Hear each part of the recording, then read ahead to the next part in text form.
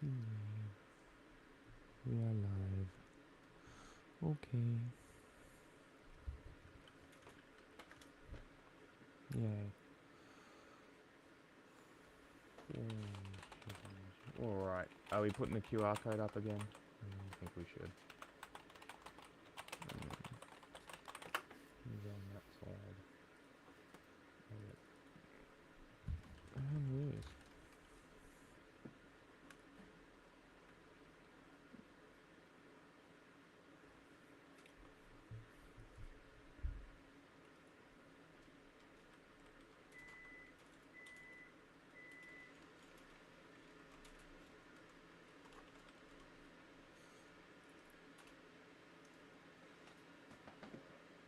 Okay.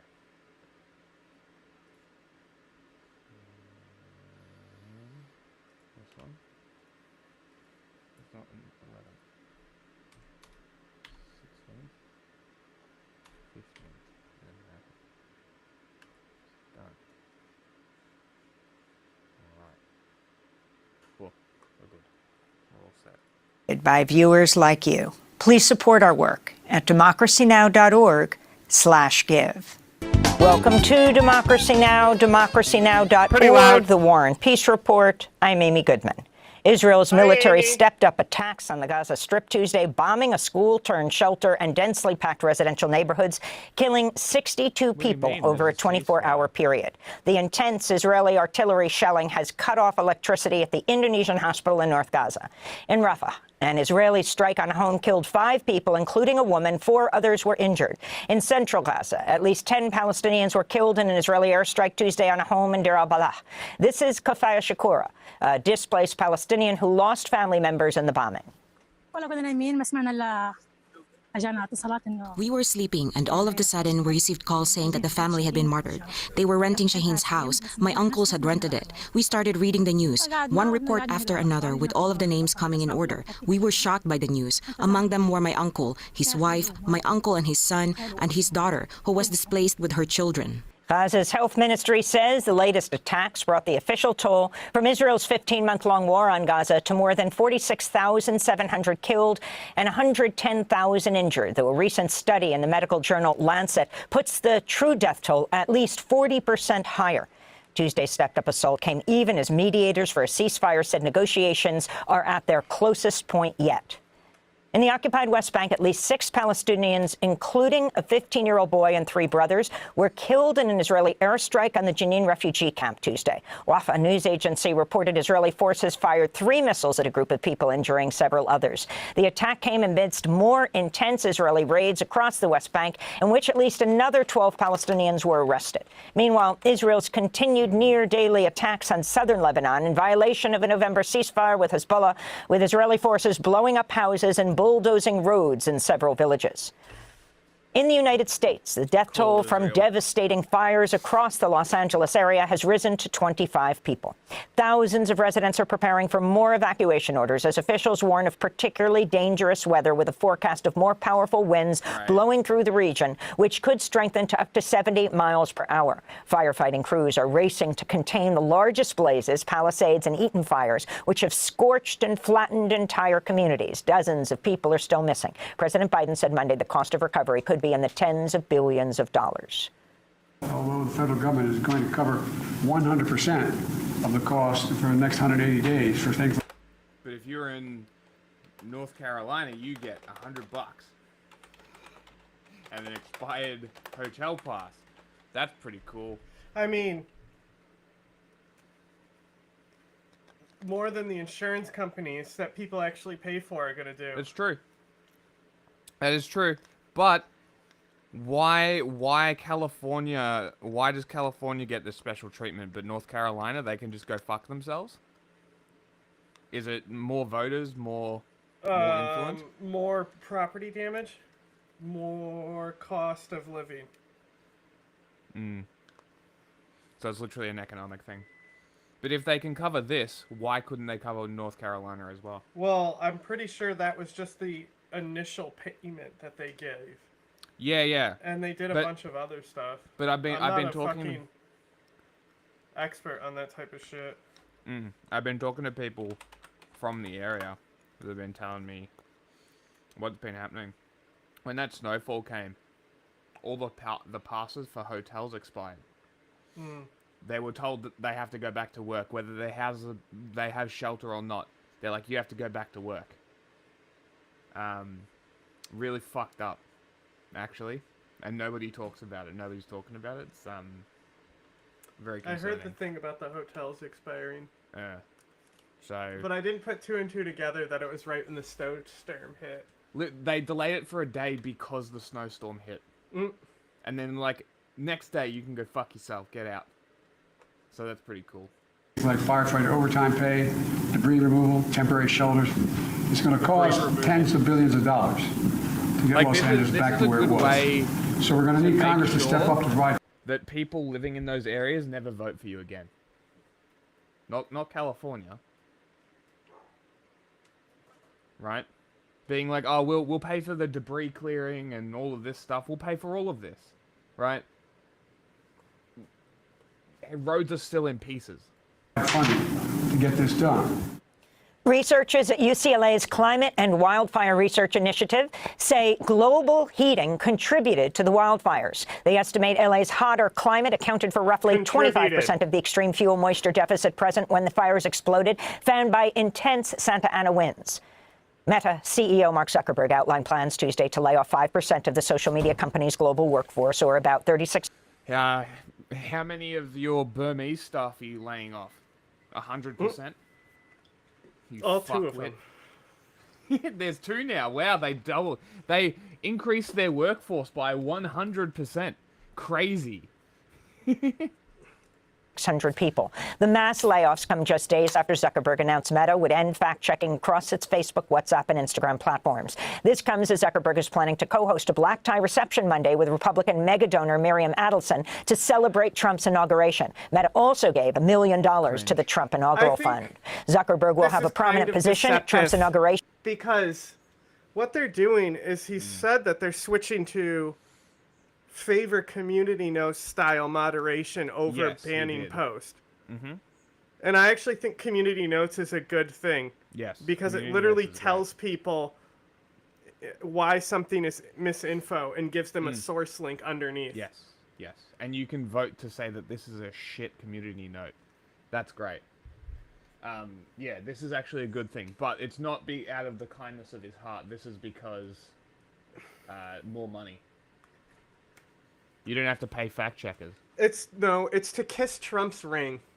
Free labor, baby. Why pay fact checkers when you can get the labor for free out of the community? The fucking comments on the Joe Rogan interview is so funny. They're like, we're not falling for this. That's very funny. Okay, Jack. This may be a multi-step process, but too many steps. Click this link, download the zip file, and unpack it, and then let me know when you're done doing that, and I'll tell you what to do next. It's just for a test to see if we can do stuff in the future.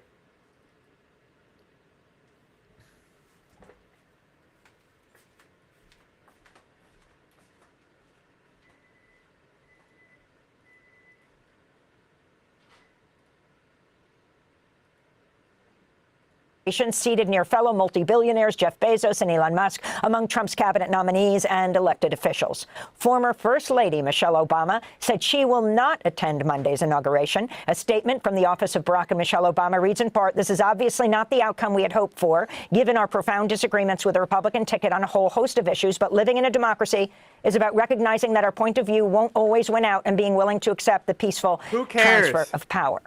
Donald Trump's pick to become Defense Secretary Pete Hegseth appears to be moving closer to securing enough votes to be confirmed in the Senate after Republican Senator Joni Ernst of Iowa announced she'll back Hegseth. Ernst is a veteran and survivor of sexual assault who'd initially expressed skepticism over Hegseth. She reversed her opposition after she was targeted with a $1 million ad campaign in Iowa against her critical comments ahead of Hegseth's confirmation hearings. His confirmation can only be blocked if 3 or more Republicans join Democrats in opposing the former Fox News host who once served in the Army National Guard.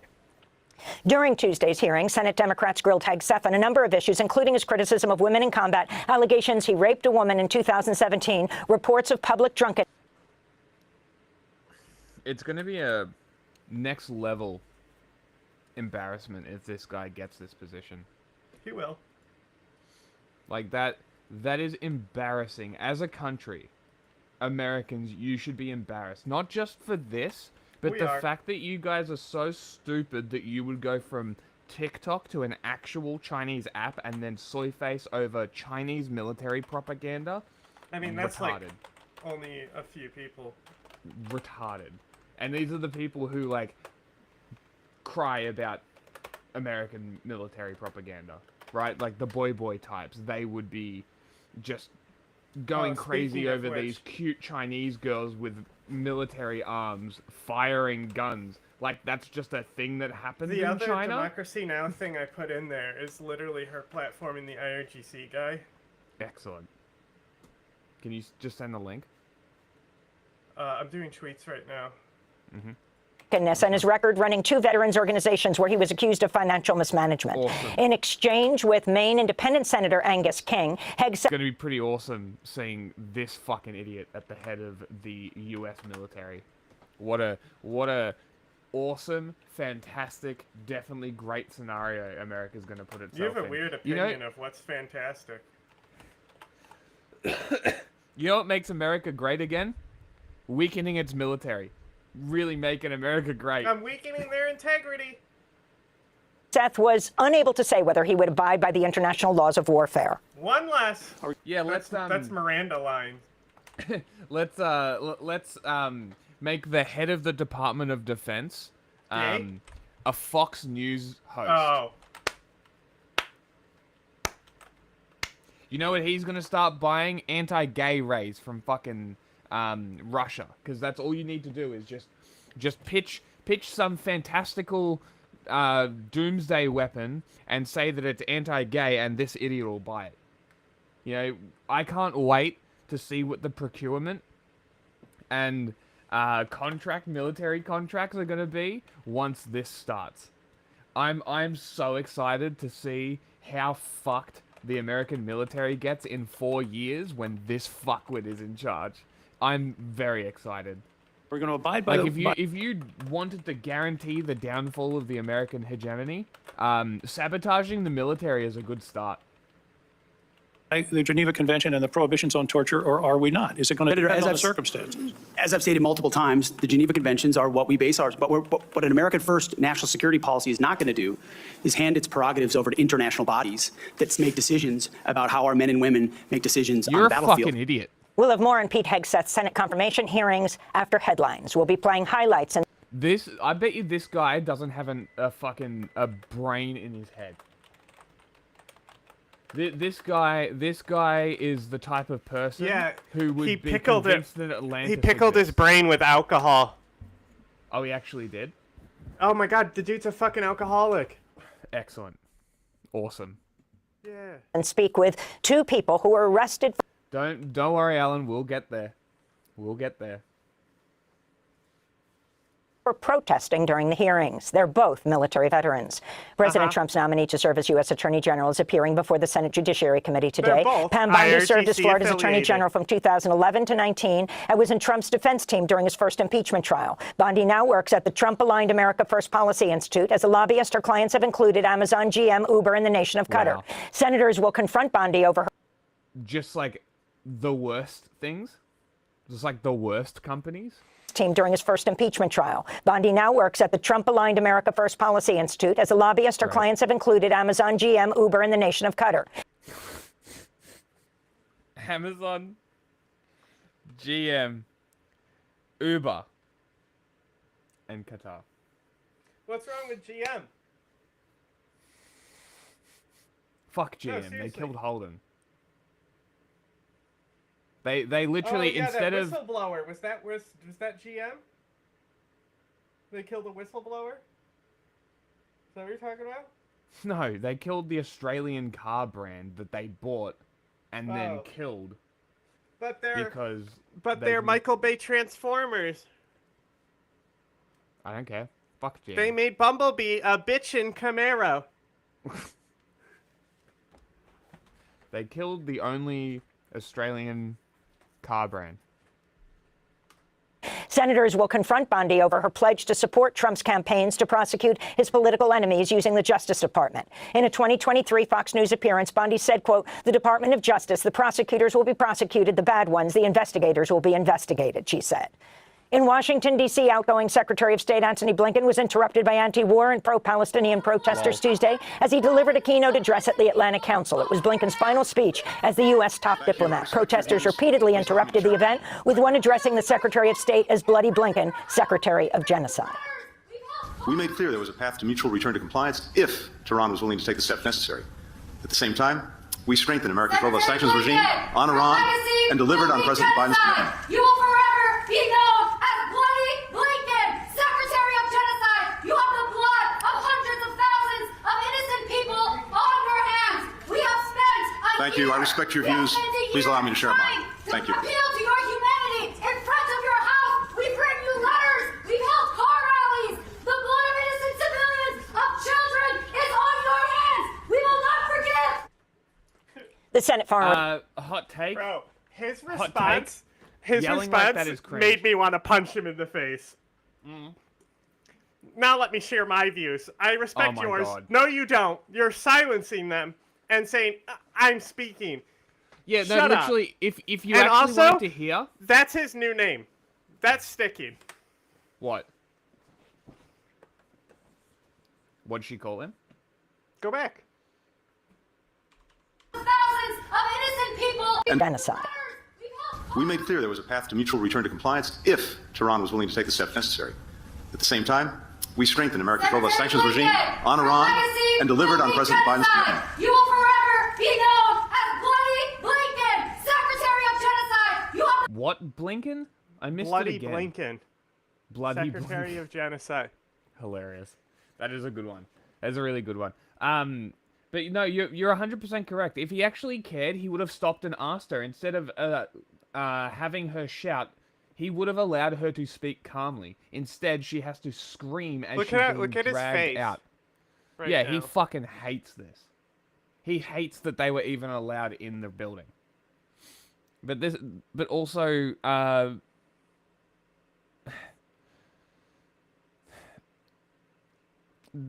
there needs to be a better way to disrupt things like this without, because like it's kind of the same, it's almost the same sort of vein of criticism that I have for the Just Stop Oil people, where it's like, just do damage to it.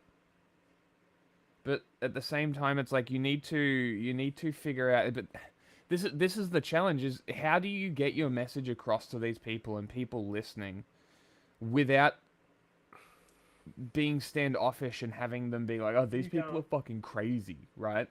So how do you balance this? The inherent misogyny in America will always have women seem shrill and hysterical yelling like this in public, right? Okay. So Who cares? that is always going to be a factor. And I feel like that has to be accounted for and incorporated, right? Yeah. So how do you think, well, what do you think would be the best avenue to go around disrupting like this in the most effective way possible? I don't know. Probably what she did. You reckon? Just sort of info dumping as much as you can in as much time as you can. The only thing that you're gonna do is be able to get on the news.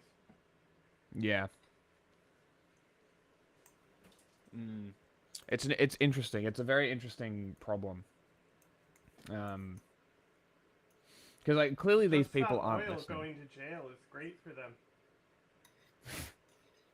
Because like clearly they aren't listening, like the politicians and stuff. This guy, Yeah, no fucking shit. Blinken, he's not listening. He Maybe doesn't give a because fuck. they don't have millions and billions of dollars. That's true. All you need is billions.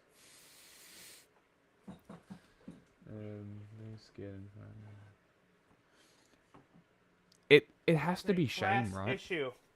And It- that it class has to- is the capitalist class. Yes. But like it has to be shame, right? He mustn't like this for the shame of it, because like Surely they know. Surely they are not that broken as humans that they see these kids. Like, they probably see worse than we see, and they still hold these opinions. How do they live with themselves? They have to be ashamed of it. And they just cope with it because they get compensated with a lot of money. Right? So... I mean, they're evil? It could be as simple as that, right? But they know, right? That they have to know that what they're doing and what they're advocating for is the wrong side of history. Like, unless something goes seriously wrong in the next few years, the Israeli invasion of Gaza, post-October 7th, is going to be one of the biggest embarrassments on America's record ever.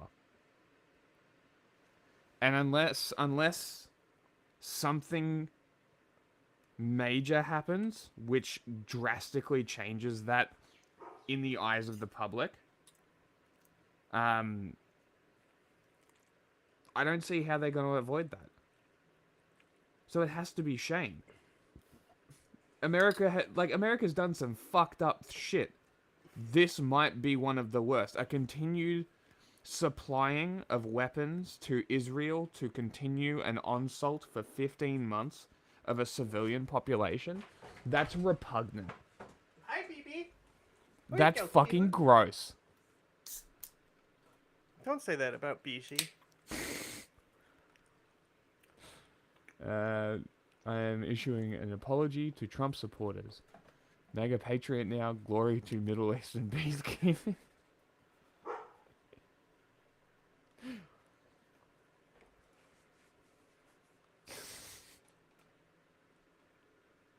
They can try. Or they could hit a 1-2. They could help a genocide and then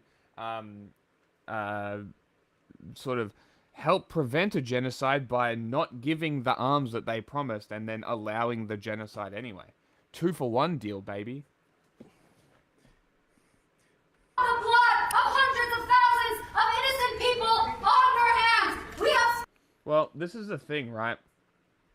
These people are conservatives. All they care about is their name and their reputation. That's all conservatives care about. Conservatives only care about the past because it's all that they are going to be remembered for. They don't give a fuck about the future because the future doesn't concern them. They are inherently selfish people.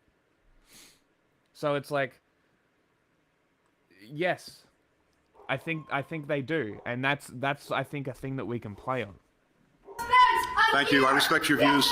Please allow me to share mine. Thank you. Appeal to your humanity in front of your house. We've written you letters. We've held car rallies. The blood of innocent civilians, of children, is on your hands. We will not forgive. The Senate Foreign Relations Committee today is holding confirmation hearings on President-elect Trump's pick to succeed Tony Blinken, Florida Republican Senator Marco Rubio. He's a staunch supporter of Israel's war on Gaza and has called for the complete eradication of Hamas. Rubio is the son of Cuban immigrants who's fought to maintain the catastrophic U.S. embargo on Cuba.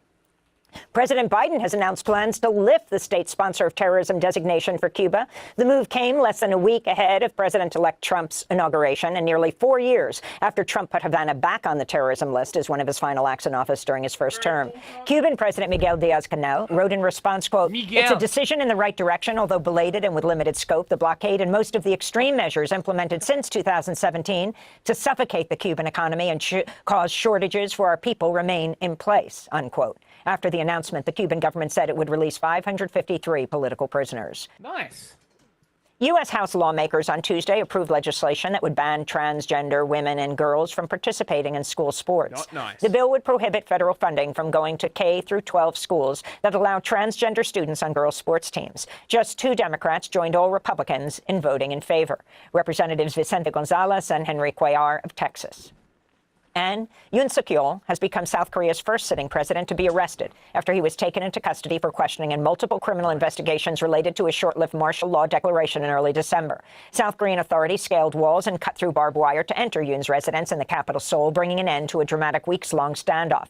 Yoon is... I said this before stream. if Biden lifts the embargo on Cuba before he leaves, I am going to be extremely fucking annoyed. Because it could have been easily something you could have done in the lead up to the election. Mm-hmm. And then, if that was something that you had always planned to do, you could ask Trump, hey, what reason would you put the Cuban embargo back on? Cuba is now prospering and the people are happy. Right? It could have been an attack point, but no, of course, the Democrats would rather have Trump in office because it's easier to be complainers than the runners. He has also been impeached by South Korean lawmakers and suspended, but will remain in office until the Constitutional Court ratifies the impeachment. Protesters in Seoul braved the cold early. Well, the fact that the ceasefires happened, provided nothing actually happens, and it goes through, which it won't, Israel will start shooting again. It's just a matter of time. That's funny because Biden ended that. Trump can't come in and claim that he ended Gaza instantly, right? Brilliant.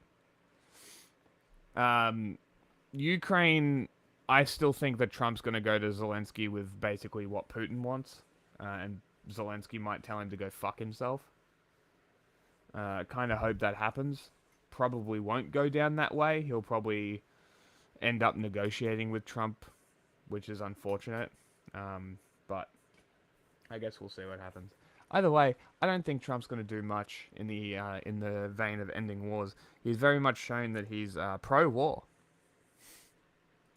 Wednesday, Well, ahead of Yoon's arrest. Those wars to start the ones he wants. Makes sense. Got to free up those resources.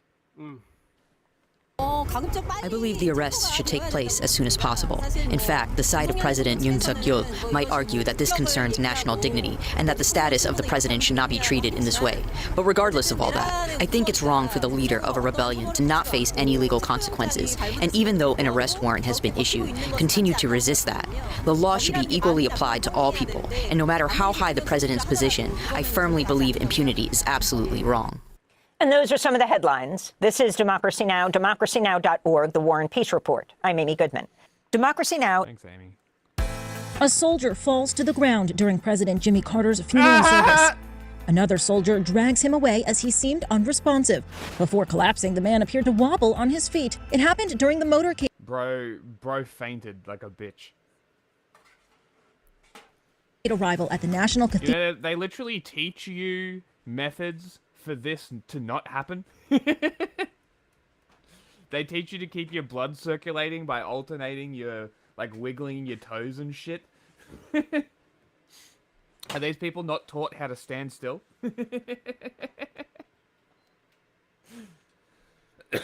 It keeps happening? What? America's military is weak, you see. They can't march in line. They can't stand still. This means they're weak.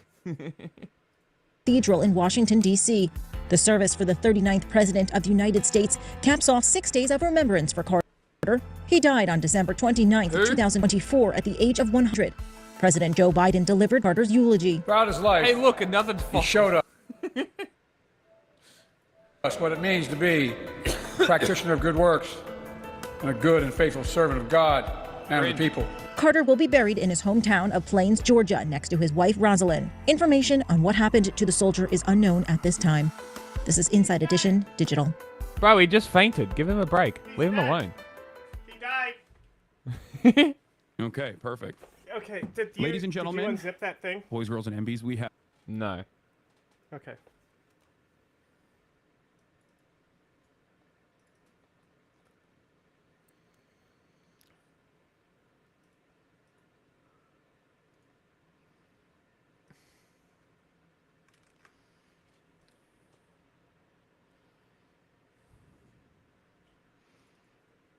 I don't know what I'm looking at.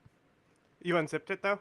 Yeah, I don't know what I'm looking at. Okay, so just click on the generate underscore OTR, and if it starts generating code, it worked. If it gives you an error, it didn't work.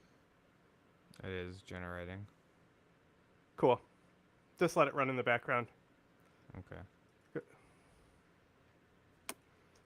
Senator Bernie Sanders of Vermont here on the broadcast.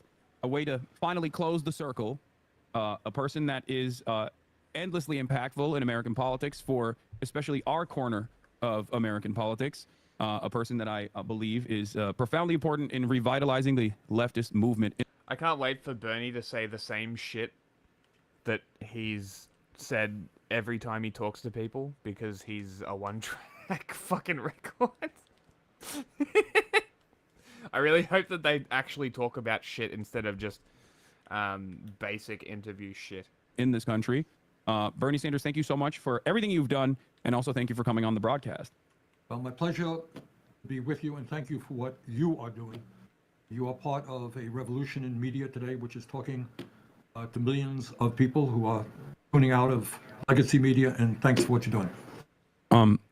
So we have a limited amount of time, so I'm going to get right into it. As far as your impact goes, where is I think we should probably start off with where you foresee the future of the left movement going in American politics. Well, what I am most optimistic about is a revitalization of the trade union movement in this country, a growth in class consciousness, workers beginning to stand up and take on corporate greed, stand up to the massive levels of income and wealth inequality that we have today.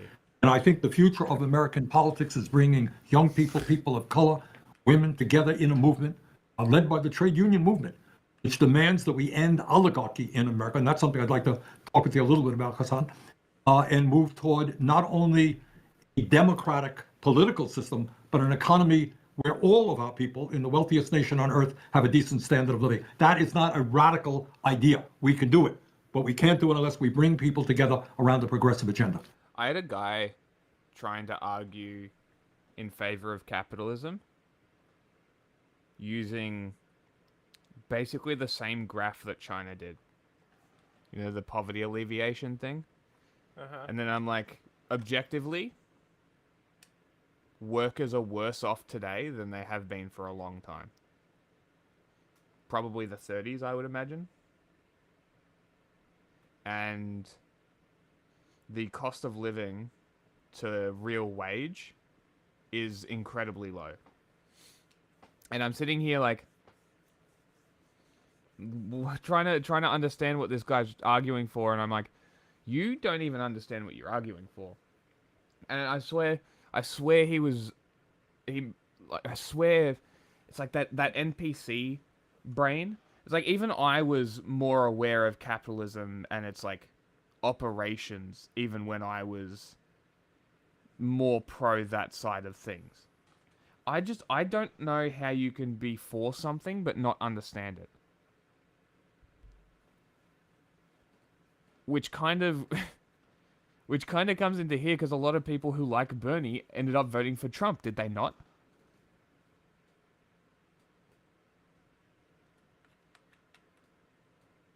Yes? I don't know. There was a thing on New York where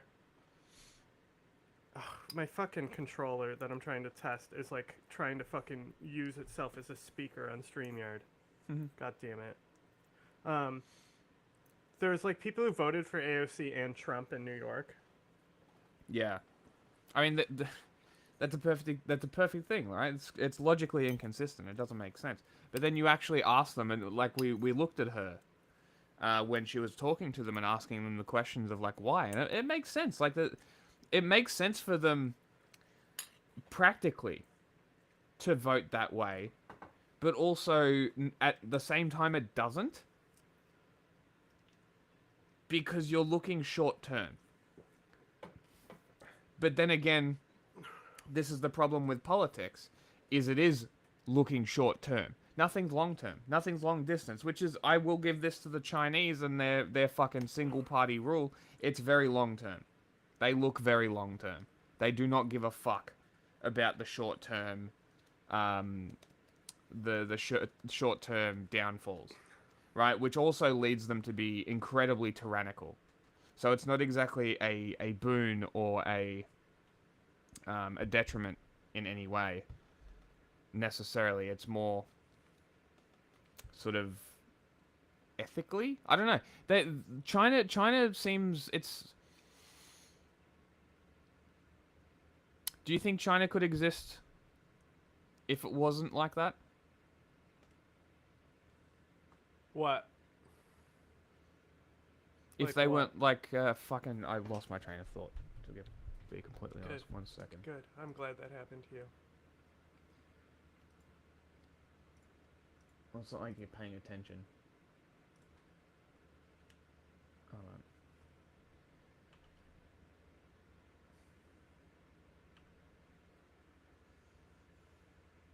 The long-term planning, short-term downfalls. If China was more like the US, where it was get re-elected, or Europe get re-elected, short-term goals, short-term goals, short-term goals, and it's like no actual building to a long-term goal. It's just endless short-term jumps, which just leads to nowhere. Right? That's really what it feels like. Is it feels like the West for like 20 years has been just sort of endlessly not moving forward, just moving laterally with small improvements that aren't actually improvements. Which might be why China is seemingly catching up. Maybe they are. Maybe we're not moving. Maybe we've stopped.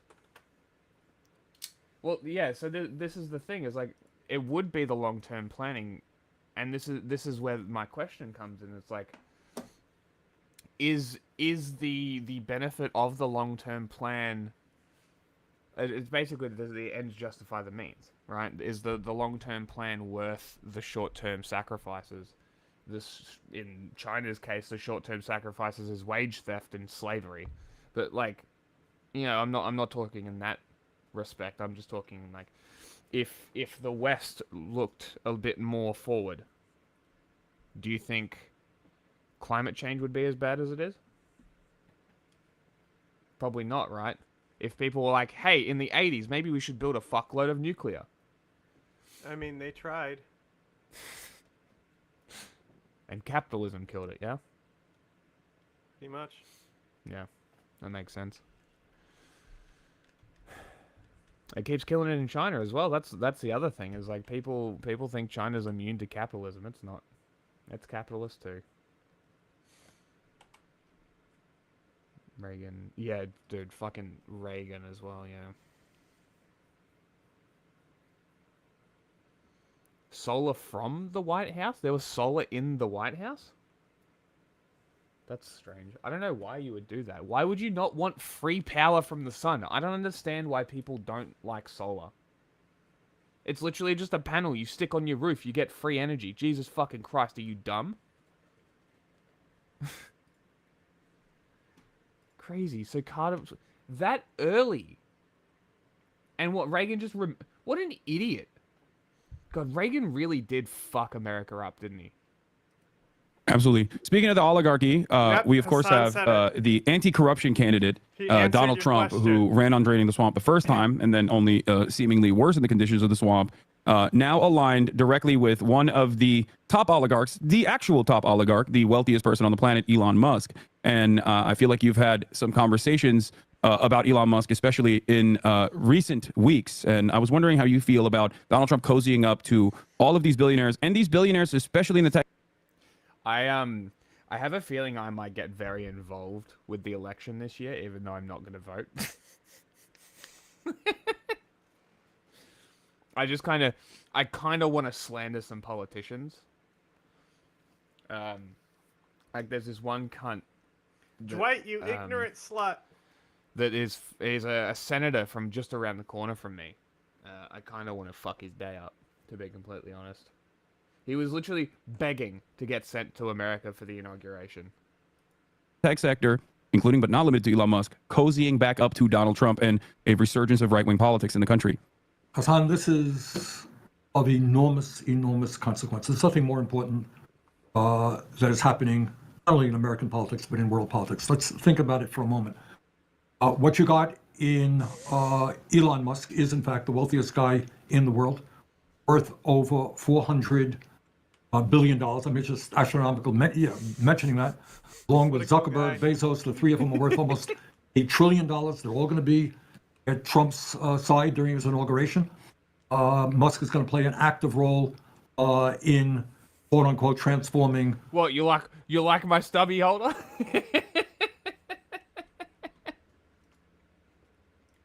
Government. What is all of this stuff is about? What it's about is moving incredibly rapidly toward an oligarchic form of society where the very wealthiest people will not only own the economy, not only own the media. I mean, Bezos owns the Washington Post, Musk owns Twitter, but also own the political system. One of the issues that we don't talk about enough is that during this last election, a small, tiny number of people, multi-billionaires, poured huge amounts of money into both political parties. And that is, to my mind, not what democracy is about. So you got control of the media by the few, control of the political system by the few, control of the economy by the few. And if that's not oligarchy, I don't know what oligarchy is. And our job is to bring our people together, the vast majority of the people, demand a vibrant democracy, getting rid of Citizens United, one person, one vote, limiting the amount of money big money can spend on politics, and creating an economy in the richest country on earth that guarantees a decent... I mean,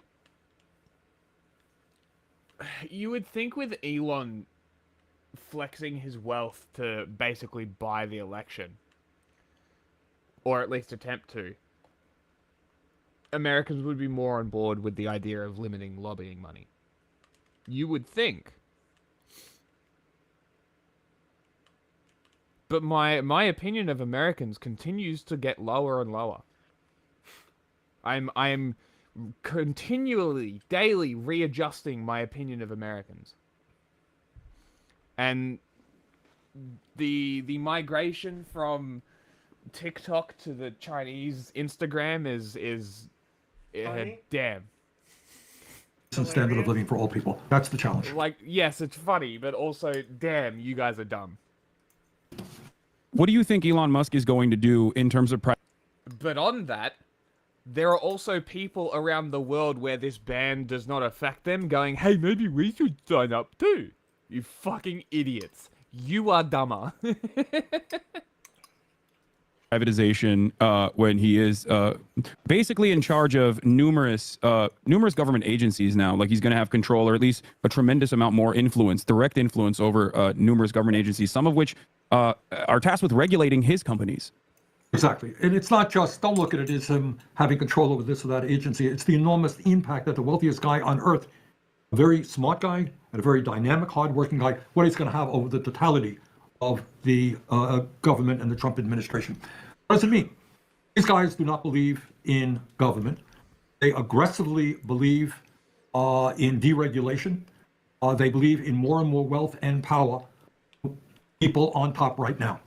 You don't hear Mr. Musk talking about the need to provide health care to all people as a human right. You don't hear Mr. Musk talking about the need to make sure that all of our people have decent education or live in safe, affordable housing. That you don't need. What you're talking about is an expansion and growth in technology, which will benefit the people on top, and in my view, at the expense of ordinary people. And you know what else was kind of unique about Musk? It's a very interesting observation. It's kind of true. They're very analytical. They don't really, the personal doesn't really matter to them. It's all business. That's a good way to look at it. I guess it's all business if people like Luigi do their thing too, I guess. Just business, nothing personal.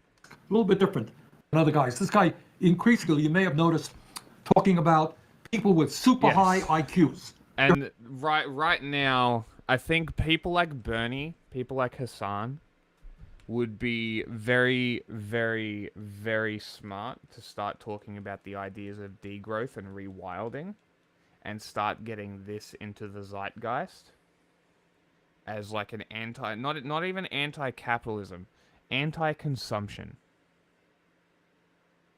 Just being anti-consumption, just lowering your consumption, whether it's you know, if you desperately need a car or you like cars, that's the one thing you consume, right? Lower it everywhere else that you possibly can. I know degrowth is insanely hard to sell. That's why you don't sell it.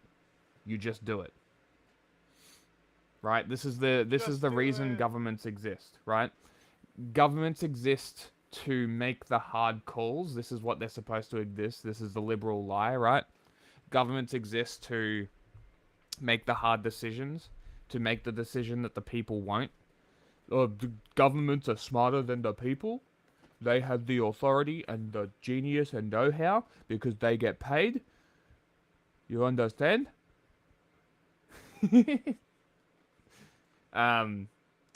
But how so? I would be privatizing everything. Degrowth isn't privatizing. Degrowth is the government regulating corporations. That's what degrowth would be.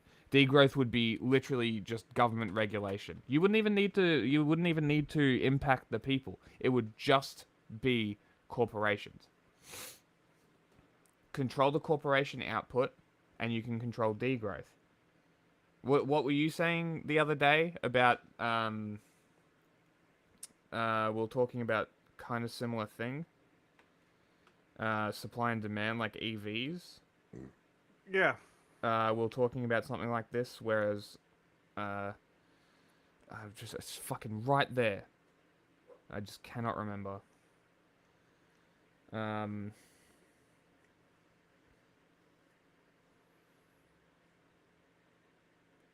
Incentivize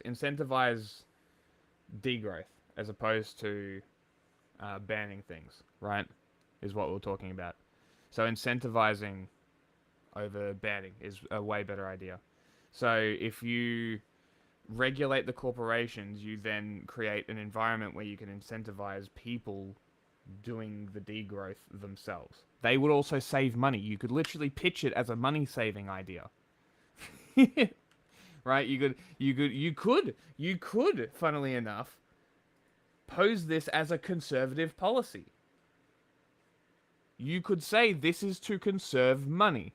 We are doing degrowth to conserve money. This is what I think the hardest sell would be. Shrinking military. It would be inherent. You're shrinking the economies, you're shrinking the militaries. It's that simple. So I don't know. But the other thing is how do you I mean, it would just be basically through taxes and stuff, I guess. Cutting taxes is not degrowth. Like, it's so funny how ignorant people are, that they think that it all just revolves around the line. Exactly, gut the DOD. Exactly, degrowth, baby. You know, fire everybody. Military, we only need the military to, like, maintain some planes, you know? Cut that shit. Cut it all. Or put the military into civilian service, pay military like civil service, and operate the military like the government, and have them intertwined. No longer a combat role, you're just government services. And you get combat training and get to shoot guns if you want to. Huh? Civil defense. You heard that? Yeah. I haven't heard that kind of language in a very long time. You're talking about a superior aristocracy who are all so smart and know all about technology, have all kinds of wealth, who are living these extraordinary lives, and they're going to be running the world for us. It's good discussions. I'm having fun. And the challenge of the moment is that with an exploding technology that has the capability of improving life for all, we've got to make sure that that happens and not see more increased wealth and power going to the people on top, which is exactly what Musk is all about. These guys are smart. They are aggressive. No. They want even more wealth. They want even more power. They are enormously dangerous. What's going on right now? They're not smart. They're motivated, Bernie. It's a very big difference. Is unprecedented. This is not just, rich guys. Oh boy, I'd like some more money. They're like the Geth. Alone, they're retarded.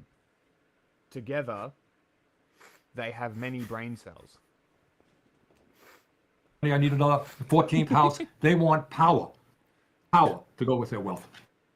What would you say to the growing resentment from the American working class against political institutions, the elite, and specifically our government Do you feel like this level of deregulation and privatization and the erosion of government social safety nets and government programs have contributed to that resentment?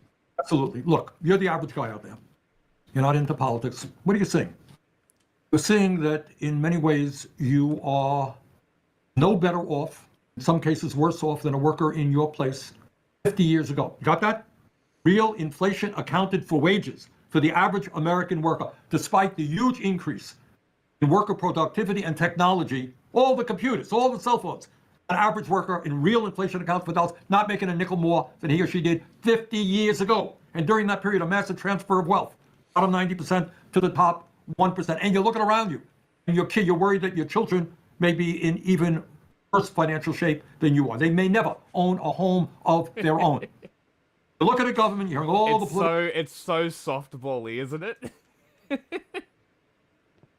Like if we do a serious interview, not like an LTech where we kind of have an agenda with the questions and we're trying to get stuff right and we're trying to sort of get information. If we're doing like an interview and we softball, fucking call us out for it. No softballs. Fuck that shit. Hard questions and interesting questions only. Political bullshit that's out there. I'm going to do this and I'm going to do that. Cost something to the taxpayer. And yet, maybe your job went to China. It's likely that you have a high deductible. You may not have any health insurance at all. Maybe your kid made it to college and he or she is deeply in debt. And you're saying, does democracy really work for me? Does it really work for me? And a lot of people are concluding, no, it doesn't. And they're willing to move toward a more authoritarian type society run by Donald Trump. You know, what Trump said in so many words. He said, you know what? This system is broken. I'm going to smash it. Well, he's right. The system is broken. Problem is, his solutions are going to make a bad situation even worse.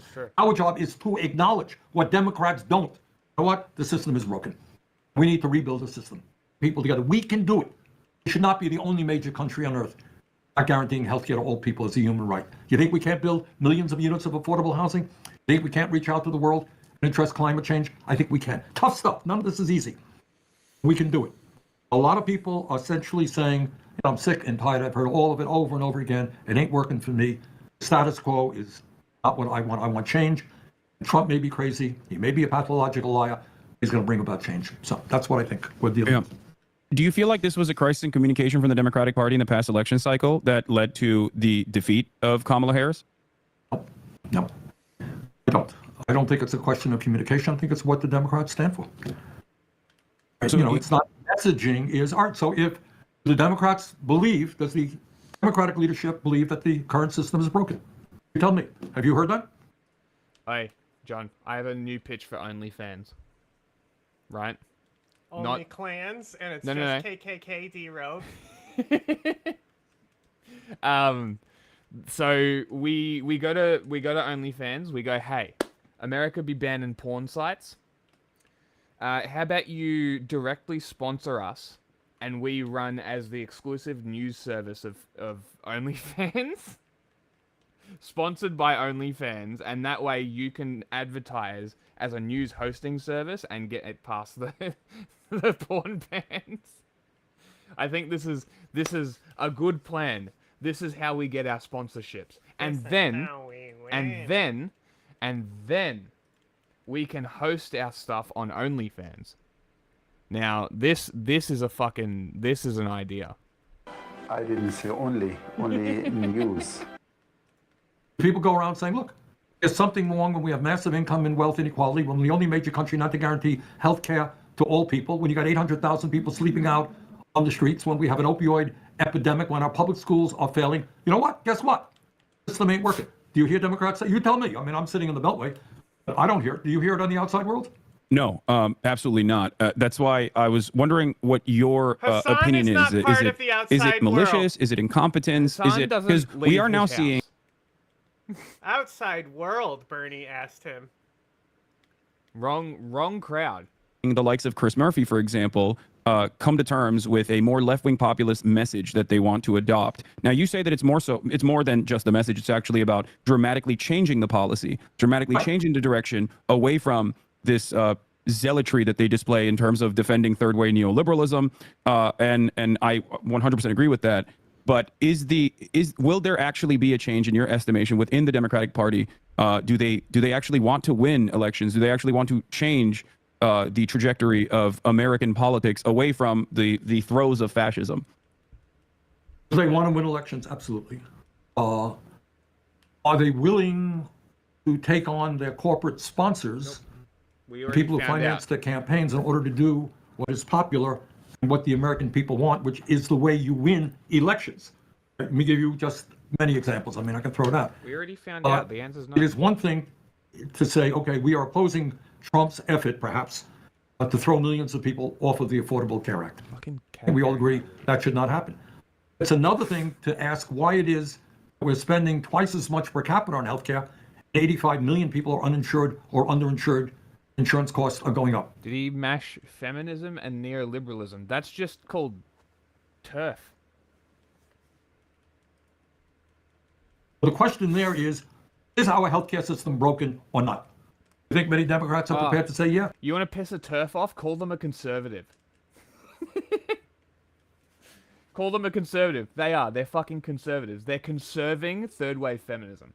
That's what they're conserving. They're fucking conservatives. Just call them conservatives and laugh at them. Ha ha ha, conservative. It's broken. I've done it every single time I've done it. They've blocked me instantly. Need a new system. It we need to move toward makes Medicare. me laugh so hard. Are there some Democrats who are beginning to catch on? Why are you censoring Bernie? There Bernie, is something Hasan? wrong when they have lost a significant part of the white working class, and now the Latino working class, some of the black working class. Are people beginning to catch on that maybe we've got to address some of the issues that are impacting the lives of working people? Yeah, I think some are enough. No, I don't think so. How do you feel about the Morena victory in Mexico, if you don't mind? Hot take. A lot of the issues that conservatives care about are information warfare narratives. I'm asking because we did see issue to present themselves as the problem. Exactly. Or as the solution. Yes, that one. I knew what you were saying. 1 second, sir. I forgot what I called the YouTube stream. I'm just double checking.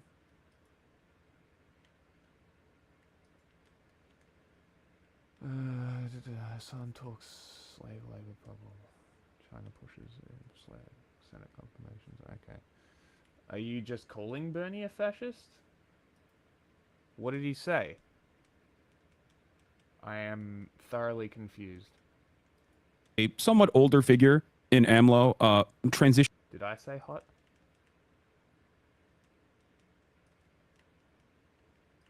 Power away after seeing tremendous success with the expansion of the welfare state and social safety nets and trying to target to the best of his ability inflationary the inflation crisis that many other Western liberal capitalist nations faced, where we saw historically unpopular incumbent disadvantages. AMLO was able to transfer power away from himself to a younger female candidate, Claudia Sheinbaum. So clearly, even in North America, there is an example of a social democratic party becoming even more popular in the aftermath of this election. Well, I would look. It ain't complicated.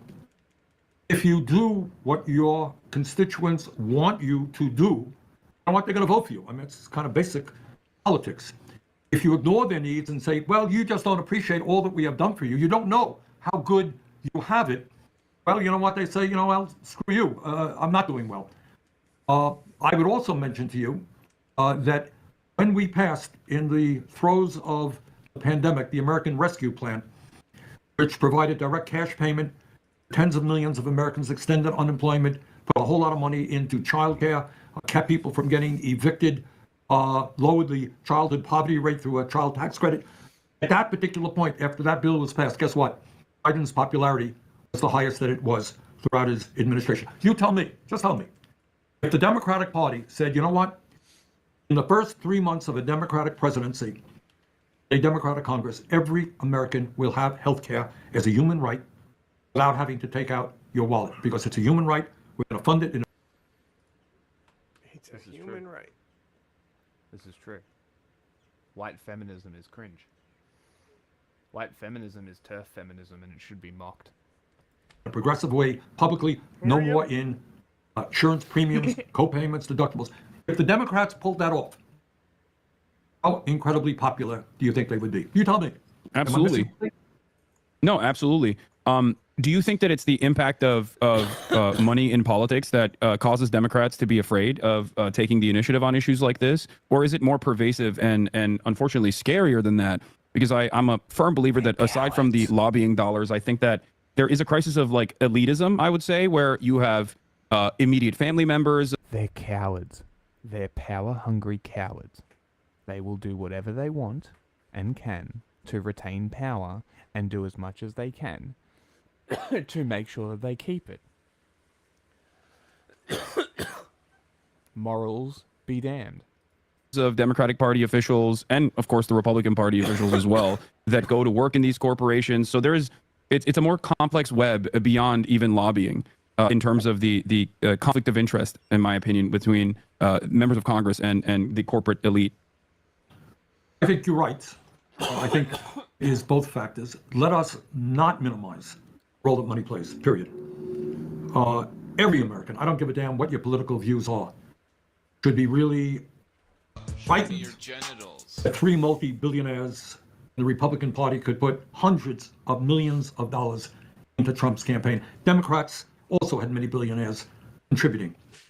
And if you think those guys are doing this out of the goodness of their hearts, you would be mistaken. Obviously, they want to elect candidates who will represent their interests.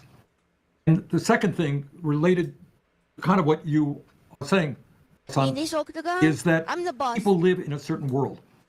One of the crises of the corrupt campaign finance system we have is not only the impact of money. Many of my colleagues are spending 20, 30% of their days. You know what they do? They're not out talking to their working class constituents. They're on the phone raising money from wealthy people. They're going to, house parties. It's funny because it's poisonous. With wealthy people. When you surround yourself with folks who have come from a certain world perspective, I'm running a corporation. Let me tell you about all my problems I'm having. It's not, hey, I can't pay my rent. Let me tell you about my problems. Remember when I cared? You live in a certain milieu, I think is what you're talking about. I don't know. Are you what are you trying to say here? I don't care. We're listening to him because he's talking to Bernie, and because he's the only one that's talking about the prisoners being used as slave labor fighting the fires in California. If you care about information and people, you should understand why we're watching Hasan right now. And that becomes separated from reality. Does that take place? Is that happening? I think it is. Yeah, I noticed that I was the most out of touch with the outside world when I was directly at the DNC, despite being online the entire time. That Neither do I. Neither do I. Who cares? It's not about him. It's about the people he's interviewing. This is exactly right. It doesn't matter to me. I don't like him. I don't trust him. I think he's shady. I don't think that he's a trustworthy person, and the information that he says, I think he believes it, but I think his sources are bad. This is all irrelevant to what we're doing right now. He openly admits that he will manipulate information and shit. Yes. We're not watching him for Hasan. We're watching Hasan as an example of this side of politics, because so many people have a similar mindset to Hasan. We use these people as examples of a wider group, because showing everything will take forever. No, I'm just telling you why we're watching Hasan. That's all. I definitely noticed that there is a bubble surrounding, I would say, the Rust Belt for sure, or not the Rust Belt. Sorry, the DC class and the media class. I think are certainly. It really is. It really is. I mean, certainly removed. Well, this is the thing, is I saw more perfect union. If they did do them, it wouldn't be like the framing that Hasan is going to be doing it from. It's going to be like, wow, you're so brave. Exactly. It's not going to touch on the fact that they're forced prison labor. And I had somebody come up to me like, "Oh, they're not forced. They get the option to choose firefighting." Well, okay. The option of a really bad job or a really boring job is not an option when the option is slavery still. So that's not an argument. The slave gets to choose the industry that they're slave in? Exactly, right? Like, oh, you're a slave in textiles, or you're a slave picking also, the textiles. Like, also, what's... it's recognized as modern slavery, period. Yes. Yes. We have a score on the Modern Slavery Index for a reason. Mm-hmm. It's recognized as modern slavery, period. I don't care what your opinion of it is or not. It doesn't matter what you think.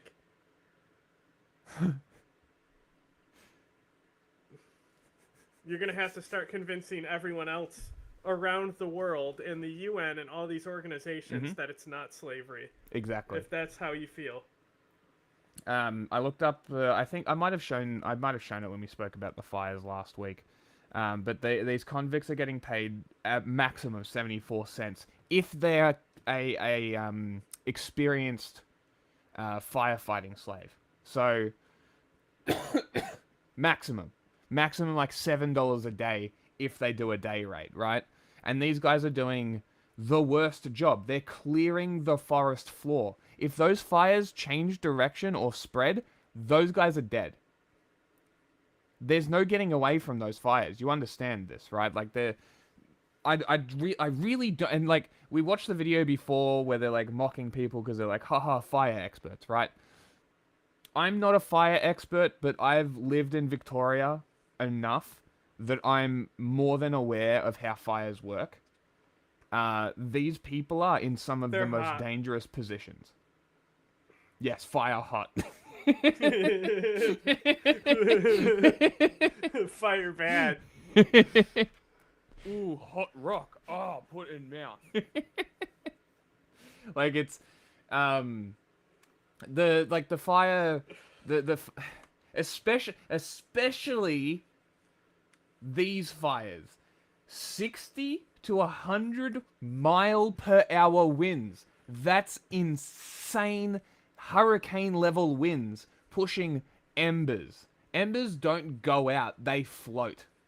They can move kilometers.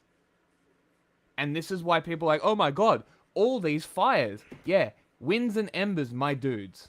That's all it is. It's like, I don't know. It's... Why... Like, just look it up. Just look it up. Go to the fucking internet and Google it. Like...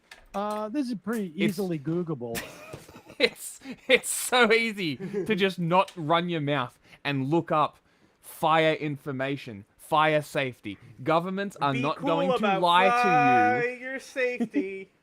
Like, governments will not lie to you about fire safety. Be cool about fire safety. Like, it's the fact that there are some people... Do you say be cool?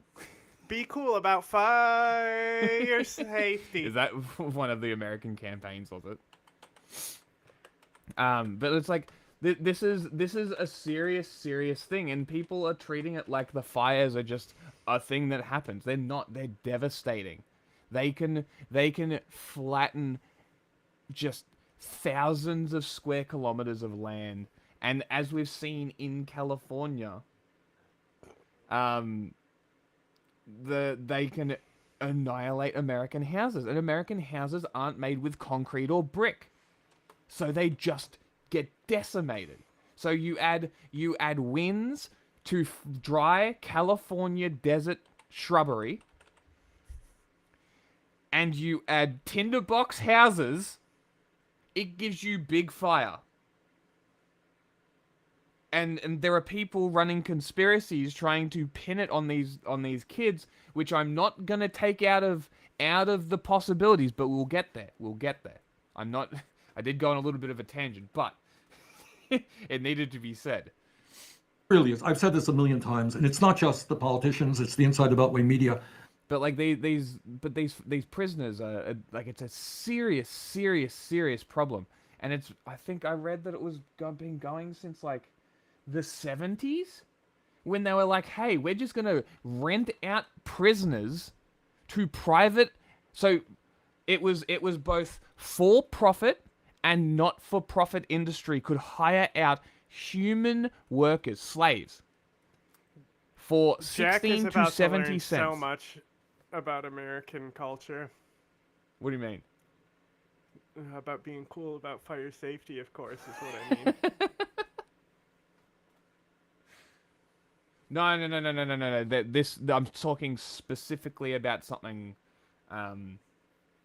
something specific. In California, specifically, California ruled out... You remember how everybody was saying about Kamala Harris? She kept people in prison for prison labor? This is what they're talking about. This is what she did. This is what she kept people in prison for, to use as prison slave labor. This is what she did. It's this program.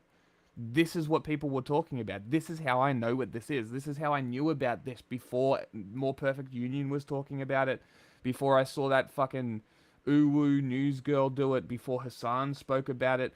I think after the fire started and I found out about it, I think I messaged you straight away and I was like, you know, they're using slaves? Like, shit's fucking crazy. And nobody talks about it. It's driving me nuts. Tell people. Spread the word. Yeah, okay. So, yeah, that I figured that somebody did do something at some time, and it's just one of those things that people don't remember. I do not recognize your name.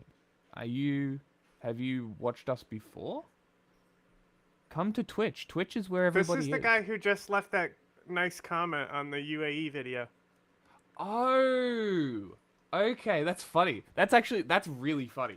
That's really funny that he comes into the chat now. Interesting. All right, show me this fire safety thing. Okay. What's wrong, Doc? Go. Jump. Okay, He's such a so sook. This is the shortened version. There's a lot though. I hate smoke. It's disgusting. Oh my god.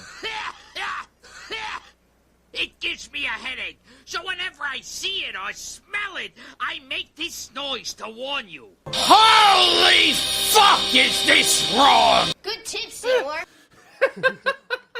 Cool about fire safety. That is awesome.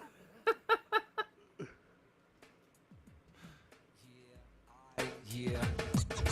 Parents always saying things to you. Don't be late, pick up your socks, that's what you gotta do. And leaving dishes in the sink, hey, this won't do. But now there's something real important. You can tell all your parents about what they should do. Tell them to be cool. Be cool. Be cool about fire safety. Yeah, that's the rule. Hey, to be cool about fire safety. That's the rule. Be cool. Gotta tell your mama, gotta tell your pops about how fire's starting, how to make them stop. Now maybe you're thinking it won't happen to me. I'm too cool, too hip. Fire can't touch me. Then suddenly we're saying, oh man, I'm really glad we had a fire escape plan. We sat with our parents and we practiced ahead, knowing how to get out. That's how to use your head. So don't you wait till it's too late and not know what to do. If you're cool about fire, fire won't touch you. Gotta be cool. Be cool. Cool about fire. Why the fisheye? What the fuck? This is awful. Be a fool. Be cool, you know what I'm saying? Yeah. Why the fisheye? The era. Okay? It's all about the era.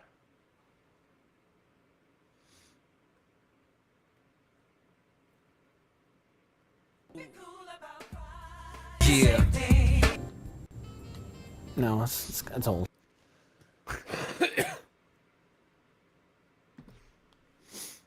I instantly, I was just like, took a photo. I'm like, I just sent to my friend who lives in Japan. I'm just like, this is your country. It's made with matches and lighters. It's really sad. The fire started with matches and lighters hurt thousands of people last year. Like parents and grandparents? And brothers and sisters. If you ever see matches or lighters, don't touch them. The Fresh Prince of Bel-Air. Oh my god. Lift out Laser matches eyes. and a lighter. Remember, Wow. keep your eyes open, and if you see these, tell a grown-up right away. But never touch them, and you'll be a real superhero. Like What a deputy fire marshal? Exactly. Oh my god. Don't touch matches or ladders. Tell a grown. Why can't they do this about guns? Be cool That's about my gun job. safety. I hate smoke. It's disgusting. It gives me a headache. So whenever I see it or smell it, I make this noise to warn you. 'Cause where there's smoke, there may be fire. Good tip, Seymour. Wow. We should make a parody That's of a this. different for noise. guns. What does that mean, Seymour? Now, if you hear me chirping, that could mean two things. That could mean, well, all of a sudden you bought a bird that you didn't know about, or it could mean that my batteries are low. Go tell your parents that I need new batteries. How many smoke detectors do you have in your home? Count them. Yeah, you count them. Is there one outside your bedroom? Is there? There should be. Tell your parents. You'll see more of me later. Be cool about fire safety. Do you know how to escape from your home if there's a fire? Anyway, every American from the 90s knows to be cool about fire safety. Thanks to that legendary PSA. It is very funny. Hey, look. I got the MSF magazine. Let's check what they are writing about today. Who? Shall we? Doctors Without Borders. Uh-huh. Let's see what they're writing about today.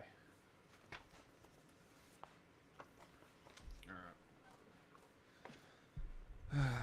Palestine, as you'd expect. Updates on Sudan, a Northern video Nigeria. geared at kids, So, school, like Sahel young conflict? school-aged kids. Just the basics about fire safety, like how to check your smoke detectors, how to not make French fries and fall asleep, how to put out a grease fire. Without killing your grandpa? Without having to drag your grandpa out of the house what? because he's dead. It was really his fault, though, because he didn't replace the batteries in the smoke. He did not. New mentions. New mentions. United States and Bangladesh. Talking about border crossings in Arizona. Sexual violence in the Congo. Pregnant women and children dying in Sudan. Flood affected Bangladesh. Northern Nigeria malnutrition. Looks like they're talking mostly about food insecurity in northern Nigeria. Boko Haram territory. I can't see anything about Boko Haram. I said Boko Haram territory. Hold on, I can't remember which page it's on because those are new ones. Hold on. I got it. Actually, no, he took them out because he was annoyed. I mean, that are bigger terrorists than Boko Haram. Damn, it's a big article on Nigeria. I might actually read that. I hope they all die. I could have used this video because when I was younger, I almost burned down my grandmother's house cooking French fries. Just like the kid in the video almost burned down his grandmother's house. I didn't throw water on it. It was just my first instinct was that the kitchen had a back door. My first instinct was throw it out the back door into the snow. Instead, I just burned my hands and dropped burning grease all over the house. The kid picks up the frying pan to throw it out the door, but he burns his hand on the red hot handle, drops the pan, and the fire spreads even more. This video, Let's Rap About Fire Safety, was produced by Allstate, Yes.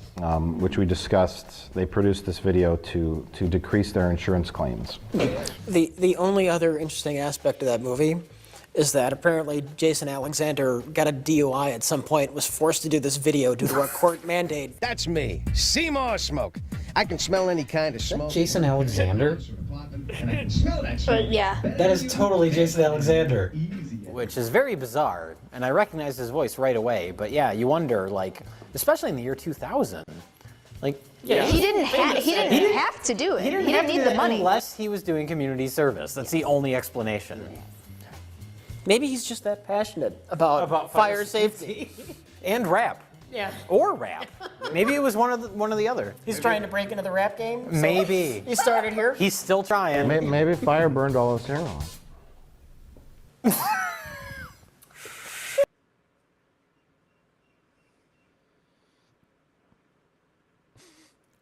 Now you know to be cool about fire safety. Very cool.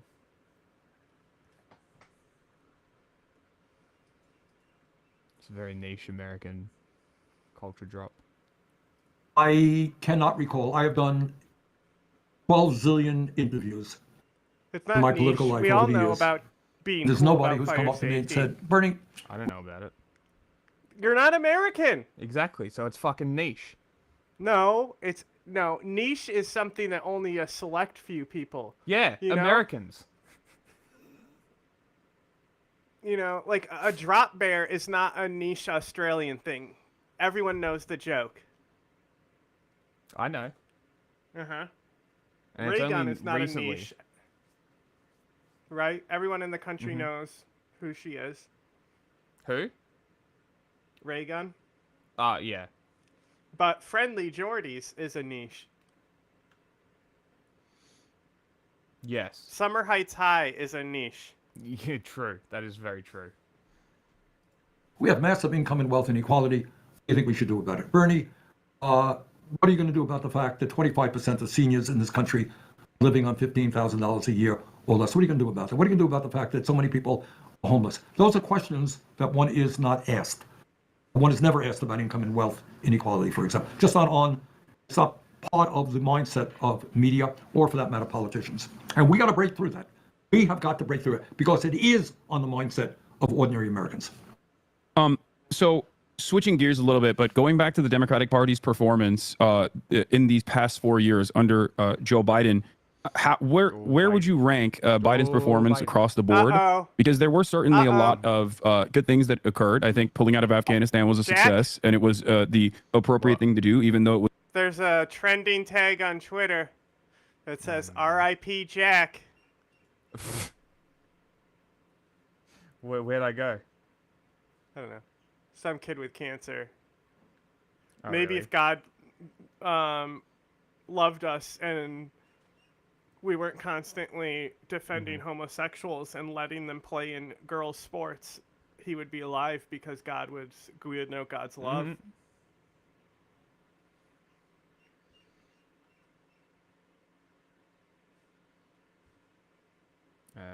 Sure, I mean, Nebraska. Looks like a child. By the way, literal child. You see the new Keltec? The gun? Pistol to get around the New York fucking No. detachable magazine ban? No, I didn't know. Yeah. I sent you a few interesting links. Okay. Was not defended adequately by the Democratic administration, in my opinion, and the media definitely was very gung-ho about continuously punishing Biden. There were also initiatives, like you said, the expansion of child tax credit, and wonderful work done by the NLRB and many other regulatory agencies, like the FTC specifically. But it did seem as though, one, these successes and the impact was not seen as tangible things that the American working class could associate with. But outside of that, do you feel as though... Isn't that great, though? That's fucking awesome. Right? No detachable magazine. It's a fucking stripper clip. Is it a 22? I think so. Oh my god, it's a stripper clip 22. That is fucking awesome. Yeah, that's like perfect for getting around a lot of those detachable magazine Dude, laws. rim fire stripper clip. Fucking I endorse. That's great. Like 22 suck. They're a boring fucking bullet to fire. But being able to go with 22 and just waste them with no recoil and the boxes cost pennies, that's good fun. I endorse. Good job, They're Caltech. a really fantastic. I would say it's one of the few bullets that can actually be silenced. Yes. Yes, because it's already not that loud, and subsonics are basically suppressed anyway. Like, because when I was shooting my, when I had my 22, subsonics, you could barely hear the sound. I could literally have shot it in my backyard and nobody would have known. And then the supersonics obviously have the crack, but if you suppress a 22, there's already no sound. Like that stereotypical would actually be the sound. I swear. Also, Thailand legalized all weed. Thailand would be a great place to retire. Thailand didn't have great laws before about it. No, and they're like the only country in that area that's like, haha, full weed legalization. And on top of that, prioritizing a marijuana tourism industry in an area that's all alcohol, that's they smart. They still have industry, but that's the thing. It's just like they're missing out because that's who smokes weed in Thailand is all the tourists. Yeah. So like they've been missing out on the market. Mm-hmm. So it's such a great idea, and then on top of that, no alcohol, like less. I haven't alcohol, fired 300 blackout, so I couldn't tell you. 300 blackout seems expensive. I don't think so. Why would they? They'd be making so much money. On top of that, the amount of tourist violence that would come from a noticeable lack or decrease in alcohol consumption would also be a positive effect. People don't king hit other people on weed. It's that simple. So it didn't meet the standards that are necessary for improving the material conditions of the working class right now. Excellent question. And here's the answer. Accomplished domestically. After this interview, I got something to show you with guns. Wait, you're cutting out. Wait, 1 second. Sorry. I don't know what happened. You cut out a little bit. What you said, excellent question. I didn't hear anything after that. Sorry, Senator. Are you hearing me now? Yeah, I can hear you now. Yeah. I think if you look objectively at what Biden has accomplished domestically, it is probably the strongest record of achievement since anybody, since FDR in the 30s. What you're talking about is rebuilding our crumbling infrastructure and creating a huge number of jobs, making real progress in rebuilding manufacturing in America. First president really to take on big pharma and have some impact in lowering the cost of prescription drugs, most notably beginning to negotiate prescription drug prices under Medicare, investing very heavily. Okay, I don't know what this website is, but seems good. Siam, not That's sure a what that Thai is. word. Vietnam? Huh? That's like a Thai word, Siam. Yeah, it's one of those. Oh, it literally means Thailand. So that's the name of the country. Okay, interesting. Supporting control bill. So there was September 24. They proposed the bill that would restrict it back to medical use. Government's continued support sees a lack of backlash. Under the new policy, businesses have invested in marijuana and hemp can rest assured knowing that they can continue to sell the product without the Thai government suddenly reversing course and wiping away billions in investment overnight. Which is exactly what I was saying, is like you're not going to see a reversal of this policy because of the money that it's bringing into Thailand. I guarantee it's bringing in so much money. In climate change and sustainable energy. A president who was unashamedly pro-labor, walked on a picket line with the United Automobile Workers. That is a strong record. That's only part of what he did. Problem is, I really want to move on to the Hasan, he lives in L.A. Is he okay? He's okay, I think. I don't know where in L.A. he lives. I've never been invited, so. He lives in a very, very, very rich house in the Hollywood Hills, I believe. Probably near where the fires were, actually. He was probably pretty close. Which probably explains, I guess we'll find out when we see his, because I haven't watched any of his coverage on the fires, so I don't actually know how close he was. To his house? Alright, just throwing that out there.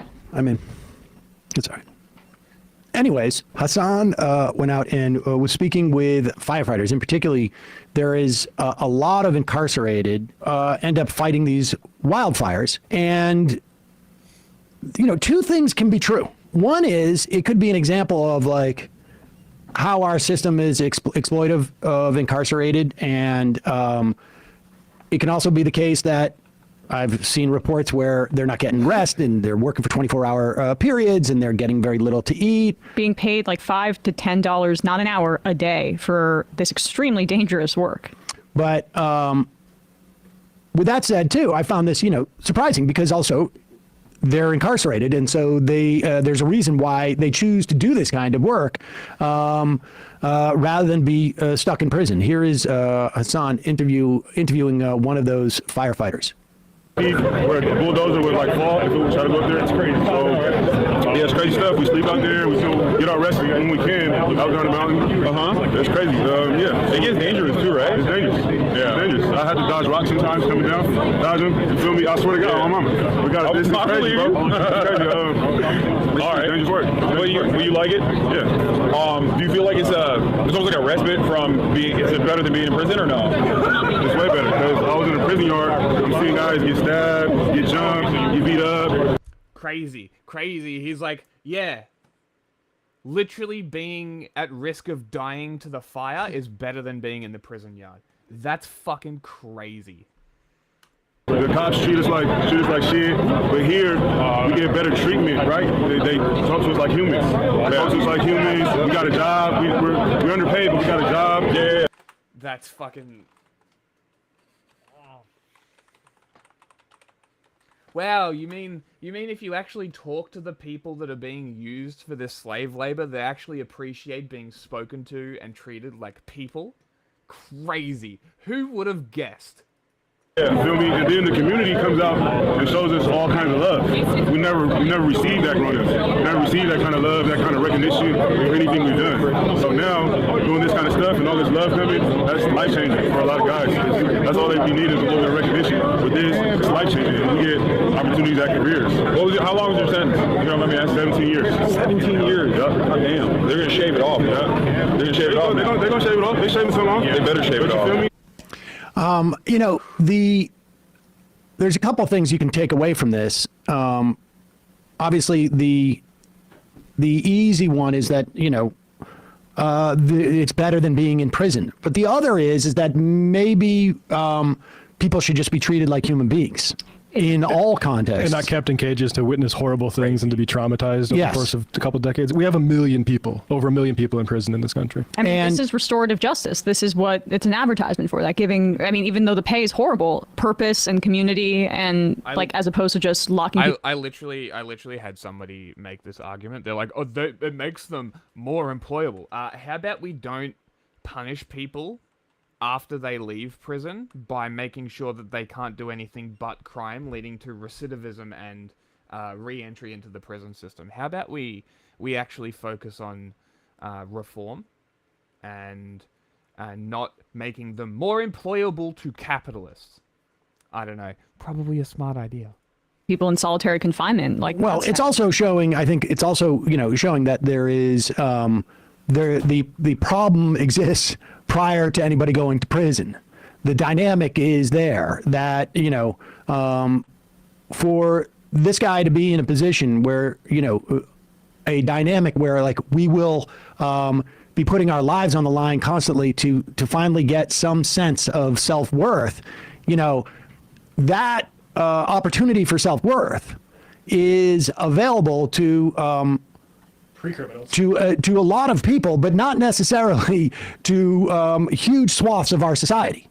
And, it's very difficult to go to a school that's completely underfunded, that is dilapidated, that is falling apart, that to live in an area where there is, no services, there, food deserts, whatever it is, and feel like you have some self-worth.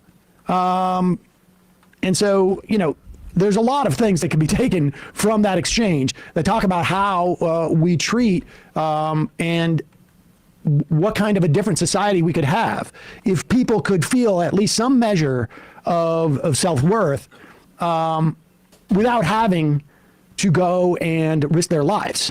Because, most people, not most people, well, a lot of people in our society don't have constant flashing signs saying you have no worth. Yeah. And so there's a lot to be taken about that. I mean, incarcerated workers make up more of our economy than you might think, and it's not just firefighting. They produce goods and services at rates that, if they were not in prison, would be beyond poverty wages. I mean, it's essentially almost entirely all sub-minimum wages. It would be near Chinese wages. But this is like why I love that Hasan did that and spoke to some of those firefighters, is because we have to humanize people in our prisons. Like, we're in a really reactionary period, and everything is filmed, so you can see crimes on the subway that are extremely hard to watch and are horrific. But when you see the overall statistics around the country, crime and violent crime is down and has been on a steady decline since the 90s. So then the question is if violent crime is going down, why do so many people continue to be locked up for nonviolent offenses? And you have to start to ask yourself those questions, like who benefits from having so many people incarcerated and many of them doing labor for very poor pay. And that's not the overall driver of it, but you can just, instead of providing social services for folks, it's a lot easier for reactionary politicians to say, well, just let's lock people up and throw away the key, especially if they have very little resources to fight back. Yeah, I mean, it makes money for a lot of people to this is the classic sort of neoliberal two-step, right? We create the problem, and then we get paid to solve it, or to fix it at least, or to put a Band-Aid on it. Right. Like the thing is like this isn't a sort of an opportunity in a horrible situation, but the opportunities need to be there for people. We're putting the work in to not only better ourselves, but better our communities. Bro, don't hype it up too much. They're not going to give you more. They're not going to give you more money. It's crazy. They get paid $5 a day. It's bullshit. This fire would be so much larger if they weren't out here. They need to get paid an adequate wage.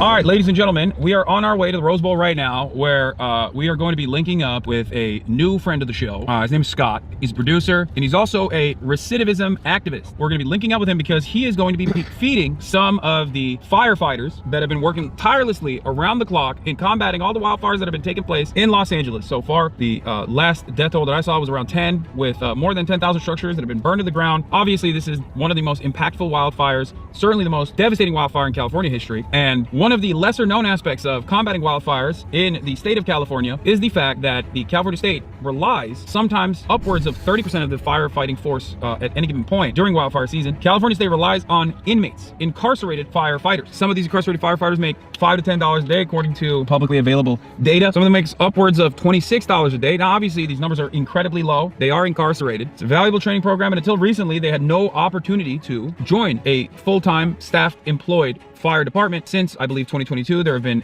initiatives to expunge their record if they have any drug offenses, or if they have any sort of felony on their record, they're incarcerated. They must have it expunged in order to be able to get EMT training, which is a requirement to become a California firefighter. They still, as far as I understand, cannot join municipalities unless it's like a super rare instance. We're going to be talking to these guys. They're still technically in prison, but for the time being, they're out of prison and at the Rose Bowl in the staging area, after a long day, sometimes 12-hour shifts or even longer, combating wildfires, clearing out brush. So we're going to go talk to them about their experiences and what their day-to-day looks like, and hopefully help people understand that the incarcerated population are human too. Now, of course, this sounds really silly when I say it, but unfortunately, it's something that must be said, because in the United States of America, we have one of the most draconian prison structures, one of the worst carceral states on the entire planet. 25% of the entire planet's prisoner population, despite only making up 4% of the entire planet's population. A quarter of the imprisoned people on this planet behind bars are in the United States of America. Even in one of the, on on paper, most successful reintegration initiatives. This is a very valuable training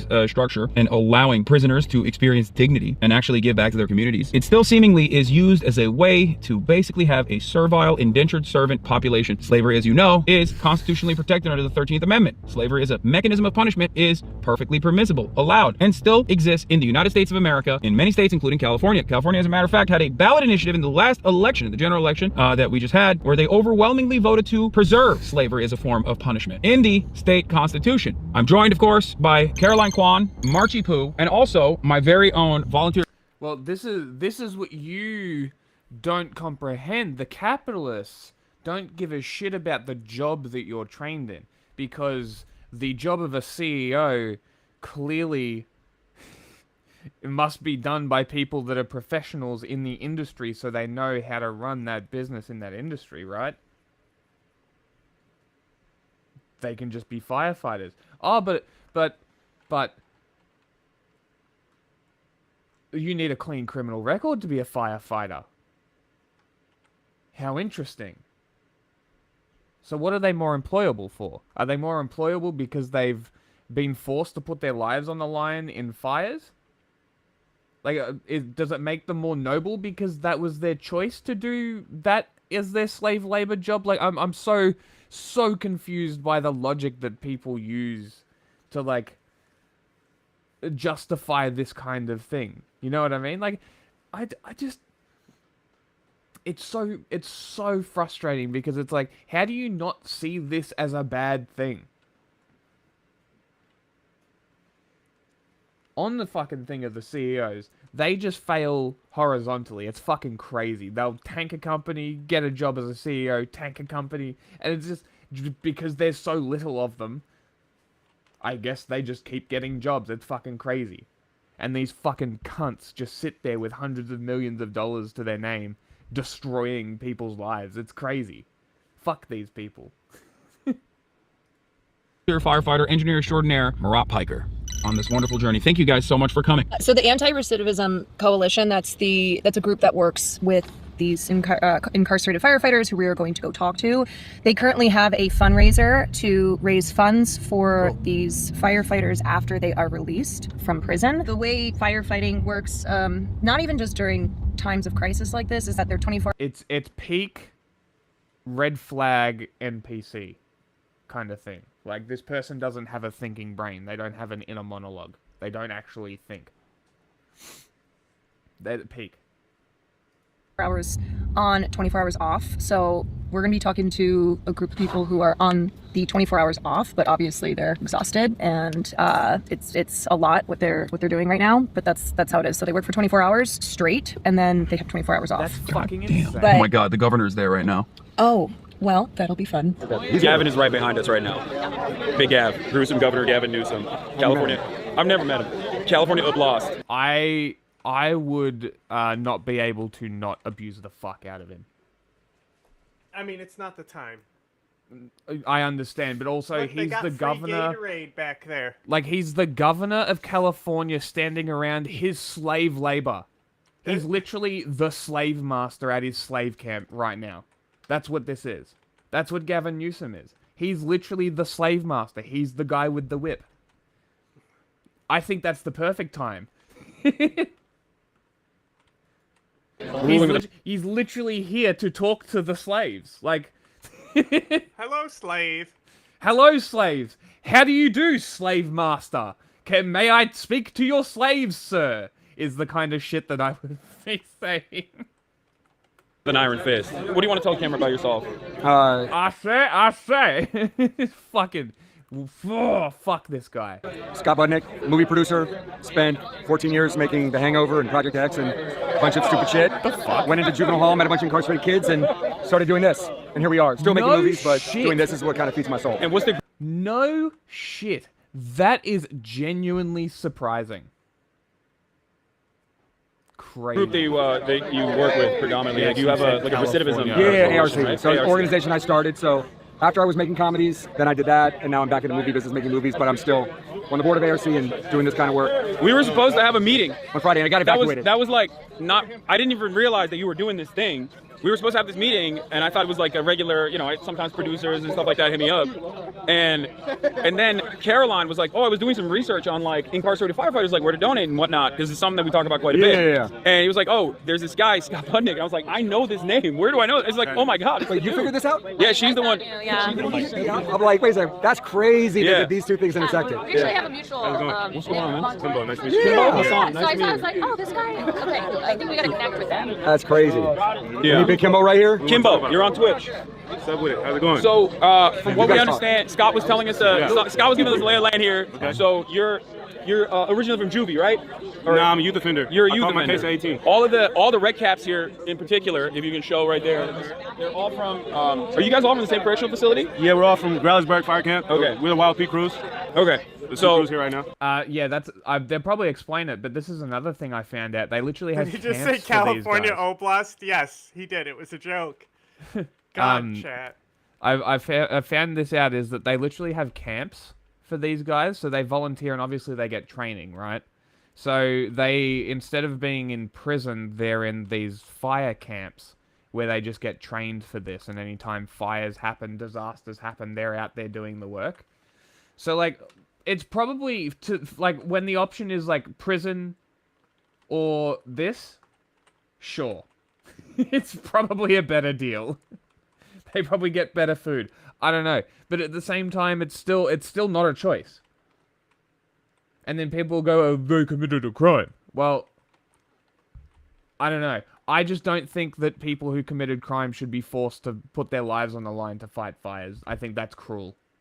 What's the amendment? Cruel and unusual punishment? I think that counts.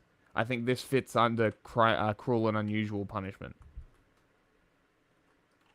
these guys went in as juvenile offenders. From what I understand, there's also there's a lot of restrictions in terms of who can do this kind of firefighting as an incarcerated individual. But for you guys, there's a additional opportunity, right? Like even if you went in as a violent offender, if you went into a juvenile facility, you still have the ability to come and get training. What are the benefits of doing something like this? Okay, we got violent crime, so we got sentenced to a longer time. Yeah. And we're supposed to go to high level security yards, real serious stuff going down, real dangerous yards. But with this opportunity, with Scott Budnick, he let the guys that got caught up at 18 not have to go do time with like OG lifers and all that. So we got an opportunity to come to fire camp, and we get time cuts, so time off our sentence, a bunch of time off our sentence. We're like the highest paid inmates in the whole system. What's the pay though? It's still pretty low, right? Yeah, it's still low. I think I get like $180 a month. That's crazy. They give you extra when it's during a crisis, right? Nah, we don't get no extra during the crisis. No? Not for us. Maybe the free firefighters, but we don't get no extra during the crisis. But there's supposed to be a pay increase in the future. We're supposed to get $5 an hour. That's still low for like people on the street. But for us, we're like, that make us like we'll be doing real well. Yeah, but you're doing crazy work. You're out here. You said 24 hours in, 24 hours out, right? And then sometimes they do 12 hours in, 12 off. But I mean, what are some of the things you do on a day? I mean, look, the 24 hours that's kind of standard firefighter stuff. Mm-hmm. But like some people might see that as like, oh my god, that's crazy. But firefighters are on. If there was an actual program to integrate them as firefighters and EMTs. Yeah. After. Yeah. Okay. Yeah. That's not a bad idea. I would say trade your entire sentence. I'm not against using crime and punishment for the growth of civil service. Mm. It would also be able to integrate them back into society. There's better ways to go about it. Yes, this ain't it. Yeah, well, they don't get firefighter status afterwards. They don't get to become firefighters after this. It's fucked. And they don't get to actually do the actual firefighting. It's all just the brush clearing. They're just the manual labor. Mm-hmm. Right? They're the field clearers. They're the they're not actually doing the real firefighting, I guess. But like a lot of fire departments are volunteer already. Yes.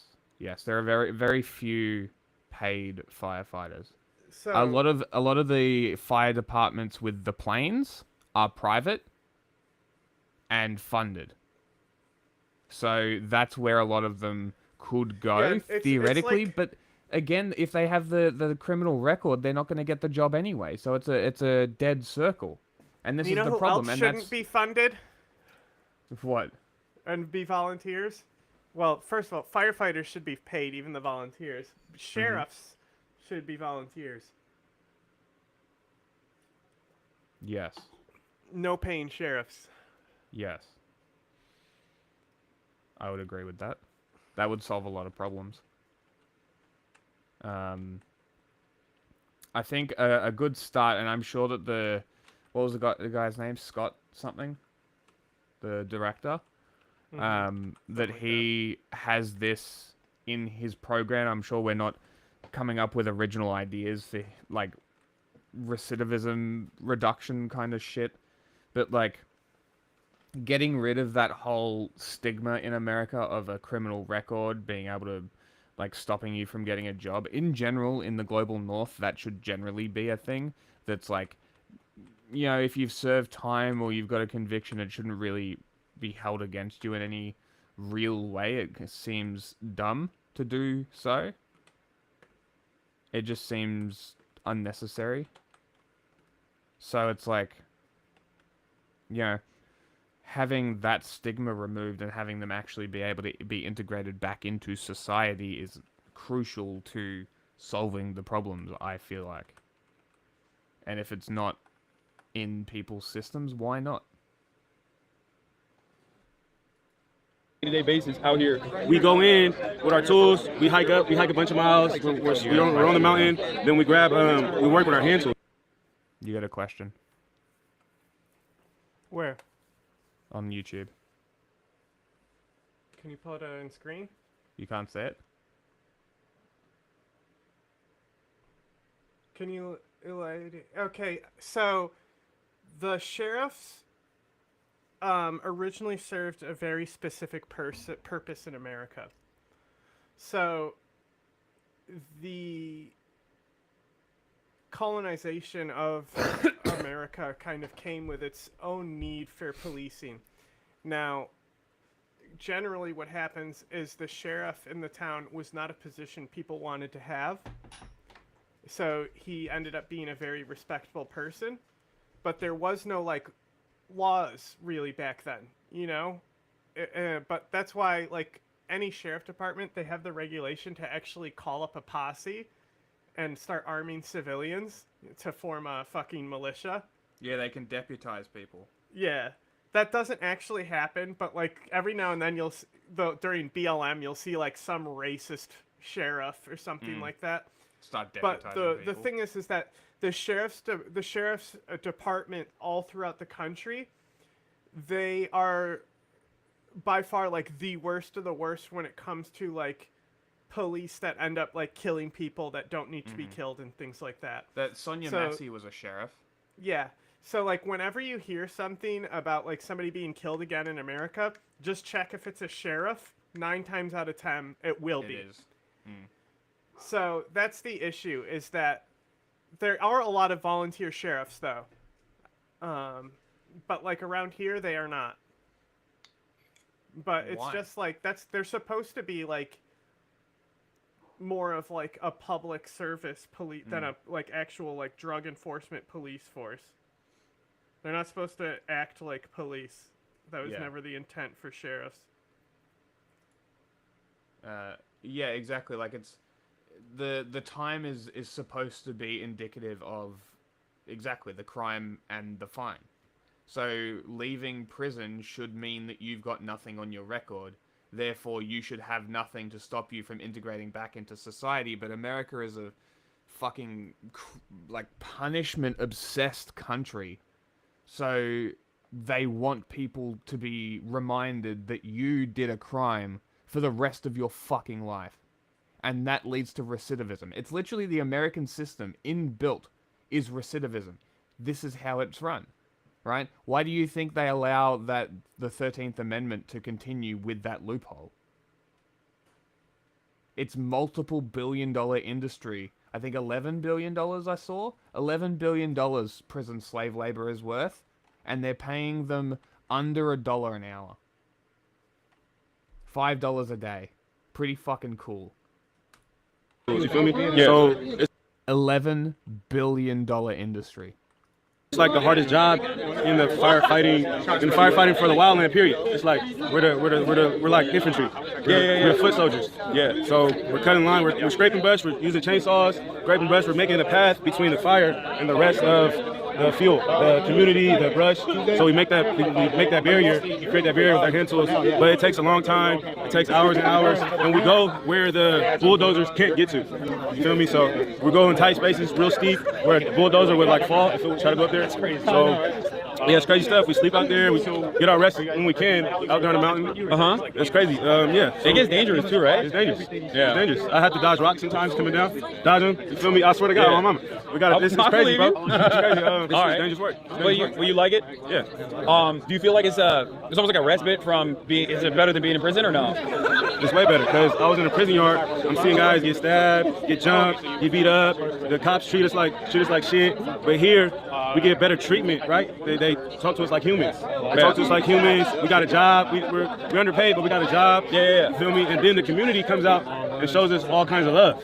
We never received that growing up. We never received that kind of love, that kind of recognition for anything we've done. So now, doing this kind of stuff and all this love coming, that's life changing for a lot of guys. Because that's all they be needing is a little bit of recognition. With this, it's life changing, and we get like that is a pretty good point, and I do like recognize that is a benefit of this program, but it's still the problem of it shouldn't be forced as a choice, right? Or if the choice is made, benefit them more. Give them more benefits to stick it out. Like, give them a job afterwards. Integrate them, as John said, with fire departments. Actually pay them as paid firefighters coming out of prison. What a perfect fucking way to do it.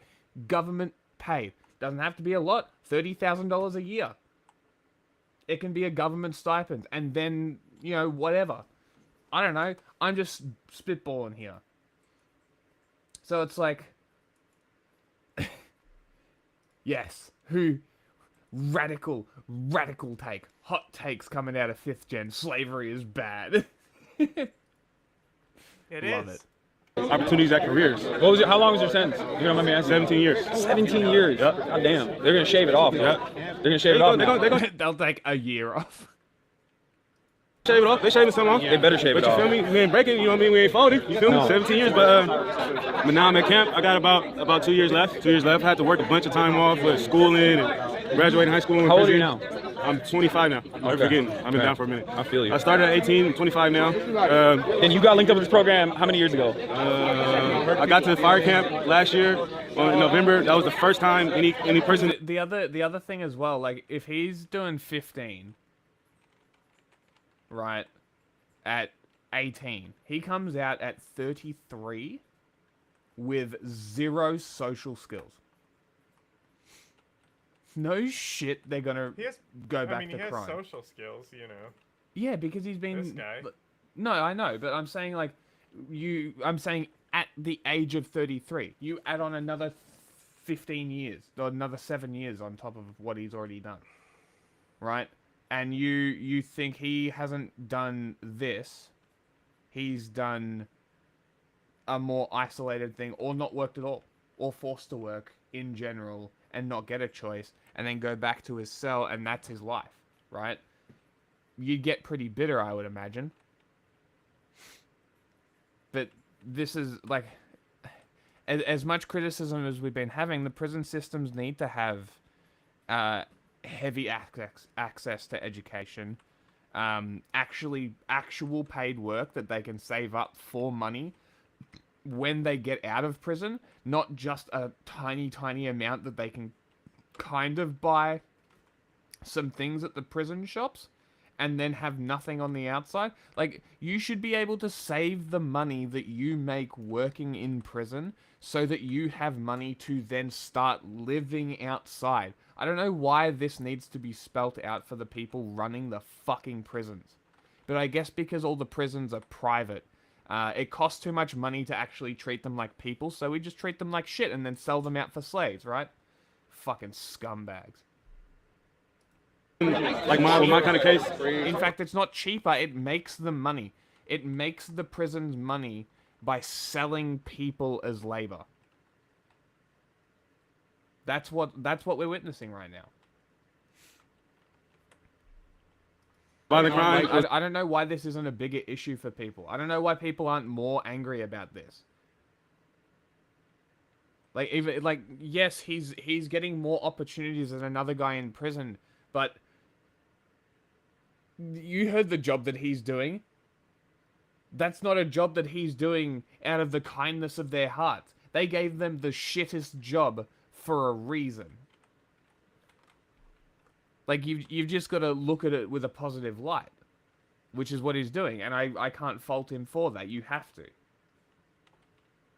It's just like, I don't know. Am I overreacting? I feel like I'm not overreacting. Like, we're literally looking at slaves in modern day America.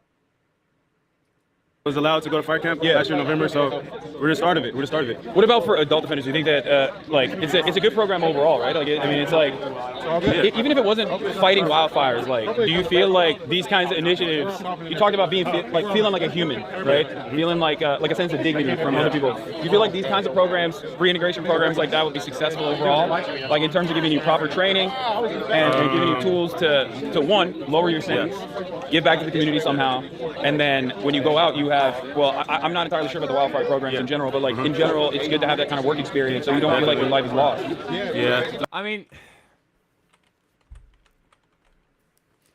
when your option is literally cleaning the prison sheets or being in the wilderness, maybe you'll die, but you get to use a chainsaw.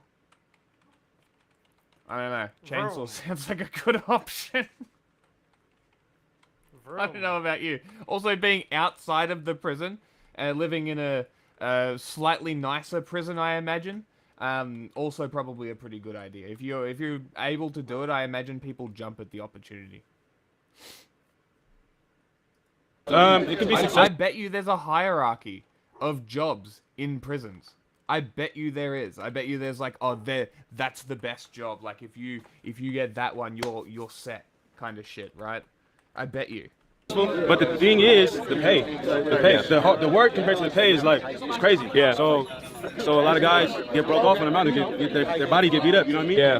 But if the pay went up, more guys would be more grateful for the opportunity. Yeah. We're grateful for the opportunity we got all this time. You feel me? We're young, and we're real excited. We're motivated. So when we get out, we're firefighters. You feel me? We're not running the streets anymore. Yeah. But for the adult crews, I mean, it just depends on their motivation. But it's hard work.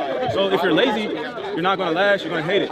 But if you're motivated to better yourself, it's gonna work for you as long as you work it. It's nice to hear from you. I don't want to keep you from eating your food. It's good, man. It's my 24 down. Appreciate you guys for coming out. Yeah, nice to meet you, bro. Xavier, he's down to talk, and then if you guys want to come here, let's talk. Yo, those are. Does the state give you those? Yeah. We get them brand new. Those are kind of drippy, dude. Just a little bit. You know, so you look fly on the mountain. Something nice. Yeah. Do you get to keep it? Do you get to keep the hats? Yeah. Oh, you get to bring it back? Well, everything they give us, everything's kind of state issue when you get there. They kind of prepare you for the fires, so that way when you get out there, do what you gotta do. I'm saying, like when you go back, do you get to keep them? I don't think so. It's crazy. It's considered an antique. I don't think he wants to keep that either. I'm not gonna. I'm gonna copy shoot. You're like, hey, can I get this? No, but I did see some jackets there. They're pretty sweet. All right, bro, chill. We're not gonna take their clothes off their back, bro. They're fucking fighting wildfires out there. We'll give it to you, man. We'll give it to you. It's a donation. All right. So, how are you guys feeling? Tacos good? We're blessed. Yeah. I haven't even tried them yet. I'm not gonna lie to you. Do you want to eat first? What did he just say? No, I'm just laughing.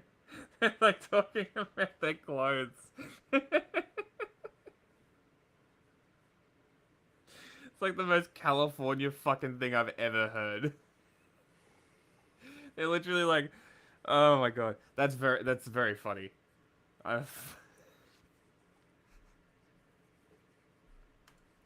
No, I'm good. I just ate. I just ate before I got here. Too. While you eat, you talk. How about that? And then swap it out. So again, Xavier and Angel for those who You don't want to eat on camera? Huh? Nah, I gotta go wait. There's hella ladies watching right now. So they're gonna be judging. They're gonna be judging the way you're eating.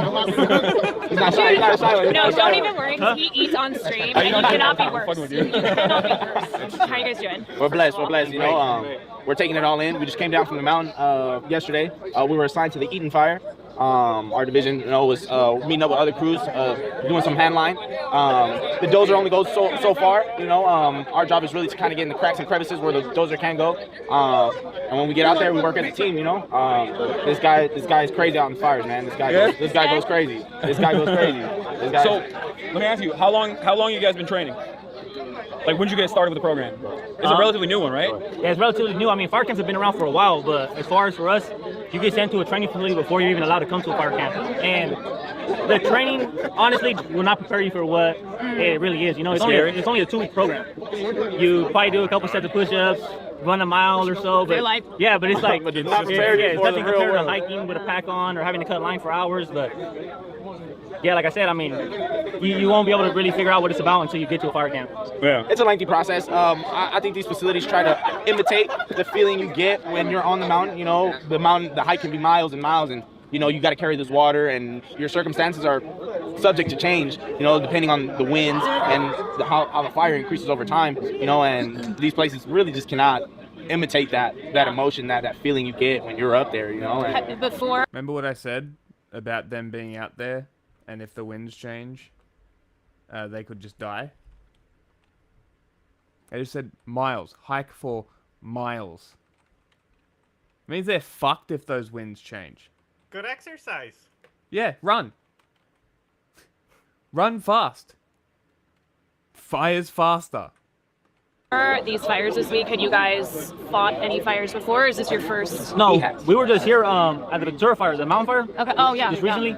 So that was our most recent fire. I mean, fire season just passed, so the last couple fires we have caught has been down south. I mean, this is kind of crazy to be your first experience. Yeah. But you know, it feels good to be able to show the community that we're out there. You know, we're trying to help the community. You know, it's a hard time for everybody. You know, God bless those people that were affected by these fires. You know, coming back and your house is burned down. It's very crazy. You know, it's a very crazy time. But you know, it feels good to be able to help these people in some type of way. Yeah, we were talking earlier about how I don't think a lot of people know that historically 1/3 of California's firefighting force is made up of incarcerated folks. And I think right now it's like 40-something % because of we're the backbone of the operation. How drastic this is. Yeah. There's a lot of you motherfuckers out here. It's the backbone. It's gone up. I read 30. If it's gone up to 40, damn.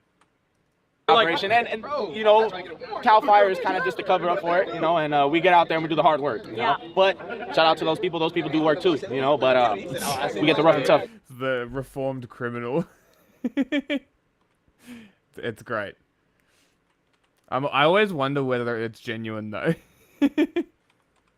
Whether it's just putting it on for the camera or not. You know what I mean? I don't know. What, criminal reform? And no, like these people work as well. It's like, I just want to help everybody out. I'm glad I can help people. Come on, kind why of thing. wouldn't you? No, I understand the sentiment. It's just like it just feels like I've heard people say the same things, and it be very fake. You know what I mean? Not saying that he is, but I'm saying that it's like it seems like a very cut and copy statement, if nothing else. I don't know. Yeah. Like there's a gun to their head almost. Kind of like the prison guards have I mean, they did say protection the other racket. Shit in jail sucks. I mean, probably because the last thing they actually want to talk about is incarceration. Because that's what they do all day. Mm-hmm. Is, you know, like this, they don't want to be reminded of where they're at. Yeah. That's a fair point. And yeah, I mean, it's very human, isn't it? It's very like reward receptors in the brain kind of thing. It's like, oh, they're praising us, we're doing good things, but this is how reform works, and this is why integrating them back into society instead of locking them in a cell is a much fucking better idea. Even if it's like a community service thing where you take a group of convicted criminals out to like a school where you make them redo the patio, or you make them landscape the a local church, whatever it might be, right? Do that every couple of days. Get them integrated into society. Let them, with limited freedom, go and do things, right? It'd probably make them a lot easier to integrate back into society. I don't know. I'm not an expert.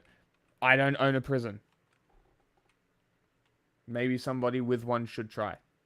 Yeah. Do you guys, like, what do you want people to know about either this program or about just being an incarcerated firefighter in general? Like, is there any, PSA that you want to make? Like, what's something that people probably don't know, considering that a lot of people don't even know that you guys are out here fighting these fires? I mean, one thing I would want the public to know is just that we're taking advantage of the second chance that we're being given, and this is the opportunity to change our lives, the trajectory of our lives, to be able to get a career once we leave, once we hit the streets. And we're blessed to be in this position, and like you said, a lot of people may not know about it, but we're putting the work in to try to not only better ourselves, but better our communities. Bro, don't hype it up too much. They're not gonna give you more. They're not gonna give you more money. It's crazy. They get paid $5 a day. We're out there getting it. No, I know, but it's fires would be so much larger if they weren't out here. They need to get paid an adequate wage, right? Yeah, no, that's true. I mean, we get paid $5, $5.80 an hour. You're over here like, oh, it's great. great. Not even. We get paid I love being in the fire. $1 an hour.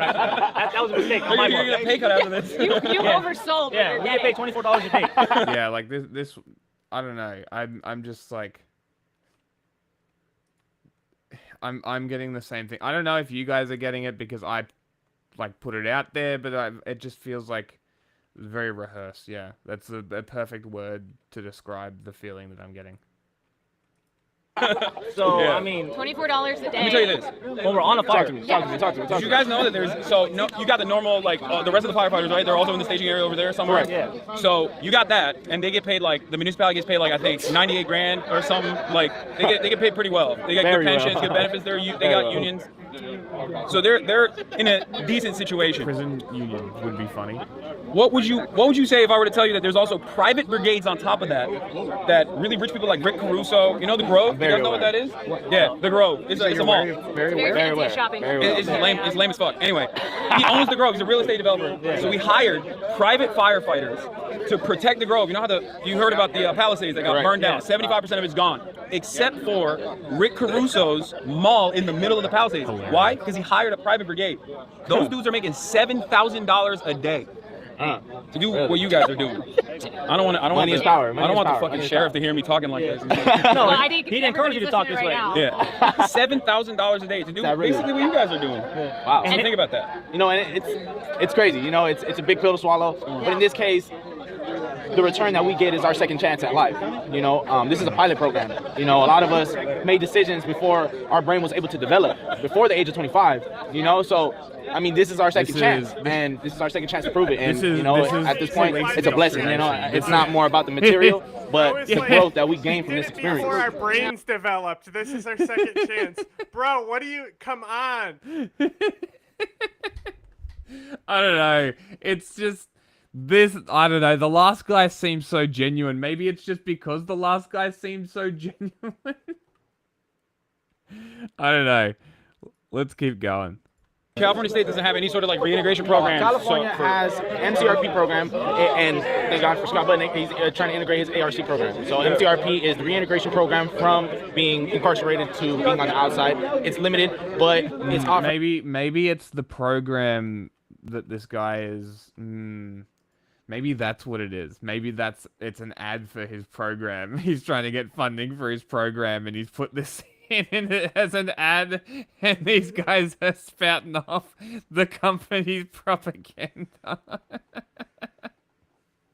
That would be great. offering you a way to try to deinstitutionalize, but in a sense, it's kind of just keeping you on a leash. Sadly to say, but that's what it is. Yeah. They do offer some programs, but they're very limited.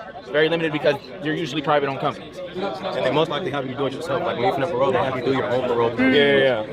I mean, there's obviously need for more emergency service personnel, more fire. Why? Slightly. Hell yeah, let's do it. You Just guys. asking like what we're doing, So why we're we're at here. Fenner Canyon? All right, where are you guys fighting right now? I'm at the Eastern Fire right here past the right here. Oh yeah. How many tours have you done so far? How many seasons? This is my third season. Third season. Fourth season. Okay. God damn. Is this the worst that you've ever seen? I was on American Fire years ago, but yeah. You like the program? Program's good. Not enough pay, but the program's good. That's right. Yeah, That's that's why right. we're here to talk about. What do you guys get right now? Like $24 a day or something? Yeah, $24 That's crazy. a day. So what are the things that you guys are tasked with right now? You're just clearing out? Yeah, basically like clearing out brush, lemon up, fuel break, doing stuff like that. One of the harder tasks, right? A lot of strain on your body. Yeah. You know, like I say, it's all too within the mental as well too. Of course, hiking up the mountains, late night cold. It could be like 2 in the morning if a fire flare up. You know, you got to get back out there, jump in. So it's a lot going on. Right now they're on break, right? They're doing 24 hours off. But when you're back out there, you sleep out there. Yeah, absolutely. Right? So they give you like what? Like they give you gear and then they give you like sleeping That's gear? pretty much what you got right here. Then you got your Nomax on, your Nomax shirt on.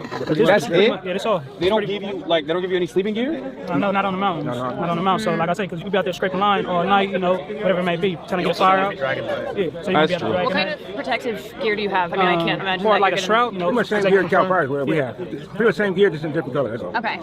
Yeah. Is it orange or is it yellow, right? Orange. Is it orange? Yeah. And then as soon as you guys are done, they escort you. Yeah, so as soon as we're done, we're going to go back to the bus, rehab our tools, sharpen them up, be fire ready. Fire ready for like, you know, we get called to another fire or whatever it may be. Why did you decide to join the program 3 years ago or 4 years ago? I'm gonna be honest, when I first joined it, I just did it as far as like the time reduction, but once I started doing it, I kind of liked it. But once I get released, I won't do it though, because like I said, it's just too much going on as far as like the breathing and the, you know, as far as the air, different chemicals and stuff like that. And as far as I know, some other captains that I talked to, basically they said like it's just a long-term, you know, health condition, you know, as far as just breathing in all the different chemicals. You guys get any medical after? Like any? See the difference in the interview with these two straight away. I'm way more engaged with these guys because they're actually talking about it. They're actually talking. Like, I don't know. Any medical attention? Very strange. No, they asked us, do we need like, you know, for like anybody got hurt, anybody injured, any medical conditions. But you know, if it ain't really like, you know, for like you got really hurt on the fire line, sprained ankle, none of that type of stuff, you kind of just like go back to, you know, working the next day. Like you say, 24-hour down, 24-hour up. But you're not really getting a full 24-hour down. You know, you don't get the 24-hour on the line, you fight a fire, but you're not getting a full 24-hour down. You got to come back, you got to shower. You got to go to eat, you know, you got to go to get lunches. You know, It's also a lot of noise, a lot of activity. A lot of stuff going on. They got to go to briefing, you know, get the assignment, you know, so it's a lot that's going on. Are you guys staying in these tents? We're staying in these tents. Are they nice? Yeah, they're pretty nice. Are they better than prison? Yeah, absolutely better than prison. God damn, prison sucks. You know they go back to a camp after this. Yeah, we go back to the camp. Yeah, So we don't go back to prison, so we left the prison camp. yard. So we go back to camp. So our camp be like, you know, maybe staging. I mean, our camp's in like Palmdale. So Palermo, California, actually.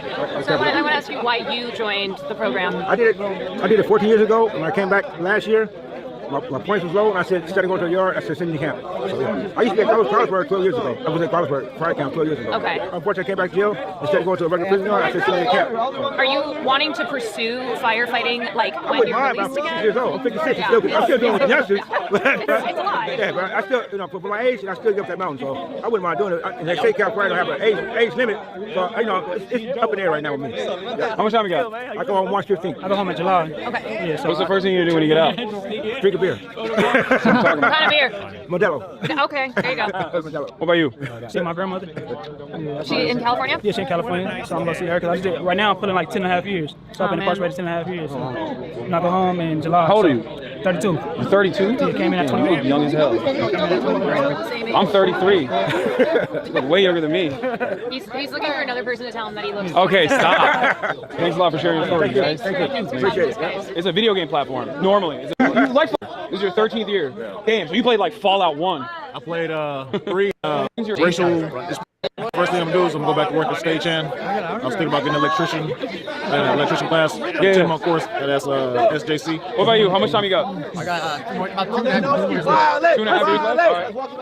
What do you, Honestly, this place took off like 14 months of my sentence. Like, from going from 80 to 50. See? Or 66 to 50. I fucking told you it would only be fucking year or so. 14 months.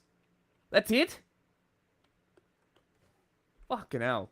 It took off 14 months, and that was cool. Yeah, it took 22 of mine. Let me ask you something. Do you feel like Still, it's not. it's the pay, or Maybe is the it's- fact that you Maybe it's proportional. Maybe it's a percentage proportional. I don't know. get training and you get to do something, or is the fact that you get shaved time off your sentence, or out of all of these 4 things that I'm about to mention, which one is the most important for you? Which one's the best thing for you? The fact that you stay at camp, where it's like obviously a much more humane situation than like being in prison. Out of all of those factors, which one do you think is the most impactful? What I would choose myself, I'd rather do 2 to 5 years at camp than, 2 to 5 years at Jamestown. I do 1 year at Jamestown. I'd rather do twice that. Whatever I'm doing at camp, I would take that over. It's the pay's cool. It helps pay off the restitution. You know, it makes you feel like you're earning a little dollar. Yeah. But that's not. It's and we're getting they're upping the pay on stuff. From last time I was in camp, it was like. Well, maybe that's all it is. Maybe it's just the feeling of going out and choosing He's like, it to makes do me this. feel like I'm making money, even though if it I is know not I'm not. enough. Yeah, interesting. It's a psychological thing, a coping mechanism. Your grade pay was like half of what it is now. Yeah, And no, then- it's crazy. It's still crazy. Still- $25 is unacceptable. It's not. But it's you know, those wages are ridiculous. insane. The time it's a hard one between the time, man. But I had to just being at camp itself. You know, I'm learning self-discipline. You're teaching yourself how to work hard. To get up there and to go up there and cut for 5, 6, 7 hours, you're like sitting there. You're whooped. You've ran a whole Domar of gas, and you're just like, I gotta go hike up this mountain now. And then it's a mind thing. It's something to train yourself. I'm gonna tell you, this is the hardest work I've ever done. I've worked my whole life. Remodeled log homes. A lot of construction, handyman. Where you from originally? I'm from Tulare County. What about you? Where you from? Bakersfield. Oh, you're from Bakersfield. Okay. If you got a good attitude about this place, man, and regardless, everybody comes from a different walk of life. This is a place where we can all come and agree on, we're gonna go work hard today. And we're all on the line. You're all brothers. You're all got each other's backs, no matter what race, ethnicity. He was saying that Scott is bringing in, he got Coachella to donate some mobile showers for these guys because they haven't been able to shower in 5 days. They just really showed up today. The mobile showers just got here today. Yeah. It was a situation that they had told us. Somebody on the Cal Fire said that they don't want no inmates using their showers. That's why we had to walk all the way around, and then we just got turned around. And we were just finna go shower. We still ain't showered yet. Oh, in that one shower unit way over there? Yeah. Wow. They took our unit. Remember, it was right here. Yeah, they took our unit and then told us that they don't want no inmates in their showers. So we still haven't showered yet. So those guys messed up. Coachella to donate us our own mobile shower unit. That way we don't have to go this. I'm off at 24 just from yesterday. Still ain't showered or been to sleep today. How long have you been in and out? Like how long have you been going into the fight? 24 up, 24 down. So just like yesterday, we spent the whole 24 hours on the fire line. We're supposed to have 24 hours of rest today. We'll be back tomorrow, 24 hours, and it just rotates like that. We usually, because this is a fed fire now. Remember, it's a state fire. We'll do a completely different cut. We'll do a way more bigger cut. We'll do a 10-foot cut with a 4-foot scrape. But these guys, they have us doing a smaller one right now. They just have us doing a 6-foot cut with a 2-foot scrape. Yeah, so yesterday we went in with an 8-foot cut and a 4-foot scrape. Yeah. It depends on which fire you're at and where you're at. They had us trenching the whole way up, the whole way. And I'm second plastic. Yeah. I'm swinging my arms all day. Oh, man. I'm on the saw, bro, and I've never cut that much in my life, bro. So you got weights, you don't got a PS4, but you got a TV? Do you guys get internet access or no? No internet access. They don't want to have that. No. Why not? I don't know. Well, we're still limited. We're still incarcerated people, so we can't. We're limited. You still. Internet is a recognized human right, is it not? Yep. Very interesting. Person? It's a human right, I think. Well done, You should be able to get internet access. Well done, Hasan. Very well. For sure. What are you gonna do with internet access? Crimes? We gotta get you to our camp, Gramsburg. I'm down. Yeah, I'll MTV talk Cribs. I'll Coming talk soon. No, I would love to do that for sure. Coming I'll talk to Scott. If we can make something like that happen, that would be great. Because I know phone calls are like, I don't know how it is in California. That would be pretty cool to actually see the fire camps. That would be pretty interesting.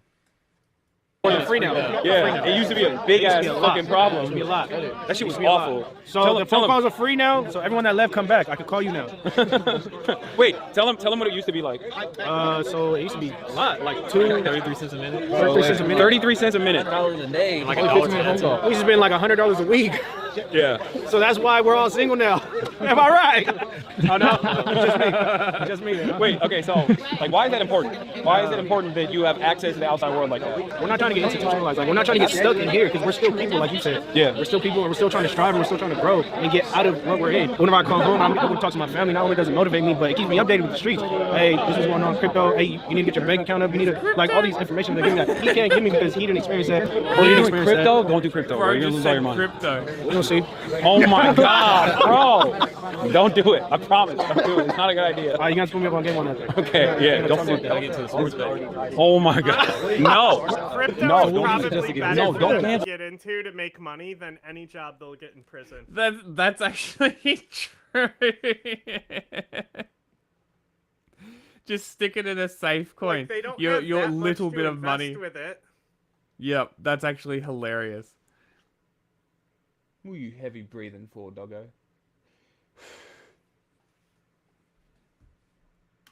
Bro, don't gamble. No, what I would suggest is you know, trying to get a decent wage job. There's a lot of people who don't go to prison who are also lose a shit ton of money. Well, I would say, considering that their industry is worth $11 billion, industry being slave labor, unionize and strike.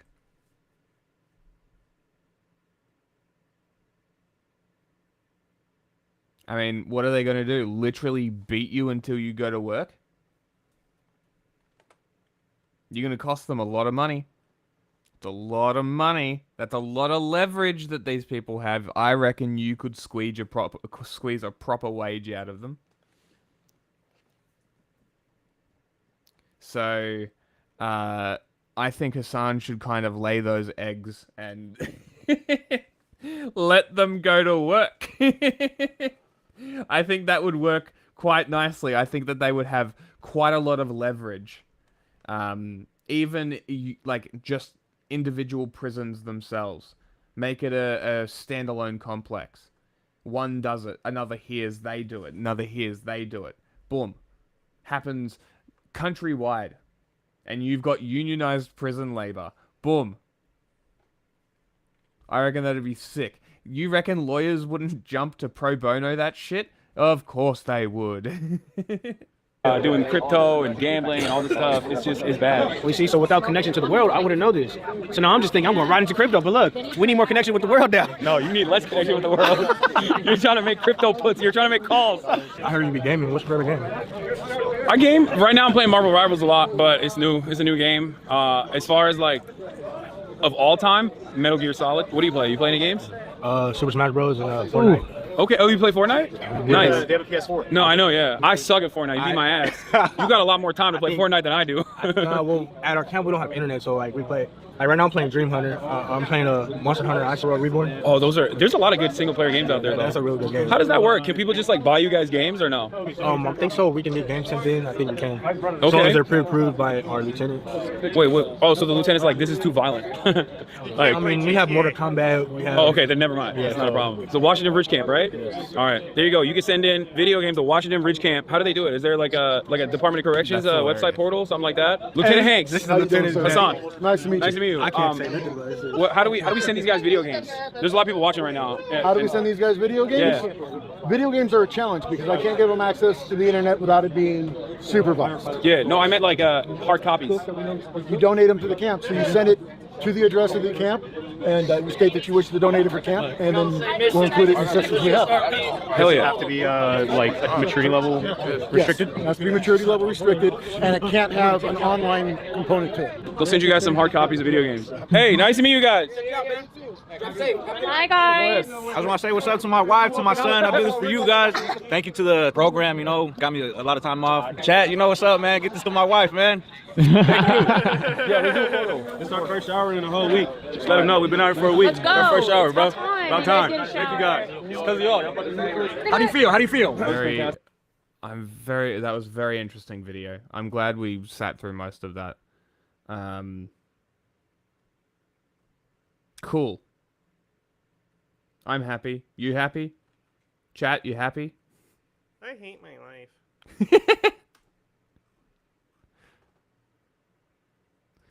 Let's find out about the conspiracy theorists trying to put this looks like together to blame the fires on some people.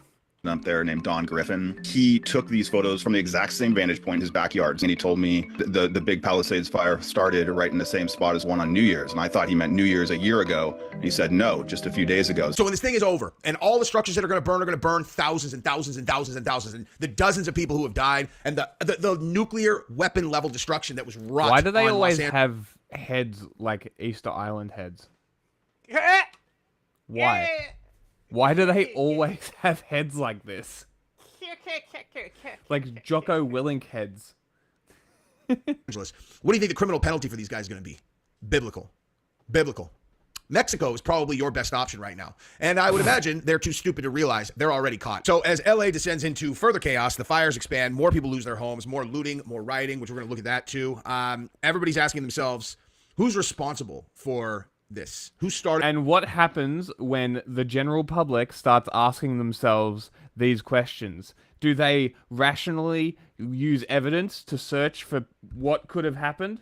Or rationally deduce the likelihood of what might have happened, like people with a brain? Or would they go, hey, this looks like this, these guys were kind of here, they did it. Screech.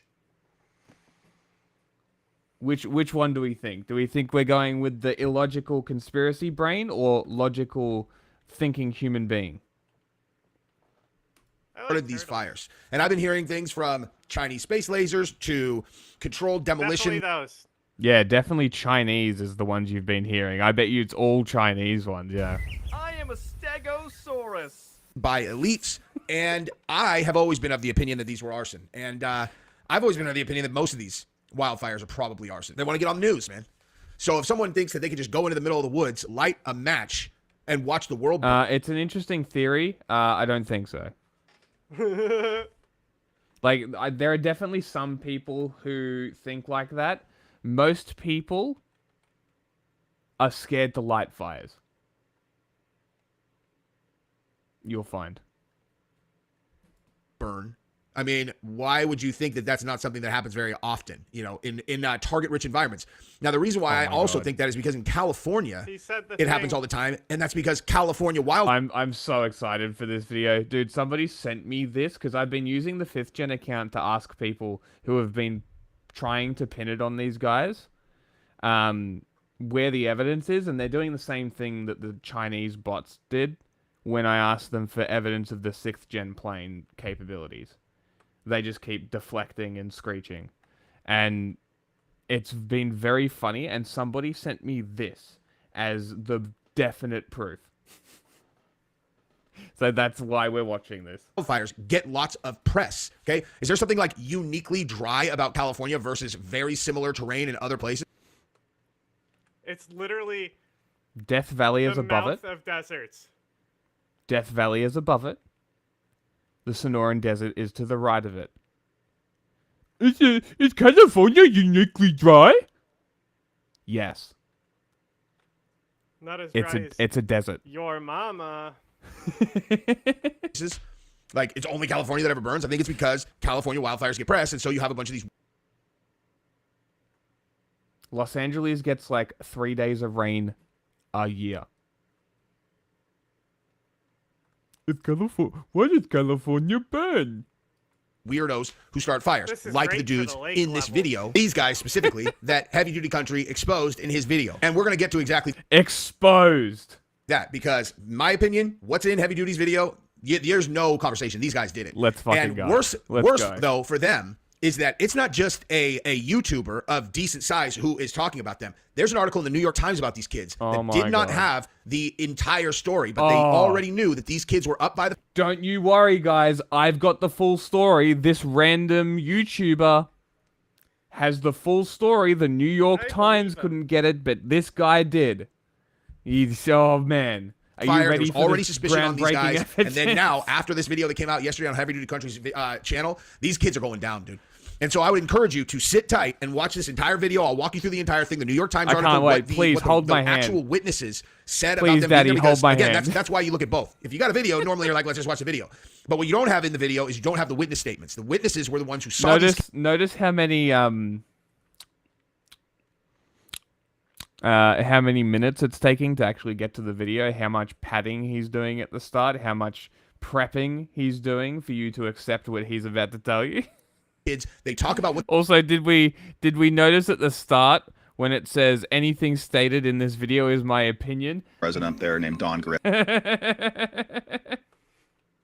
This is so disingenuous.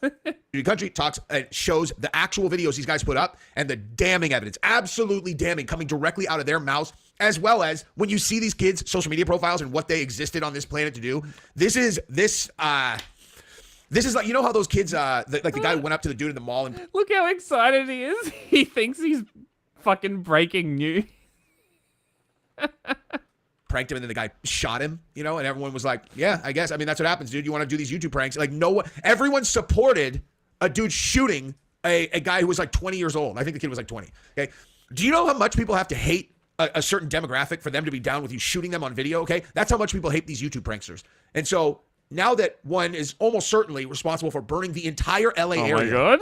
I can't even imagine what's coming for these kids. So buckle in. Go ahead, subscribe to the channel if you haven't yet. That's all I ask. I work really hard on the channel. I just ask that people who watch my content subscribe. It takes 1 second. You click the video. And let's take a look at the sponsor of this video, Ground News, because that is where you're going to find out all of the relevant information about all of these. Wow. Incredibly thing after the show. See over here, the research all the time. That's what's going to happen. Instead of using his, fuck this guy, use ours. Up there. That way. There. There. It's up there. You can use the QR code now. The QR code right up here. That you can use now. What?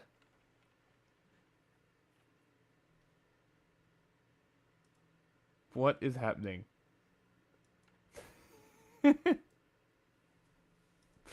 Chat's dead. But yeah, I'm going to tell you how I know these guys are going to get caught. So when we get to the video portion of this, and you're watching these kids that are doing this, here's what's going to happen. Yes, 5 minutes and 54 seconds. Okay, they're going to talk. Okay, these kids are going to talk. That's what's going to happen. They are going to talk. You're going to have the best investigators in the country on this, and they're going to put each one of these kids in the box, and they're going to crack, dude. And I'm not talking about one of them. They're all going to crack. Okay, every single one of them is going to crack, and they're all going to go down for this, and it's going to be exactly what they deserve. Now, I know it's hard for some people to pay attention, but I just want to show you where we're going with this after you sit through the New York Times article. Okay, this is just a this guy pays attention. He knows. Don't worry. Everybody else, the experts, they don't know. I know. I have the answers. This is definitely not conspiracy thinking. Tiny piece of the footage that is so damning to these kids. Just watch this next 5 seconds. Dude, it's catching. Bro, is that the Trump sneaker? Is what behind him? Of behind course it him? is. Oh my God! That shit is going quick. That shit is going great, is what he said. Okay, so that's not what he said. Dude, it's catching up. That shit is going quick. That shit is going great. They said quick. Is what he said. Okay, so now let me give you all the background, and then we're going to get into all the footage of these kids self-snitching on themselves, and then what they did on social media, which is they're finished. Now, there's a lot of redundant information at the beginning that I'm just going to skip over. People know all this stuff, okay? But here's where we're going to start, okay? The yellow crime team's, Yellow crime scene tape fluttering in the wind near Skull Rock is hundreds of yards across a steep slope from the zone where a New York Times analysis of satellite images and witnesses' photographs suggests the ignition point may have taken place. The area where the fire began. Images suggest the Palisades fire ignited near a hiking trail and an area that had burned 6 days earlier on New Year's Day. Aerial imagery at 3:30 p.m., roughly 5 hours before the fire began, shows red flame retardant had been dropped from overhead to battle a blaze, and smoke billowed from all sides of the scar. Okay, so first of all, what that probably means, if I was going to...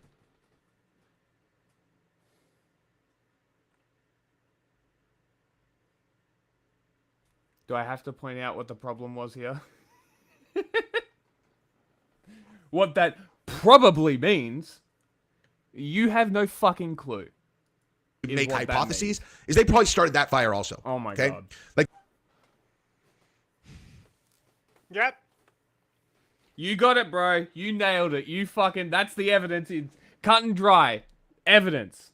They probably started the fire on New Year's Day, and then they decided they were going to go get some content. Hell yeah. Yeah. They started that fire. Out of it this time, and they probably started another one. But here, this is the area that we're talking about. Okay, Temescal Ridge Trail.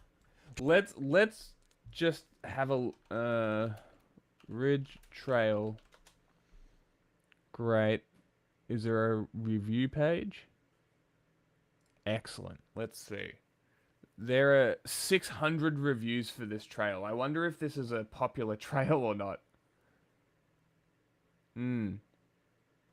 Oh wow, these photos look quite nice. I wonder if there's a reason that people go up this trail. I wonder if people smoke cigarettes while going up this trail, and I wonder if these kids were the only people on that hill at the time, which was in the middle of the day of a pretty nice day by the looks of the videos. I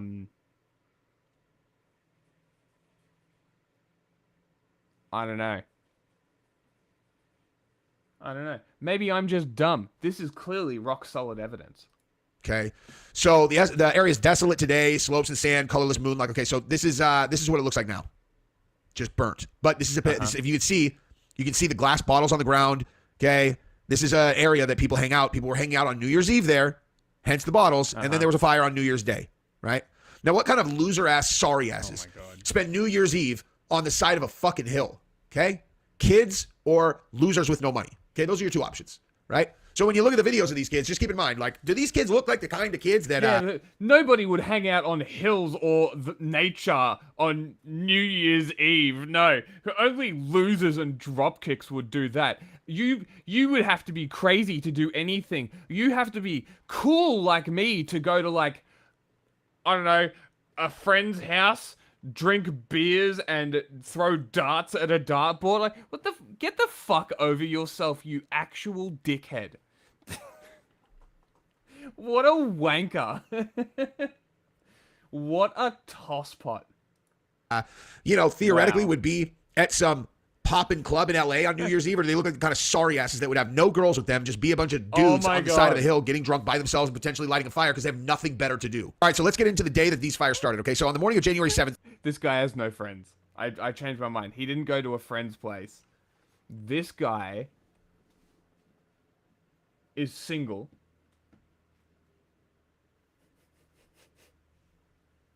Goes to clubs and tries to hit on girls on New Year's. That's what this guy does. And he thinks he's God's gift to women. I am making words up. I don't give a shit. Fire ignited. Mr. Giller said he saw what resembled smoke or dust wafting in the area. It had the appearance of smoke around there, but there were no flames. It just raised a question in my mind. What is it? I was thinking, could this thing still be active? Because again, there was a fire on New Year's Day that they went and put out, right? But it seemed unlikely. Could there still be smoke from a fire that happened 6 days ago? That didn't make sense to me. Yes. Some of the deadliest wildfires in the past century were blazes that firefighters believed they had extinguished, only to have the remnants flare up into the inferno. I'm not going to get into the Maui thing, but they're saying... Wow, you mean that this is the actual probable... reasonable explanation for what happened is they didn't actually put the fire out and it was slowly burning until the conditions were just right? Interesting. That investigators concluded... I wonder if that had anything to do with it. No, it must be these kids. That the Maui blaze emerged from the smoldering remnants of a fire near a residential area several hours earlier, perhaps from burning material that was buried under dirt until the wind uncovered it again. Whatever. Okay. So Wow. Notice how quickly he moved on from the wind uncovered it. He literally went, okay, whatever. Let's roll that back, shall we? And let's play it in not fast forwarded, just so we can hear that in real time. Investigators concluded that the Maui blaze emerged from the smoldering remnants of a fire near a residential area several hours earlier, perhaps from burning material that was buried under dirt until the wind uncovered it again. Whatever. Okay. Fucking incredible. Actually incredible. Moved on without a hint of hesitation. Oh, whatever. Move on. This is literally how conspiracy theory videos are. When they read shit, this is what happens when you make a communist read their sources. Yeah, that's the best part, is we ask people for sources, and then it's sources that disprove whatever they're saying. It's great. That's one of my favorite things. That's so good. I'm so glad that happened. Well done, Jesse on fire, my dude. How the fuck do you have 400,000 subscribers? You are a moron. So that, in my opinion, you know, I know that sounds... In my opinion, this is some Tim Pool ass shit. It's just a fact, in my opinion. This is some Tim Pool ass dog shit. That's a compliment to him. Thanks for the laugh. Next. I am done. Also say, and you are gay. Do you want to actually put it? I will. Yes, and you are gay. Chat says you're gay. You are gay. I'm blaming chat. Alright, we're moving on. Fuck this guy. This news is funded by Is this the other one that you wanted to see? Yes. Only to point out that Viewers it's like literally you. the IRGC who did this. Please support our work at democracynow.org/give. The Senate Intelligence Is Minpress still around now that Assad's gone? Ah, that's a good question, actually. You know, maybe this guy is, making his face known again because he needs new jobs prospects after he maybe went into mint press months before the fucking regime fell. I will ask. Just look it up. Well, it might be still around, but it might not be doing Assad stuff. I'm not sure. Well, they did other stuff besides Assad. That's how you get... You have to grift to the de-establishment left.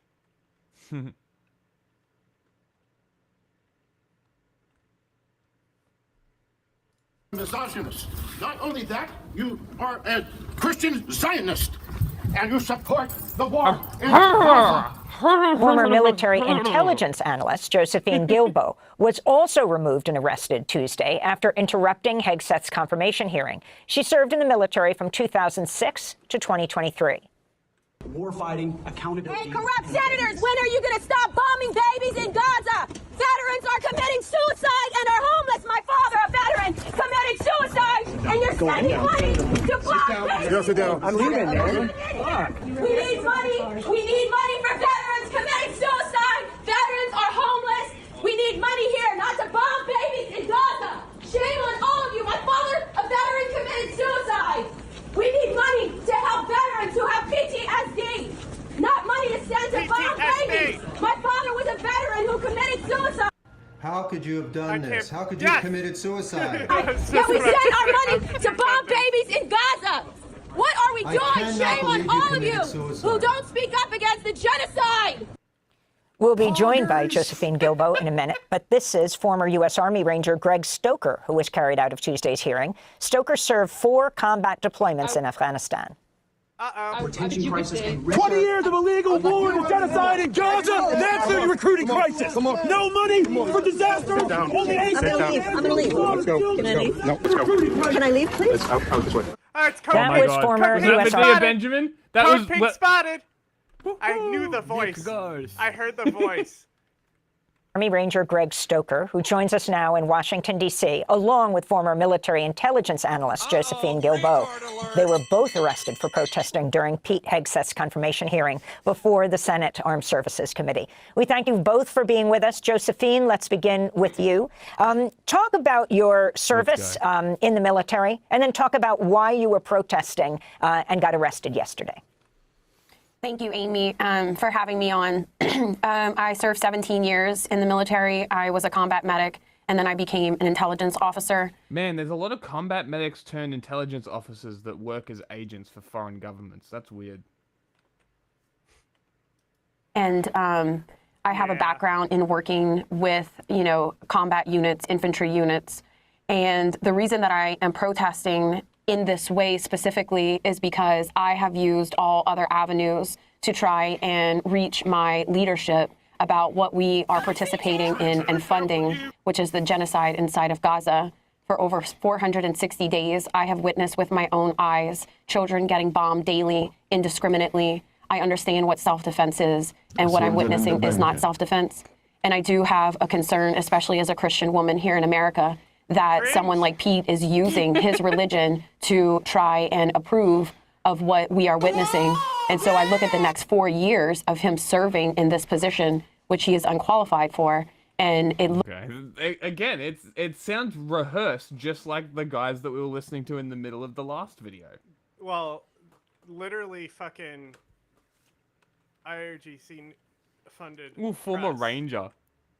Sort of massive social change, but I do believe that like voting and protesting are some of the like least effective ways of enacting the political change. However, my one goal was to visibly protest, disrupt the hearing in order to hopefully like inspire other veterans who may be on the fence about like getting involved, getting active in the movement.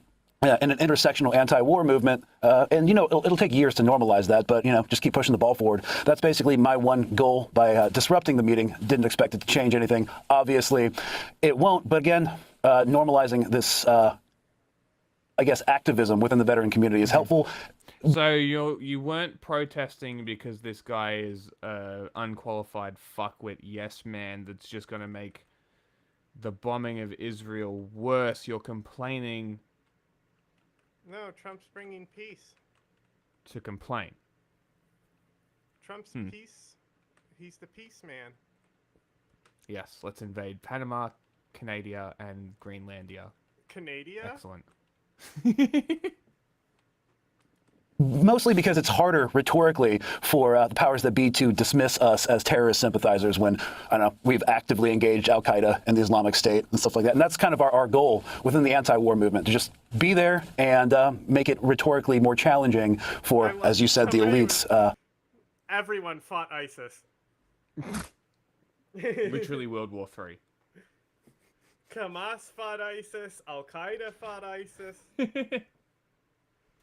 To dismiss us. Well, let me ask you about what Republican Senator Tom Cotton of Arkansas said when asked Pete Hegseth about your protest. We've got a big audience here. Many of them seem to be patriotic supporters of you, Mr. Hegseth. Some of them seem to be liberal critics of you.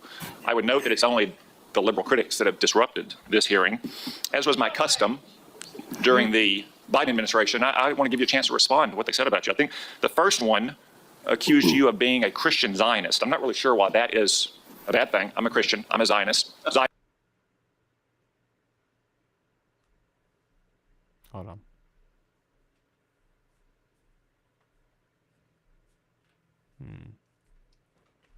It's funny because the police know exactly who Code Pink is. And Yeah. They're just waiting for her. And you heard her say, "What? I can't stay." Yeah. Okay, we need a soundbite that just is like, it literally just says, kill yourself. We need that kind of soundbite. Zionism is that the Jewish people deserve a homeland in the ancient Holy Land where they've lived since the dawn of history. Do you consider yourself a Christian Zionist? Senator, I support... Retard. Humans weren't around at the dawn of history, you fucking idiot. If you can't recognize literal fact, I think we've got bigger problems. I'm a Christian, and I robustly support the state of Israel and its existential defense, and the way America comes alongside them is a great Thank you. ally. There's another protester, and I think this one was a member of Code Pink, which, by the way, is a Chinese Communist front group these True. days, said that you support Israel's war in Gaza. I support Israel's existential war in Gaza. I assume, like me and President Trump, you support that war as well, don't you? Senator, I do. I support Israel destroying and killing every last member of Hamas. Very cool. That was Pete Hegseth being questioned by Arkansas Republican Senator Cotton. Greg Stoker, your response? Well, it's just a completely unviable operational goal. Yeah, we don't need their input. Thank you, Senator, and thank you for referencing the great Carl Levin as you introduced me. We miss him in Michigan. For those who I haven't met, in my 1 week that I've been sworn into the Senate, I'm a CIA officer recruited after 9/11. I did 3 tours armed in Iraq alongside the military, and have worked for 4 different secretaries of defense, both Democrat and Republican, proudly, and watched them make decisions that literally determine the life and death of Americans in the dark of night. I'm also a Democrat representing a state that Trump won, right? We both won on the same ballot. So I understand that President Trump has the right to nominate his people. We are going to have policies that we disagree with. All of that, to me, comes very standard. What I think I'm most concerned with is that no president has the right to use the uniformed military in a way that violates the U.S. Constitution and further taints the military as that apolitical institution that we all want, right? And our founders designed the system so that we had posse comitatus, that we weren't going to use active duty military inside the United States and make American citizens potentially scared of their own military. We went through our own experience with that with the British. As the Secretary of Defense, you will be the one man standing in the breach should President Trump give an illegal order, right? I'm not saying he will, but if he does, you are going to be the guy that he calls to implement this order. Do you agree that there are some orders that can be given by the Commander-in-Chief that would violate the U.S. Constitution? Senator, thank you for your service. But I reject the premise that President Trump is going to be giving illegal orders. No, I'm not saying he will, but do you believe there is such a thing as an illegal order that Joe Biden or any other president, Donald Trump, could give? Is there anything that a commander-in-chief could ask you to do with the uniformed military that would be in violation of the U.S. Constitution? Senator, anybody of any party Right. could give an order that is against the Constitution or against the law. Right. Okay. So are you saying that you would stand in the breach and push back if you were given an illegal order? I start by saying I reject the premise that President I Trump will understand. be giving You've done your any genuflecting illegal to him. orders But at all. this isn't a hypothetical, okay? Your predecessor in a Trump administration, Secretary Esper, was asked and did use uniformed military to clear unarmed protesters. True. He was given the order to potentially shoot at them. Helos flew low in Washington, D.C. as crowd control. He later apologized publicly for those actions. Was he right or wrong to apologize? Senator, I was there on the ground. And I saw that. I understand, and I respect that. I've been there. But you're I about understand to the be level the of threat Secretary of that was Defense. involved in that moment. I Was also he right understand to? So he was legality and the Constitution. Sir, was he right and the or laws of what wrong you to have. apologize? I could not do this job. I would just be like, Pete, shut the fuck up and answer the question. Like, stop dancing around the question. We understand what you're doing. Shut the fuck up and answer the question. Would you obey an illegal order? Is this okay? And then if he doesn't, just move on. Thank you for your answer. Not going to put words in the mouth of Secretary Esper or No, anybody else. he said them himself. You don't have to. What are you scared of? Did he do the right thing by apologizing? I'm not scared of anything, Senator. And say I'm yes or no. interested You in can say upholding no. the laws and the Constitution Okay. in any So particular Donald scenario. Trump asked for the active duty 82nd Airborne to be deployed during that same time. Secretary Esper has written that he convinced him against that decision. If Donald Trump asked you to use the 82nd Airborne in law enforcement roles in Washington, D.C., would you also convince him otherwise? I'm not going to get ahead of conversations I would have with the president. However, there are laws and processes inside our Constitution that would be followed. President Trump said in November that he is willing to consider using the active duty military against the, quote, enemy within. Have you been personally involved in discussions of using the U.S. military active duty inside the United States? Senator, I'm glad we finally got to the topic of border security equaling national security because it's been abdicated and ignored for the last 4 years. That wasn't my question. I'm just asking, have you been involved? You're about to be the Secretary of Defense potentially. Have you been involved in discussions about using the active duty military inside the United States? Senator, I am not yet the Secretary of Defense. Right. I'm If just asking- confirmed, I would be party to any number of But you conversations. haven't been in any of these which I would not conversations. reveal what I have discussed with the President of the No, United States. just have you been in conversations? You're going to be in charge of 3 million people, the active duty that I know you care about. I believe you care about. So have you been in conversations about using the active duty in any way? Whether it's setting up in detention camps, policing dangerous cities, have you been involved in any of those conversations? Certainly, I have been involved in conversations relating to doing things this administration has not, which is secure the southern border and not allow floods of illegals So are into you- our country so- through an invasion Okay. that threatens the American people. Okay, and there I are got ways it. in which the military is already playing a role in that, to include 5,000 National Do you Guardsmen from believe Indiana and that the Texas. US We're at the border right now, allowing for border Will security. you So there is ask the plenty of active precedent duty for military military to members staff enforcing detention our southern centers? border. Our U.S. military is not trained in law enforcement roles. I think you know that, right? We've seen how that mission is difficult for them in places like Iraq and Afghanistan because that's not the training a Say uniformed Abu military Ghraib. comes with. God, that's exactly right. You Like, should I have was said about to Abu say the Ghraib same thing. specifically. Say the fucking name. Just name it. Just drop it straight on him. Say, this has happened before when people like you have had power. Shut the fuck up and answer the question. Do you support the use of active duty military in supporting detention camps? Senator, everything we will do would be lawful and under the Constitution, Okay, but I'm I gonna take that as recognize yes. that this administration has abdicated its responsibility. President Trump is going to Okay, restore in the order at the spirit border, of preserving prevent our the enemies from institution, invading, and yes, he has said Sir, mass I get your deportations filibustering. will I be get it. I a get part it. of what In happens. the spirit of preserving the institution that I think we both care about, legitimately, the Uniform Code of Military Justice. I've heard a couple of different things. One, you said you will not change the Uniform Code of Military Justice, which is what governs justice system in the military. Yes or no? You said that earlier. Those are I'm just laws, confirming. Senator, set by Congress. Okay, so you will not go to change it. You will not attempt to change it. You also said that JAG officers are potentially people who put their own interests in their own medals and promotions ahead of the troops. Senator Lindsey Graham was a JAG officer for most of his life. Is that what you believe about those who implement our justice system in the U.S. military? Senator, I was speaking about particular JAG officers I've had to deal with in my military Are you going to experience, get not about a involved? member of the United States Senate. Are you, as Secretary of Defense, going to get involved in the implementation of the U.S. military? I would say that having expressed poor opinions of JAG officers as the Secretary of Defense is not a good thing and should probably disqualify you the same way an opinion on a case would disqualify you from a jury. I think that's a pretty good rule. The I think Caltech you is should in be 5.7. Huh? The stripper clip one? It's not 22? Really? Caltech That's- really wants to make 5.7 cheaper, so that's one of the things they've stated. I support this. Is 5.7 is the FN round? That's not the HK round, is it? Soft armor piercing. Yeah, okay. So that's not the same because the MP7 is a 4.6, right? 4.8. Thought it was a Something 9. like that. It's smaller. It's definitely smaller. I'm pretty sure. But the MP7 round is something like super special. I'm pretty sure. I literally know nothing about it. I'm just sort of gleaming from rough information. I have a HK booklet in my drawer. I could probably look it up. Military Code of Justice. Senator, ultimately, it will be a big part of my job to evaluate decisions vis-a-vis Okay, the so I'll take Uniform that. Code of I'll Military take that as Justice. yes. Have you seen is CQ Brown on your list in the war? Well, Senate confirmation hearings are underway for key cabinet positions for the incoming Trump administration. And a new poll from the Associated Press shows Americans have low confidence in a number of key nominees. The poll finds only around 2 in 10 Americans approve of Trump's pick for Secretary of Defense, Pete Hegseth. Yesterday, Hegseth faced the senators being grilled on accusations of alcohol abuse, sexual misconduct, and mismanagement of funds for 2 veterans organizations which he was let go from. Hegseth has denied all accusations, saying that he's changed, found God, and is ready for the position. Joining us now is the director of political Sounds cringe. No. God said I'm fine, actually, so... Protestants. It's Protestants.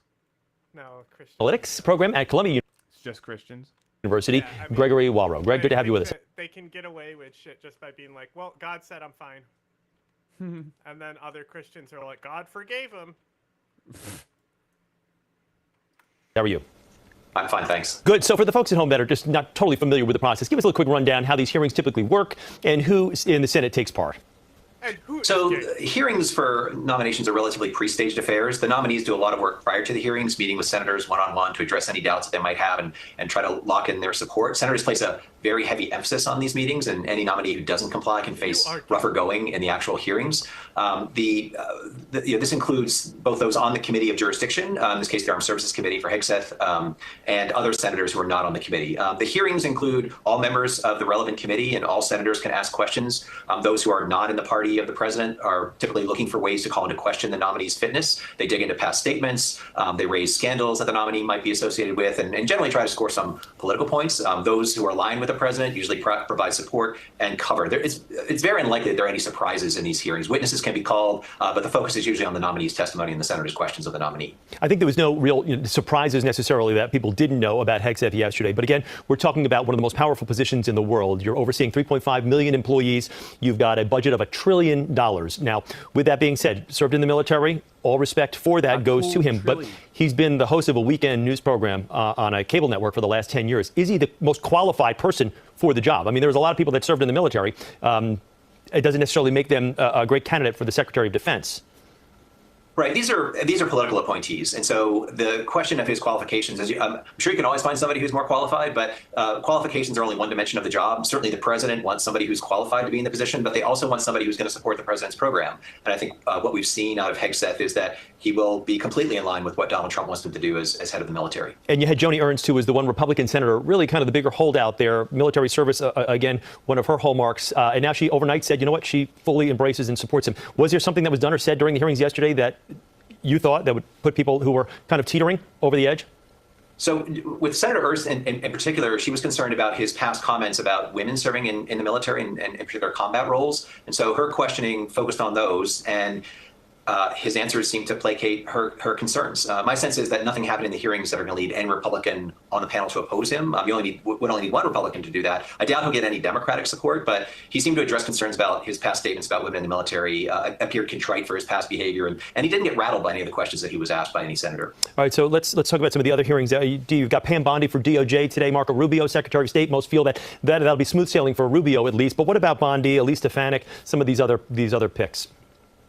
I don't think the hearings that are coming up will be as contentious as what we've seen with Pete Hegseth. He was arguably the most controversial this week. You mentioned Rubio. I mean, the Senate is still a pretty clubby institution, and they tend to go easier on members of the club. So I expect Rubio will face questions, but they'll probably treat him with kid gloves. I think the temperature will increase for some of the other nominees that you mentioned, especially ones that are coming up like Tulsi Gabbard and Robert Kennedy Jr. They're certainly likely to bring up, Democrats will bring up past behavior, past statements, and try to pick off. Okay. Kansas Senator Roger Marshall joining me now. Mr. Senator, what did you make of the treatment that Pete Hegseth received yesterday? I was shocked, actually, that Senator Hirono wouldn't let him speak.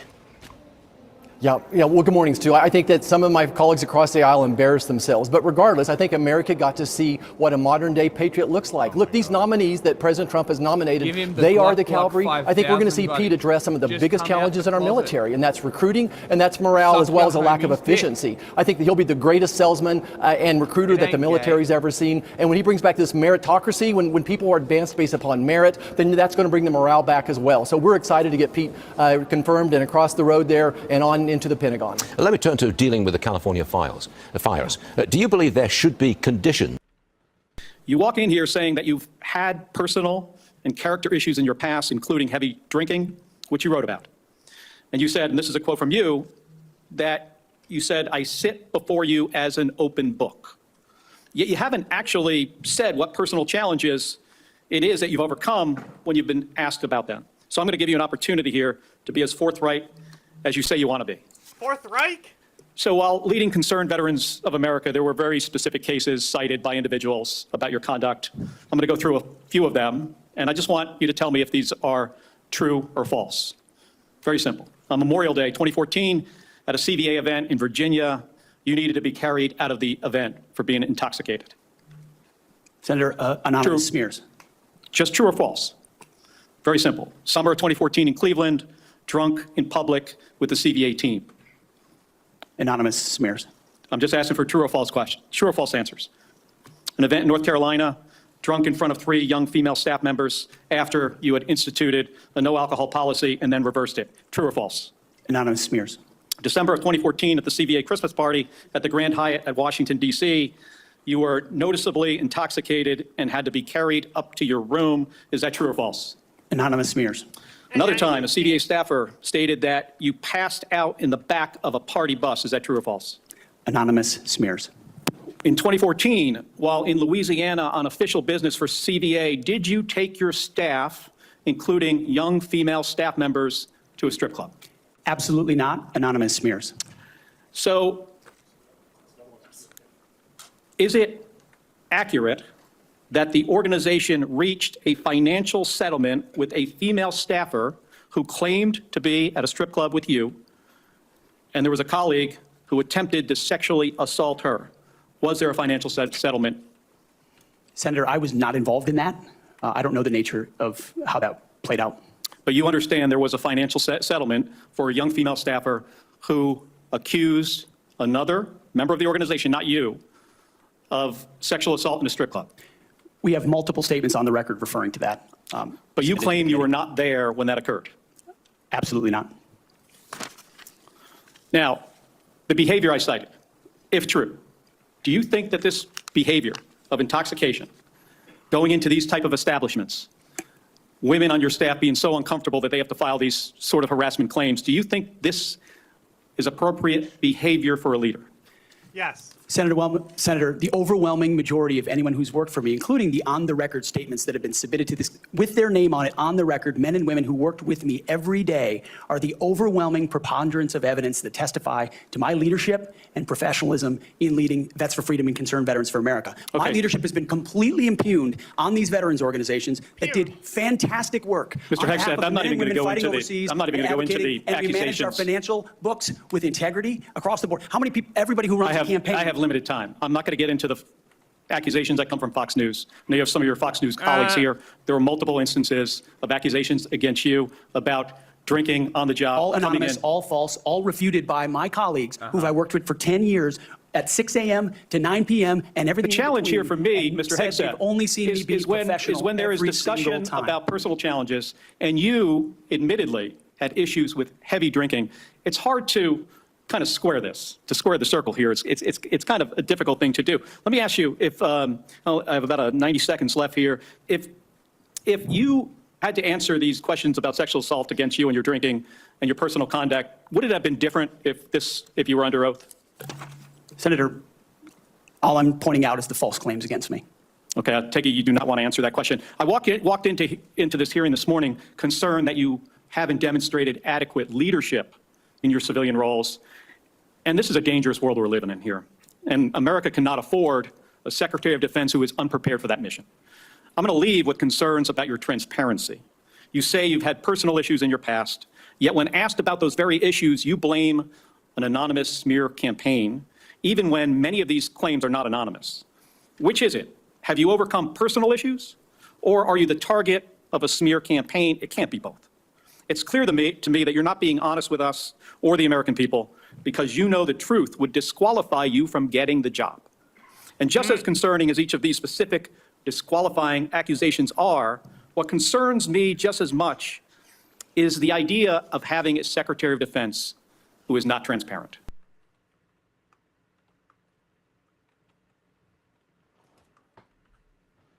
So Pete Hegseth is in front of the Senate Armed Services Committee. I'll give you a quick rundown. Jack Reed from Rhode Island came out pretty strong in his opening statements. Okay, this is what you would call, and this is appropriate with the defense, the Secretary of Defense, a target-rich environment. Environment. Yes, Pete Hegseth. Let's just put aside a second all of the sexual assault accusations against him, and let's just put aside the and I mean all, the drinking things. Now, I'm old enough to remember when John Tower, who was a former senator, went up for Secretary of Defense, and all the guys in the Senate were like, listen, we're all problem drinkers, but this guy, and he couldn't move forward because of his drinking and womanizing. But that was back in the olden days where people used to care about that. But Pete Hegseth was a CEO of 2 nonprofits and managed to, I want to say double their budgets.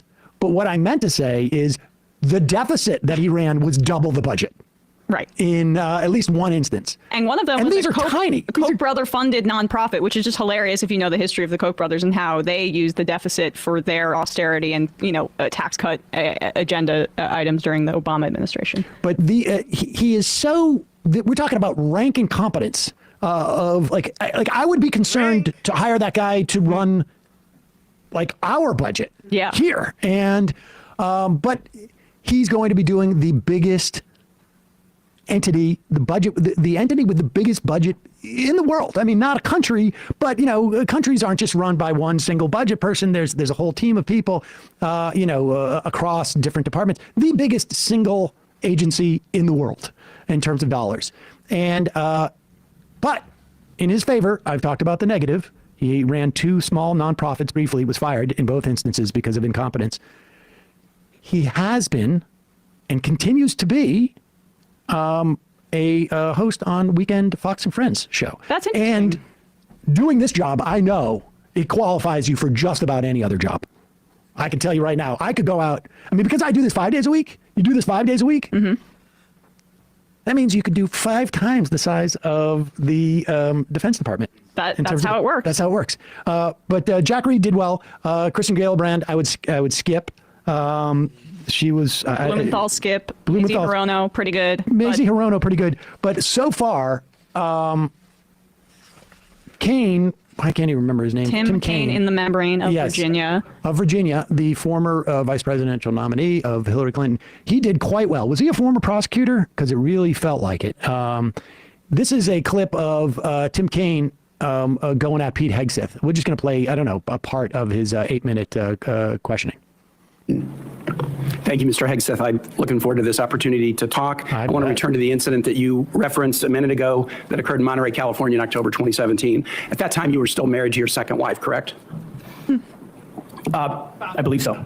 And you had just fathered a child by a woman who would later become your third wife, correct? Senator, I was falsely charged, fully investigated, and completely cleared. So you think you were completely cleared because you committed no crime? That's your definition of cleared? You had just fathered a child 2 months before by a woman that was not your wife.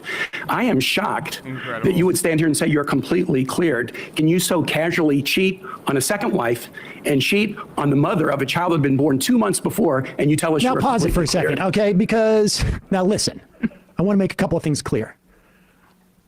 I think if you are the Secretary of Defense, you have a questionable morality as it is, right? I mean, your job is to go out and ultimately kill a lot of people, and you know that that's going to involve completely innocent people and children.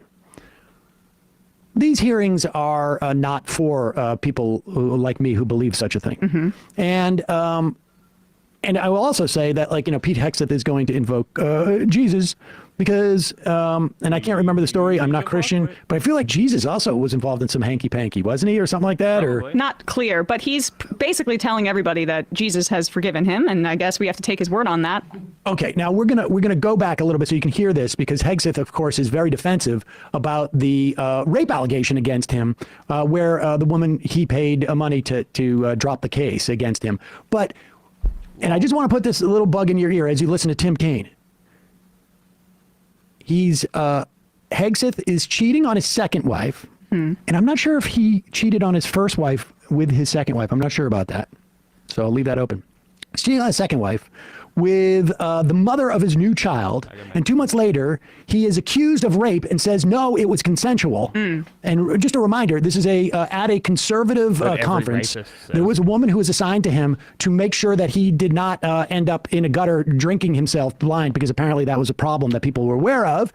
And so she helped him to his room, and according to her friend who knew this story, this woman it appears to have been roofied and had no idea. Told the nurse. She told the nurse that she thought she could have been roofied. Exactly. And but according to Hegseth, it was consensual sex. Oh, incidentally, her husband and her child were in the same hotel, and she couldn't find them the next morning because she was so out of it. And in the police report, it's alleged that he took her phone and blocked the door. Now, look, Hegseth's story must be something to the effect of, like, she made up this story to justify where she was last minute because she had no plan when she decided to hook up with me with her husband and her kid in the house. And I'm so in the hotel. You know how these hoes lie. Yeah, I'm so compelling that she couldn't wait to have sex with me at another time, even though she was clearly so interested in this, that she had to do it while her husband and her child were in the same hotel. She couldn't help herself. So she came up with this elaborate whole hoax, and then she ended up making money off it, which is the way that they roll.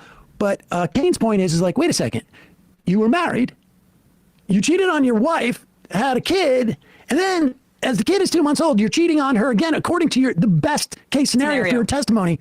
And Kaine's saying this like it's a bad thing, but nobody's thinking, here's a guy who knows how to multitask.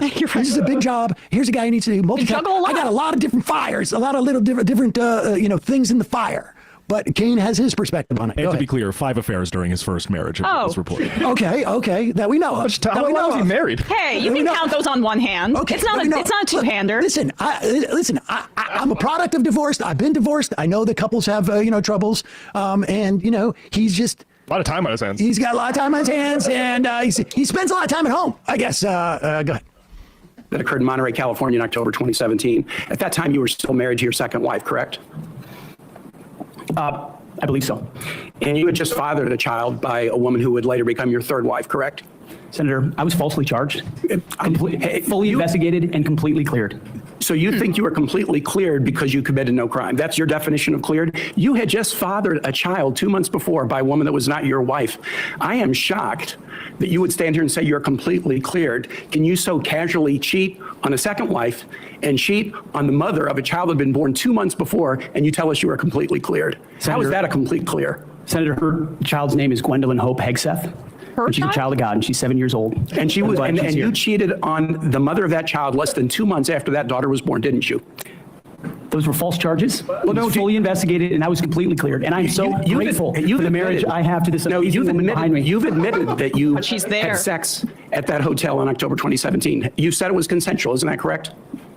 Anything, You've admitted that it was consensual, and you were still married, and you just had a child by another woman. Again, how do you explain your judgment? Completely false charges against me. You fully investigated, and I was completely clear. You have admitted that you had sex while you were married to wife 2 after you just had fathered a child by wife 3. You've admitted that. Now, if it had been a sexual assault, that would be disqualifying to be Secretary of Defense, wouldn't it? It was a false claim then and a false claim now. If it had been a sexual assault, that would be disqualifying to be Secretary of Defense, wouldn't it? Damn, he's getting. That was a false claim. So you talking about a hypothetical. So you can't tell me whether someone who is. This is literally this a is parade. devastating. This is literally a circus. He's gonna get confirmed. Nothing's gonna happen. No, I figured as much, but this is like, his reputation is cooked. He's fucked. Committed a sexual assault is disqualified from being Secretary of Defense? Senator, I know in my instance, and I'm talking about my instance only, it was a false claim. But you acknowledge, that you cheated on your wife and that you cheated on the woman by whom you had just fathered a child. You have admitted that. I will allow your words to speak for them. You're not retracting that today. That's good. I assume that in each of your weddings, you've pledged to be faithful to your wife. You've taken an oath to do that, haven't you? Senator, as I've acknowledged to everyone in this committee, I'm not a perfect person, not claiming to be. But no, I just asked a simple question. You've taken an oath, like you would take an oath to be Secretary of Defense in all of your weddings, to be faithful to your wife. I just want to just drop in here because I love that line. I'm not a perfect person. I'm slightly flawed. Put me in charge of it. I am slightly flawed. Right. 12 affairs that we know of, and a confusion over a rape charge and the drinking. I am slightly flawed. I'm not perfect. Jane Mayer this morning of The New Yorker reported that he on a weekday had 3 gin and tonics at breakfast, according to somebody that was having breakfast with him. I love the fact that it's a weekday as opposed to like, okay, I got news for you on the weekend. That's also. Look, hey, I've had mimosas for brunch and things like that, but 3 gin and tonics, not for brunch. A weekday breakfast, that's something else there. Hey, it's basically last call because he's going to put down the bottle after this. Yeah. That's right. He's promised no more booze on the job if he gets this position. Incidentally, the second wife, and I know this gets confusing. All right. The second wife, with whom he cheated on with the third wife, with whom he cheated on with the third wife, not to be confused with the woman who charged him with rape and then dropped that charge, who he cheated with, according to him, 2 months after birthing his third wife's, but not quite a wife at that time. She was still a mistress with the second wife. The second wife... You're the Glenn Beck Whitebart out here. Exactly. Is the one who Pete Hegseth's mom wrote an email to Pete Hegseth about, saying that you are a horrible person. You've always treated women horribly, abusive. There's nothing that can be done. God, I'm embarrassed for you. I love you, but God, you're really a bad person. Horrible, horrible, horrible. And then later said that was a mistake. My husband always tells me you should always, you get too emotional and you shouldn't respond to that. That woman who the mother was defending against her own son, that woman, according to the New York Times, investigators reached out to Samantha Hegseth's second wife, the couple married. FBI investigators had initial perfunctory conversation with her on January 8th. This is according to people familiar with or apprised of the report. Hegseth then made multiple attempts. This is Miss Hegseth. The former, this is the second wife. Made multiple attempts to contact the Bureau for a more substantive discussion. In other words, they just said, are you Samantha Hegseth? Were you married to him? Just got all the details. Mm-hmm. This is like what you would do if almost like you're taking the first round of interviews. but her calls were not returned last week. We already checked our boxes, Miss Hegseth. Yeah, actually, we were in charge of finding out if you were actually the second or the third wife. We established you were the second, right? And so we're done, dude. Yeah, and this is reminiscent of the fact that it came out that the FBI did not do its due diligence in looking into the Kavanaugh accusations. Oh, well, you don't need to have the FBI, right, Matt? I don't have that one on here yet. Oh, you got to be shitting me. Well, Kavanaugh in 2018, when he was undergoing a similar process, there were apparently over 4,000 tips that were sent into the FBI, and it came out years later that it was the Trump administration that was vetting which ones should be followed up on and which ones should not. Because, like, okay, that's a ton of tips, and a lot of them I probably assume are not leads that you can follow up on, but some of them maybe. And apparently the supposedly independent process, the final say was, of course, the Trump administration on Kavanaugh. So it seems like there's maybe something similar going on here. Let's listen to a little bit more from Kane. Oh, yeah, Chris Wray, great. I'll always keep those Republican appointees to the FBI. Totally. Not a perfect person, not claiming to be. But no, I just asked a simple question. You've taken an oath, like you would take an oath to be Secretary of Defense on all of your weddings to be faithful to your wife. Is that correct? I have failed in things in my life, and thankfully I'm redeemed by my Lord and Savior Jesus Christ. In finalizing divorces from your first and second wives, were there non-disclosure agreements in connection with those divorces? Senator, not that I'm aware of. If there were, would you agree to release? Pause it for a second. He said that, not that I'm aware of, in multiple occasions. Now, I don't know. I got to check with an attorney on this, but I suspect that is a legal, he is advised to say that legally, because if he has signed one, he has an obligation to the other party as well. And so he could say that, I think, if he could argue that he is bound by that non-disclosure agreement. Now, maybe behind closed doors, in a closed door session, he would have to say that he has. But I'm not sure about that. I think it's simpler in that he says he's been coached to say not that I'm aware of when there's a question he doesn't want to go on under oath saying affirmatively. Well, if he signed it, he would have to be aware of it. Now, maybe it is a something that his attorneys had his ex-wife sign, and they're just like, this is something we do, whether you know about it or not. You know, you don't read all that. Maybe he signs so many NDAs that he forgets which situations he signs them in. But these hearings, like we've seen, like Kavanaugh lied. Yeah. It doesn't matter. You just have to be able to get out with plausible deniability so you don't perjure yourself. Or the other answer is, the reason why I drink 3 gin and tonics in the morning is because I know in the afternoon I'm going to have to sign some stuff, and I don't want to know what it is. He forgot that he signed it.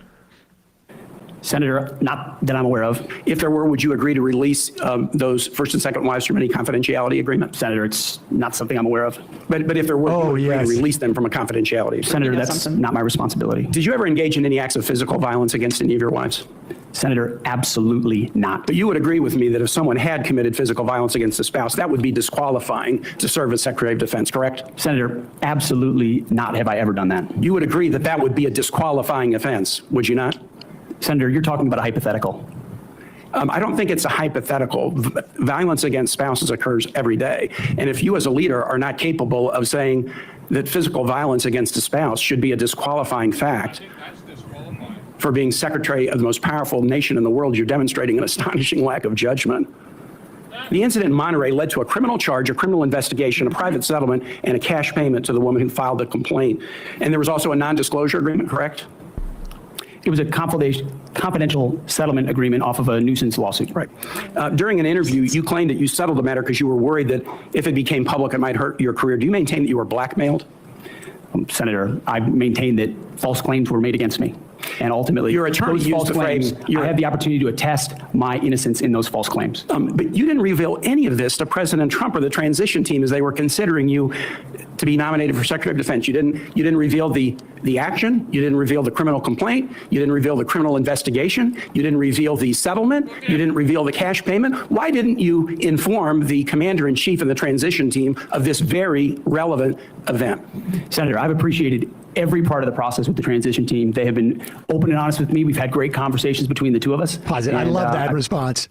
You lied to your wife over and over and over again. Senator, my wife is great, and she has been very honest with me. That's basically what he's saying there. Is there one more exchange that's worth going? I mean, there's a lot more to this, but it's like this. And I think maybe let's just go for another 30 more seconds. Yeah. Ask the moms. There you go. There we go, Bradley.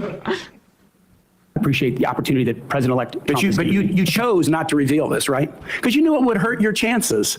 So you chose not to reveal this really important thing to the commander-in-chief and the transition team because you were worried about your chances rather than trying to be candid with the future president of the United States.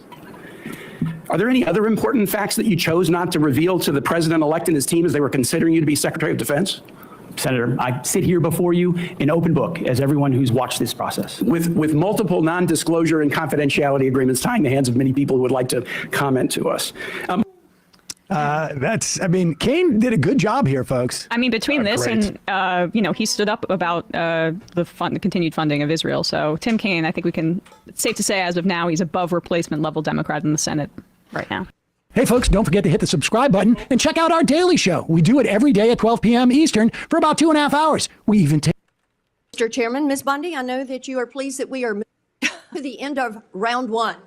And we appreciate your being here. And I appreciate that you told my California colleagues you were willing to work with them, even in light of the manner in which they have approached you. Now, one thing I think we need to have everybody understand that is watching this hearing today and everyone sitting in here, what we have witnessed over the last 4 years with a weaponized DOJ. My colleagues have talked about this, and the American people know this. They know what was carried out against President Trump and his administration, and in November, they voted to see an end to 2 tiers of justice, 2 tiers of treatment, 2 tiers of access, because they have absolutely had it with the lies, with the accusations, and with the attacks that have come against so many people who were just seeking to live their lives. And then all of a sudden found the FBI or another federal agency or the DOJ knocking at their door. You know, Ms. Bundy, it would make you believe that my colleagues have learned nothing from the elections in November. They don't see this as a movie script that someone may have liked to write. What they see is this is real life. And they want a restoration to equal justice, equal access, equal treatment, abiding by the rule of law. Many of us have talked today about making America safe again. And in Tennessee, I hear a good bit about this. And as we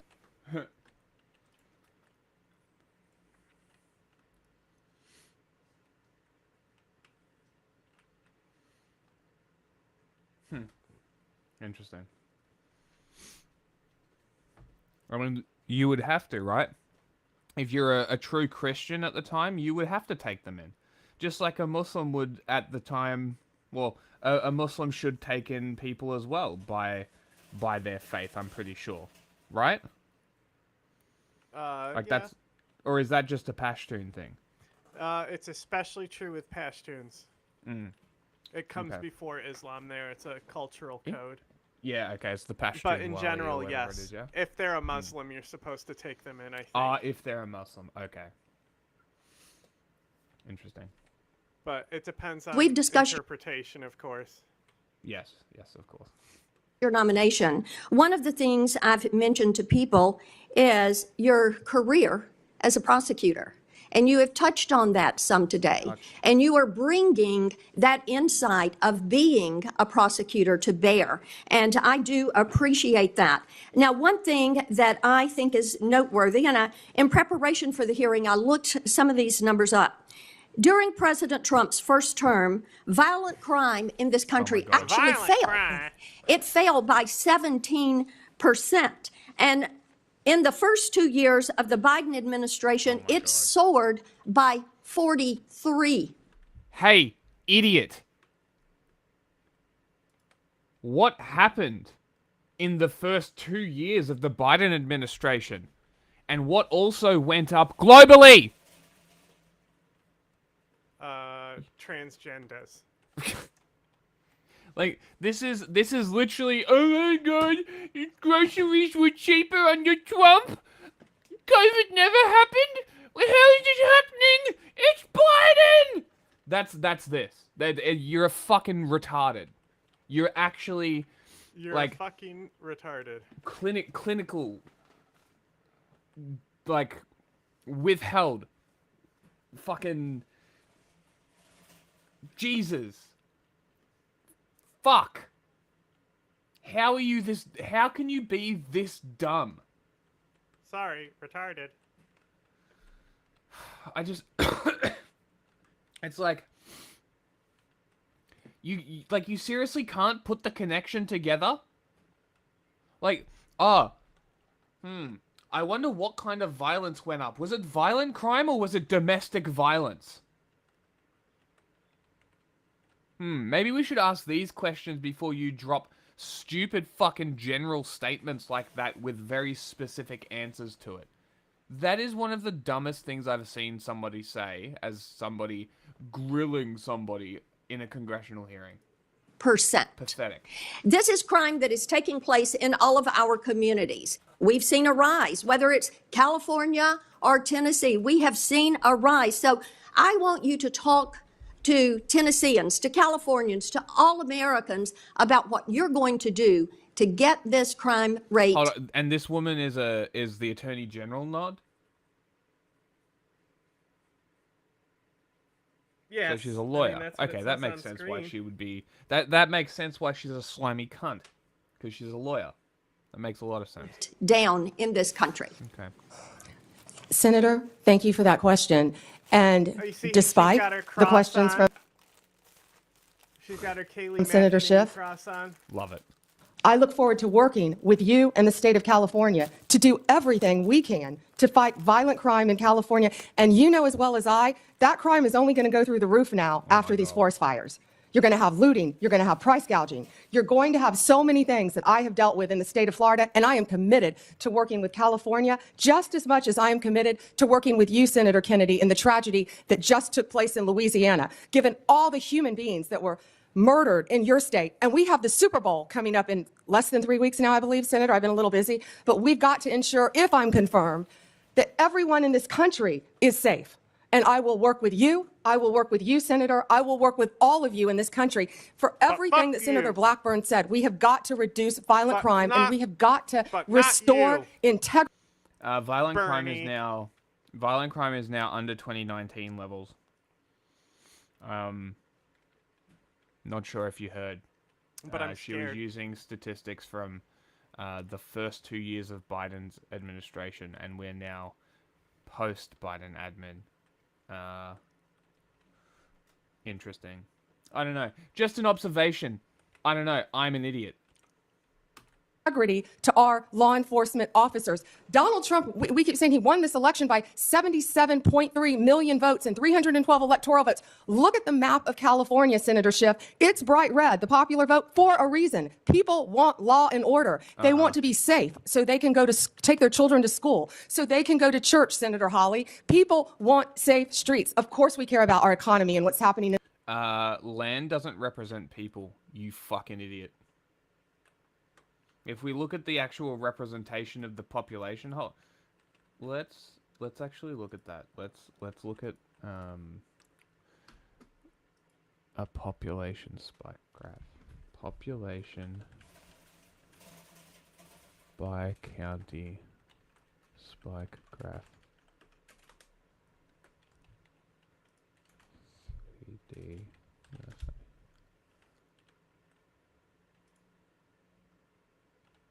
I don't think that's it. Hold on. That perfect. It's a 3D print, but that'll work. Boom. There's your population spike graph.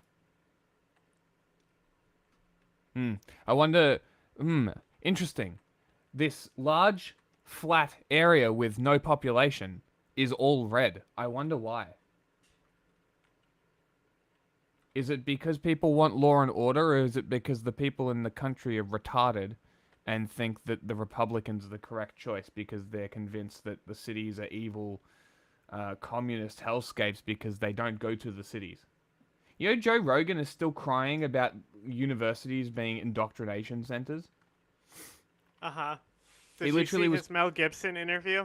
I haven't. That sounds fun, though. It's pretty fucking epic. But like, I don't know. I think this is pretty funny to be like, ah, well, I mean, sure, like this part of the country is red, right? Sure. Whatever. But even then, all of the population centers are basically blue. All of the population essentially votes for Democrats. I don't know. Out of this spike, half of it or more is Democrats. Out of most of these spikes. Tiny spikes around here. I don't know. I don't know. Granted, this is also a 3D print, but this is the best I could find in short notice. Also, I don't know how common these things actually are. To be able to see maps like this. That is code. Oh, that'll work. How about that? Does that work better?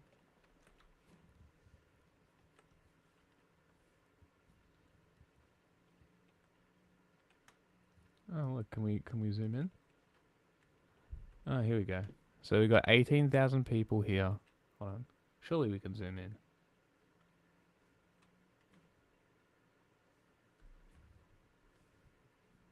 Three million, 800,000, 400,000, 200,000. Wow, it seems like there's a lot less people in the country of California that where it would be bright red. Interesting. I wonder why. I wonder why they're bright red. Could it be that these small populations vote majority Republican because they're in the country? Crazy. And you mean that all these millions and millions of people don't? How interesting.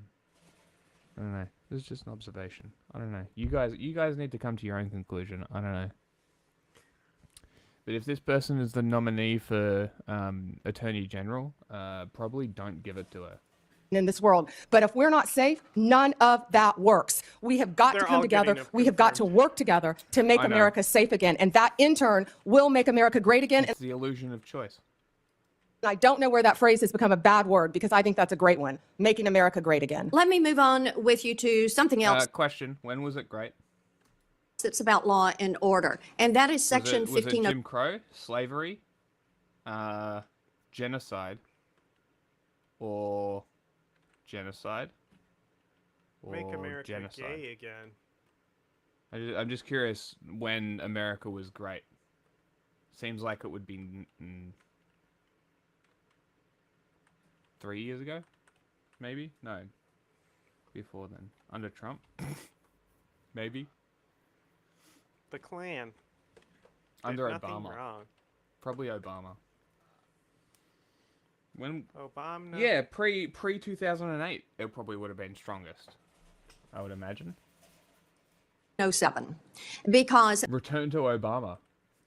making certain that our justices are protected is important. And we also, with our judges, section 1507 makes it illegal any protest outside of a judge's residence if the intent is to influence the judge's decision making. And we have heard about the protest outside of justices' homes where they were shouting loud and clear things like, and I'm quoting some of that, "If you take away our choices, we will riot," end quote. Another one, "No privacy for us, no peace for you," end quote. In other words, if the justices did not vote to uphold Roe and Casey, the protesters would continue to harass them. Good. Despite this clear violation of the law, Merrick Garland did not bring a single charge. Good. Not one Good. single charge under section 1507. Will you commit to faithfully enforcing section 1507 as Attorney General? I will faithfully enforce that law and all laws that I am asked to review. And Senator, I watched that on TV and it horrified me. The protesters outside their houses. You can't do that for a reason because our justices have to remain safe and Please say impartial. unbiased.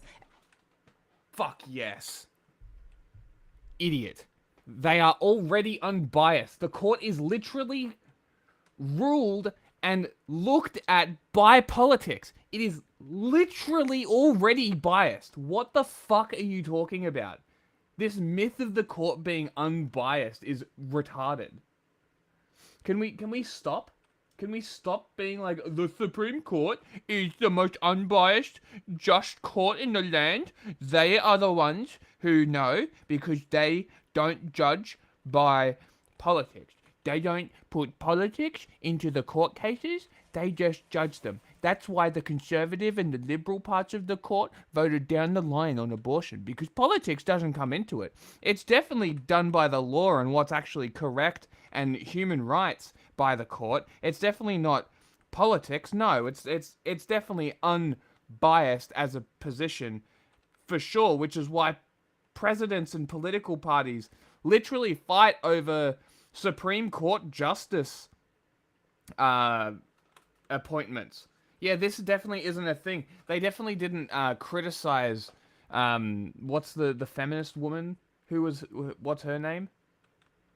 Ruth Bader Ginsburg. They definitely didn't criticize her for staying in her seat for 10 years fucking longer than she should have. Right? They definitely didn't critique Obama for making them step down so he could appoint justices instead of Donald Trump appointing 6 or 7 of them. The fuck? The Democrats have done this to themselves. Like, they need to stop lying to themselves, and they need to start punching the Republicans in the dick like they've been doing to them. They just need to become scummy. Not corporate scummy like they are. Street scummy. You know, stab someone in the back for $3 kind of shit. Just like the Republicans. And protected from threat. Senator Padilla. Thank you, Mr. Chair. Look, folks, we've all seen the devastation in Los Angeles due to the ongoing wildfires that have burned more than 40,000 acres of land this last week and have destroyed more than 12,000 structures and has led to more than 24 lives being lost. The fires are now the most destructive natural disasters in Los Angeles history. And despite the misinformation that's circulating here in the Capitol, in Southern California, and everywhere in between, it's clear that these fires only reach the size and the scale that they have because of unseasonably dry vegetation and extremely high winds. Beautiful. Both of which are a direct result of climate change. Mr. Wright, thank you for being here. But Have as you've seen that, last week, the climate crisis and its death. That climate change graph that's a spiral, and it shows you it flat as it spirals, getting bigger and bigger, and then it turns into a funnel and shows you how much quicker it gets hotter at the top, where it was like a gradual increase and it's just been exponential since. Really cool graph. If you've seen it, you know what I'm talking about. If you haven't seen it, you should find it. Deadly effects is very real to my neighbors and my constituents. As we discussed in our meeting yesterday, you were a longtime resident of California, so you've seen the conditions evolve firsthand. So I got to tell you, I was pretty disappointed to come across some social media posts of yours, and I will quote, understand you've written that the hype over wildfires is just hype. Nice. To justify more impoverishment from bad government policies, end quote. Given the devastation that we're currently experiencing in Los Angeles, do you still believe that wildfires are just hype? Sir, it is with great sorrow and fear that I watch what's happening in your city of L.A. Do you think it's just hype or not? Why do they all Climate change is a real and global phenomenon. Is it hype or not? I stand by my past comments. So you believe it's hype? You know? They know it doesn't look good, right? They know it's not going to matter.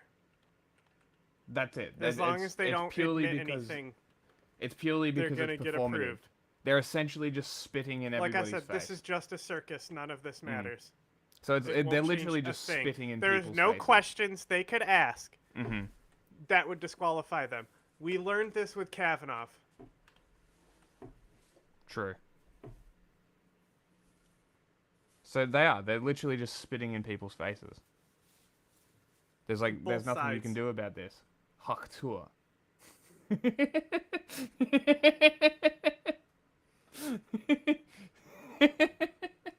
Climate change is a real... Tell that to the families of the more than 24 lost in these fires and counting, because the urban search and rescue teams are still going property by property with cadaver dogs. That number is going... We've got conspiracies now.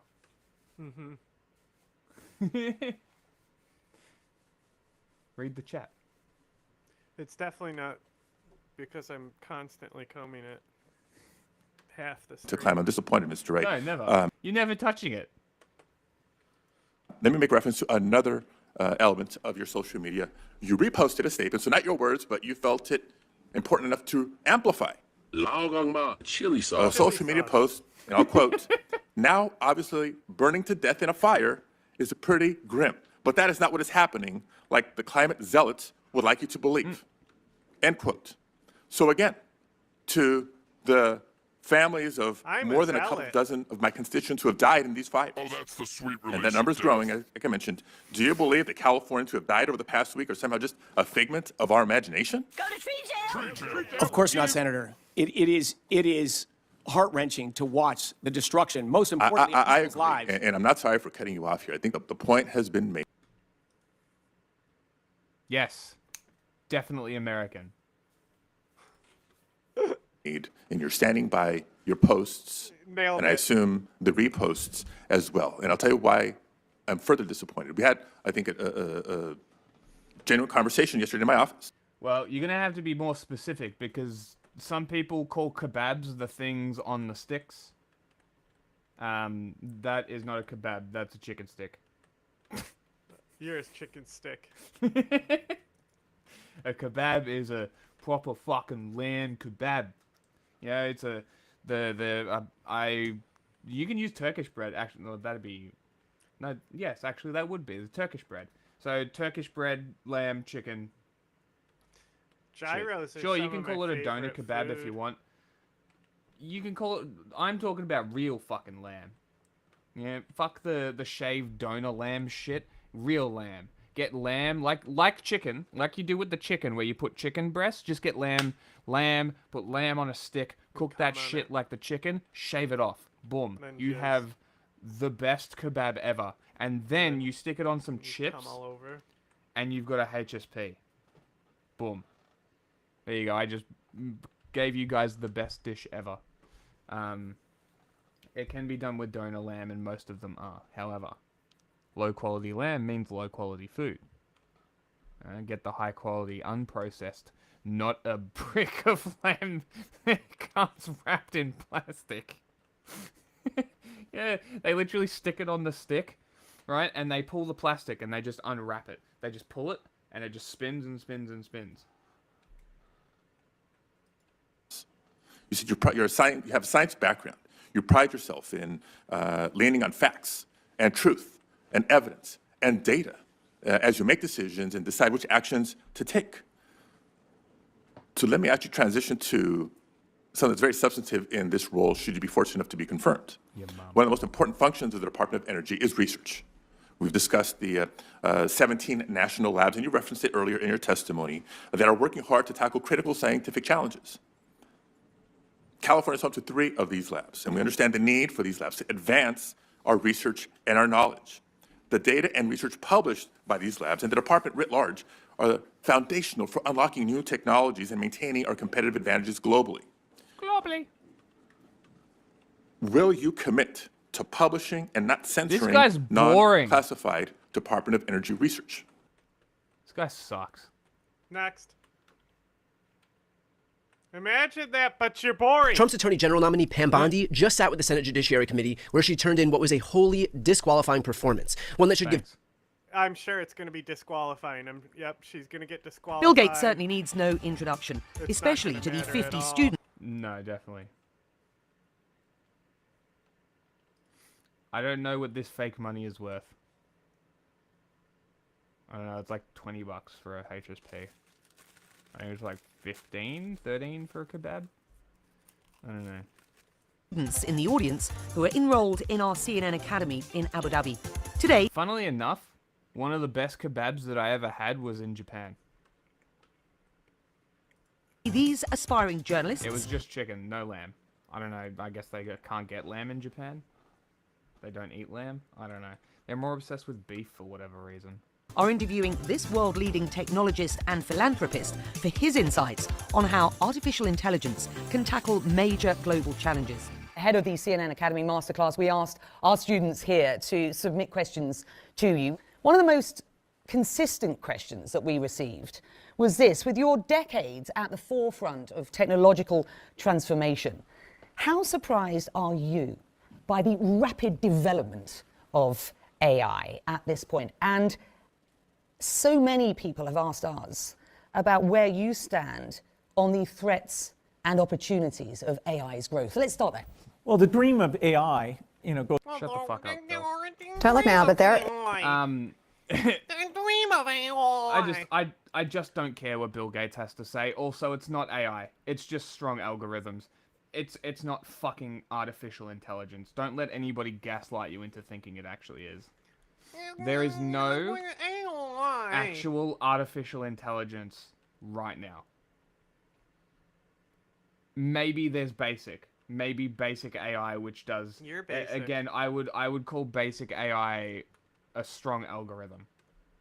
You're basic. Like, general artificial basic intelligence AI. is when I consider it artificial intelligence. When it can actually do things on its own without input, that's when. You won't develop an artificial super intelligence. It will evolve.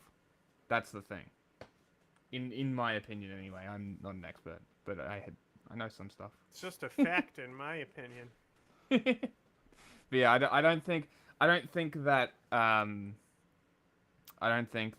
we will develop a super intelligence. It will evolve out of a general intelligence that somebody will do something stupid with, and we will see very bad things.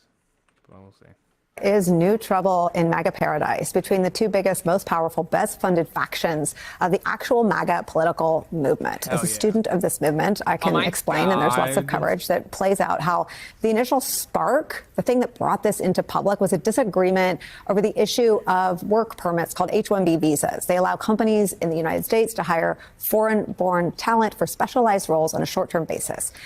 Steve Bannon's side and coalition is in one corner. Elon Musk's is pitted against them on the other side. It's a feud that boiled over on social media, one that escalated again over the weekend in the pages of none other than an Italian newspaper, of course. Steve Bannon attacking Elon Musk, suggesting this, quote, he will not have full access to the White House. He will be like any other person. Quote, he is a truly evil guy. This is Bannon saying this about Elon Musk. Quote, a very bad guy.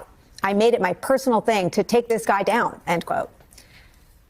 Musk also said, Steve Bannon also said about Musk that he should, quote, go back to South Africa. Quote, why do we have South Africans, the most racist people on earth, white South Africans? We have them making any comments at all on what goes on in the United States. Musk, you know for what, his part, Steve? is not. You make a good point. Damn, they're cooking them.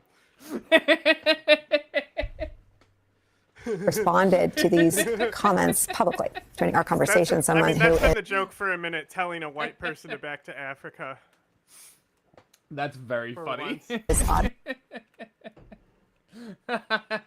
got a black dude that they're gonna ask. They're gonna ask the question. The expert at all this, MSNBC political analyst Tim Miller, former RNC spokesman, now host of the Tremendous Bulwark podcast. Eddie's still here. So Tim Miller, first, take me inside why Steve Bannon hates Elon Musk so much, and then talk a little bit about Musk's efforts to retaliate and take some of Bannon's allies off of the platform Musk runs, X. Yeah, some of this goes back a long way. These guys were going at each other, I think, back in 2018. I think the interesting thing about this, Nicole, because you have to be judicious in discussing the MAGA infighting, because these are a lot of children and, having a food fight in a cafeteria at some level. And, Bannon's mad at so-and-so and so-and-so's mad at Bannon. It's kind of like, who cares at some point? But this one actually does matter because it is a fundamental rupture in the coalition. Like, for the coalition to survive, they need the nationalist Steve Bannon wing, which is, I would call OG MAGA, the, anti-immigrant, anti-trade, America first, if you will. That's sort of the Bannon lane. And whose microphone is right next to their pencil? I don't know. And then you have Musk, who is really a It's really fucking annoying. globalist at his core, but has kind of brought in these tech bros that were, radicalized by COVID or whatever they might be. I heard him saying, "Hey, we hate what you're doing to this." Hypocrite. That's the accusation. And little boy's mentality. If I want, they turn. the superhero. I want to put the cape on and kind of skip around. Nook it. That's a lot of words, and I think at the root of it, and I will admit, That's to a being lot a of student words. of the movement, I think it's one of our best sort of tools as a pro-democracy side to really understand what fuels and animates and attracts voters to the MAGA movement. He's calling him a hypocrite. That's the accusation, and what, you think that could stick? Perhaps. I mean, in some ways, it's an echo of those acolytes around Hitler who called. Bro said acolytes around Hitler. Yeah, I've seen that so many times. What? Very popular picture. Called the latecomer Septemberlists. not new. You're really not an ideologue. That's You're been just around. really transactional. And then on the other side of it, right? I haven't seen that. That's funny. The Musks and the Ramaswamis and all this actually reveal the Yeah. grifting side of Trumpism. That's because you don't hold space on gay media. What you just said was cringe. Yeah, it's the joke. That's Like, the wicked the- joke. The pink news thing. Yeah. Right, and this is a kind of nationalist movement. This is our country. And then there's the other side of it. He's not really a man. He called him a little boy. Right. He's not a manly man. Well, I mean, I think there's something in here that's, effeminate too, right? When he's prancing around the stage. Exactly. And then that line, he's the most racist of all. He's a racist South African. I was like, oh my God, isn't that the irony of all ironies? I have my brain in a knot. Exactly. So you have, again, what we talk, this collision South African. of populist, And that's not bloody surprising, man. right-wing populism and the corporatist. And they're all in MAGA world. And the question is, that's not an issue of personality. Those are know which of these Nazis to support. They're both pretty good options. ideological currents that have been at the heart of this movement from the beginning. And just quickly, Tim, it matters because if you're going to weaken the movement, if you're going to weaken the lock on voters in Wisconsin, Michigan, Florida, Ohio, if you're going to reshape an opposition movement, you have to peel off one side or the other. Thank you, Mr. Chair. Ranking Member Shaheen, welcome the opportunity to work with you in this Congress. Senator Rubio, congratulations on your nomination. If you're watching the hearing, you probably noticed senators coming in and out, and most people understand why that is, but for those who don't, we have a lot of other hearings, a lot of other responsibilities. We get in a queue and kind of know when our get questioning another time pair is of coming up. glasses. I decided that I would show up, albeit 11 minutes late, and stay because this is so important to the country and to me.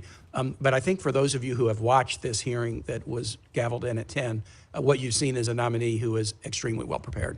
We're used to seeing nominees who know a lot about a couple of things, and sometimes who know very little about virtually everything. But I think you've seen a hearing with a nominee who agree or disagree with the points he's made. He's not talking out of a briefing book. He's not having a thumb through a binder to decide how to answer a particular question. I've always been struck in working with Senator Rubio on this committee since I came to the Senate in January of 2013 that he has a very well-developed sense of the world and a passionate interest in all corners of it. I was particularly happy that he was nominated for two reasons. One, we have worked together significantly on legislation touching many different areas over the years, and one was referred to by Senator Shaheen, legislation to send a clear message that NATO and the U.S. participation in NATO is not just simply an executive priority that could come and go depending upon the Article II Commander-in-Chief, but it was also something so important that Congress would say that the membership of the United States in NATO is something that Congress would want to weigh in on should there ever be a decision by an executive that we should back out of NATO. And I think sending that message from Congress has been a very important thing that has led to a NATO that is expanding. Finland and Sweden, where the polling would have been de minimis 10 years ago for joining NATO, are now in. And I think a strong message from Congress is part of that. Obviously, the fear of Russia is a huge part of it, but a strong message of congressional support is part of it.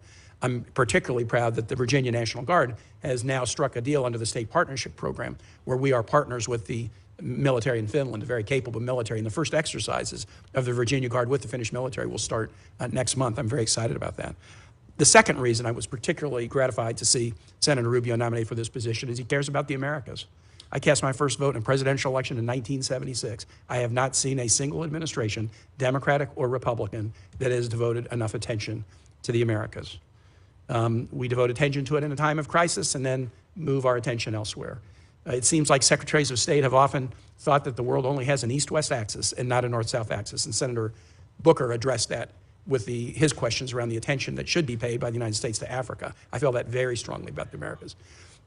I don't have to ask Senator Rubio questions to gauge his interest and attention level. Everyone who comes before the committee tells us they're really interested in the Americas, only to find that they end up spending all their time somewhere else. I don't have to ask that question of this nominee to know that he has a passion about the nations that are our nearest neighbors, a passion about the nations who are so connected to us in our cultural roots and in our family ties. And it is so important, not just because China and other nations are now getting into the area. I don't want to have a New Monroe doctrine that we only care about it to keep Europe out of it. We only care about it to keep China out of it. We ought to be paying attention because we're connected to these nations, and things will go better for us if things go better for them. So to you, Senator Rubio, I'm very, very happy that you're nominated for this position. 2 comments, then one particular question. One, the status of career ambassadors.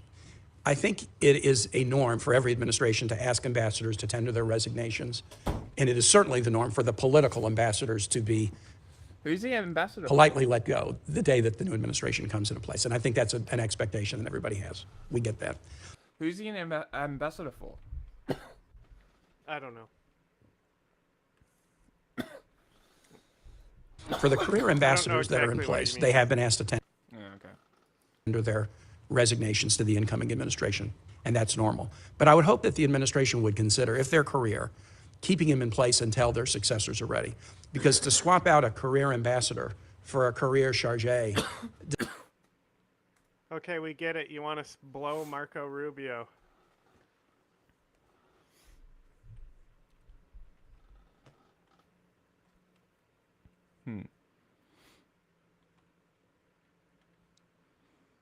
So what do you mean when you say journalist blocked for 20 days in Iran? No, she was literally arrested. We reported on it. Yeah, I don't remember the story. I mean, I put it in the 6 o'clock update. Oh, it's today. No, it was last show. Ah. Give me a second. I even made a point to say, hey, make sure you talk about it. Okay.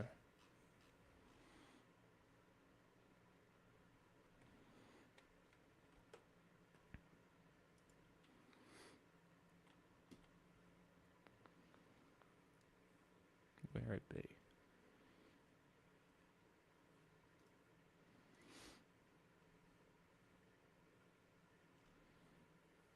There's only one 30-second video about it. Yeah, it was just an update that she was out. There wasn't an interview with her or anything. Oh, I don't even know what the story is. It was an Italian journalist arrested in Iran. Oh, for what? Being a journalist in Iran. Oh, that's it? I mean, come on.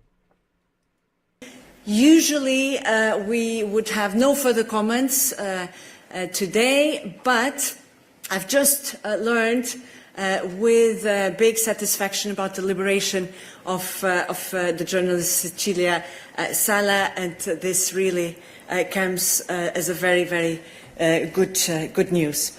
How did she say that name? Comes as a very, very big satisfaction about the liberation of the journalist Cecilia Sala. And that's so funny.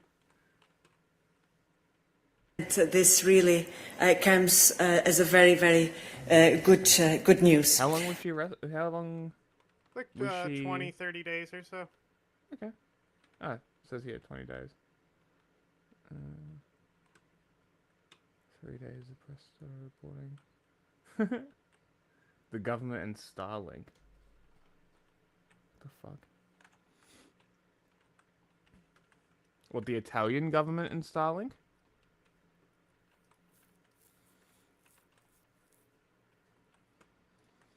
So Iran today, 2 points I want to make about Iran, and it's really important. When we talk about Iran, I'm talking about the radical Shia clerics and not the people. The people of Iran are people of an ancient civilization, an ancient culture with tremendous pride and advances. Love to see it. And I don't know who take great pride in their Persian heritage and identity. And I don't know of any nation on earth in which there is a bigger difference between the people and those who govern them than what exists in Iran.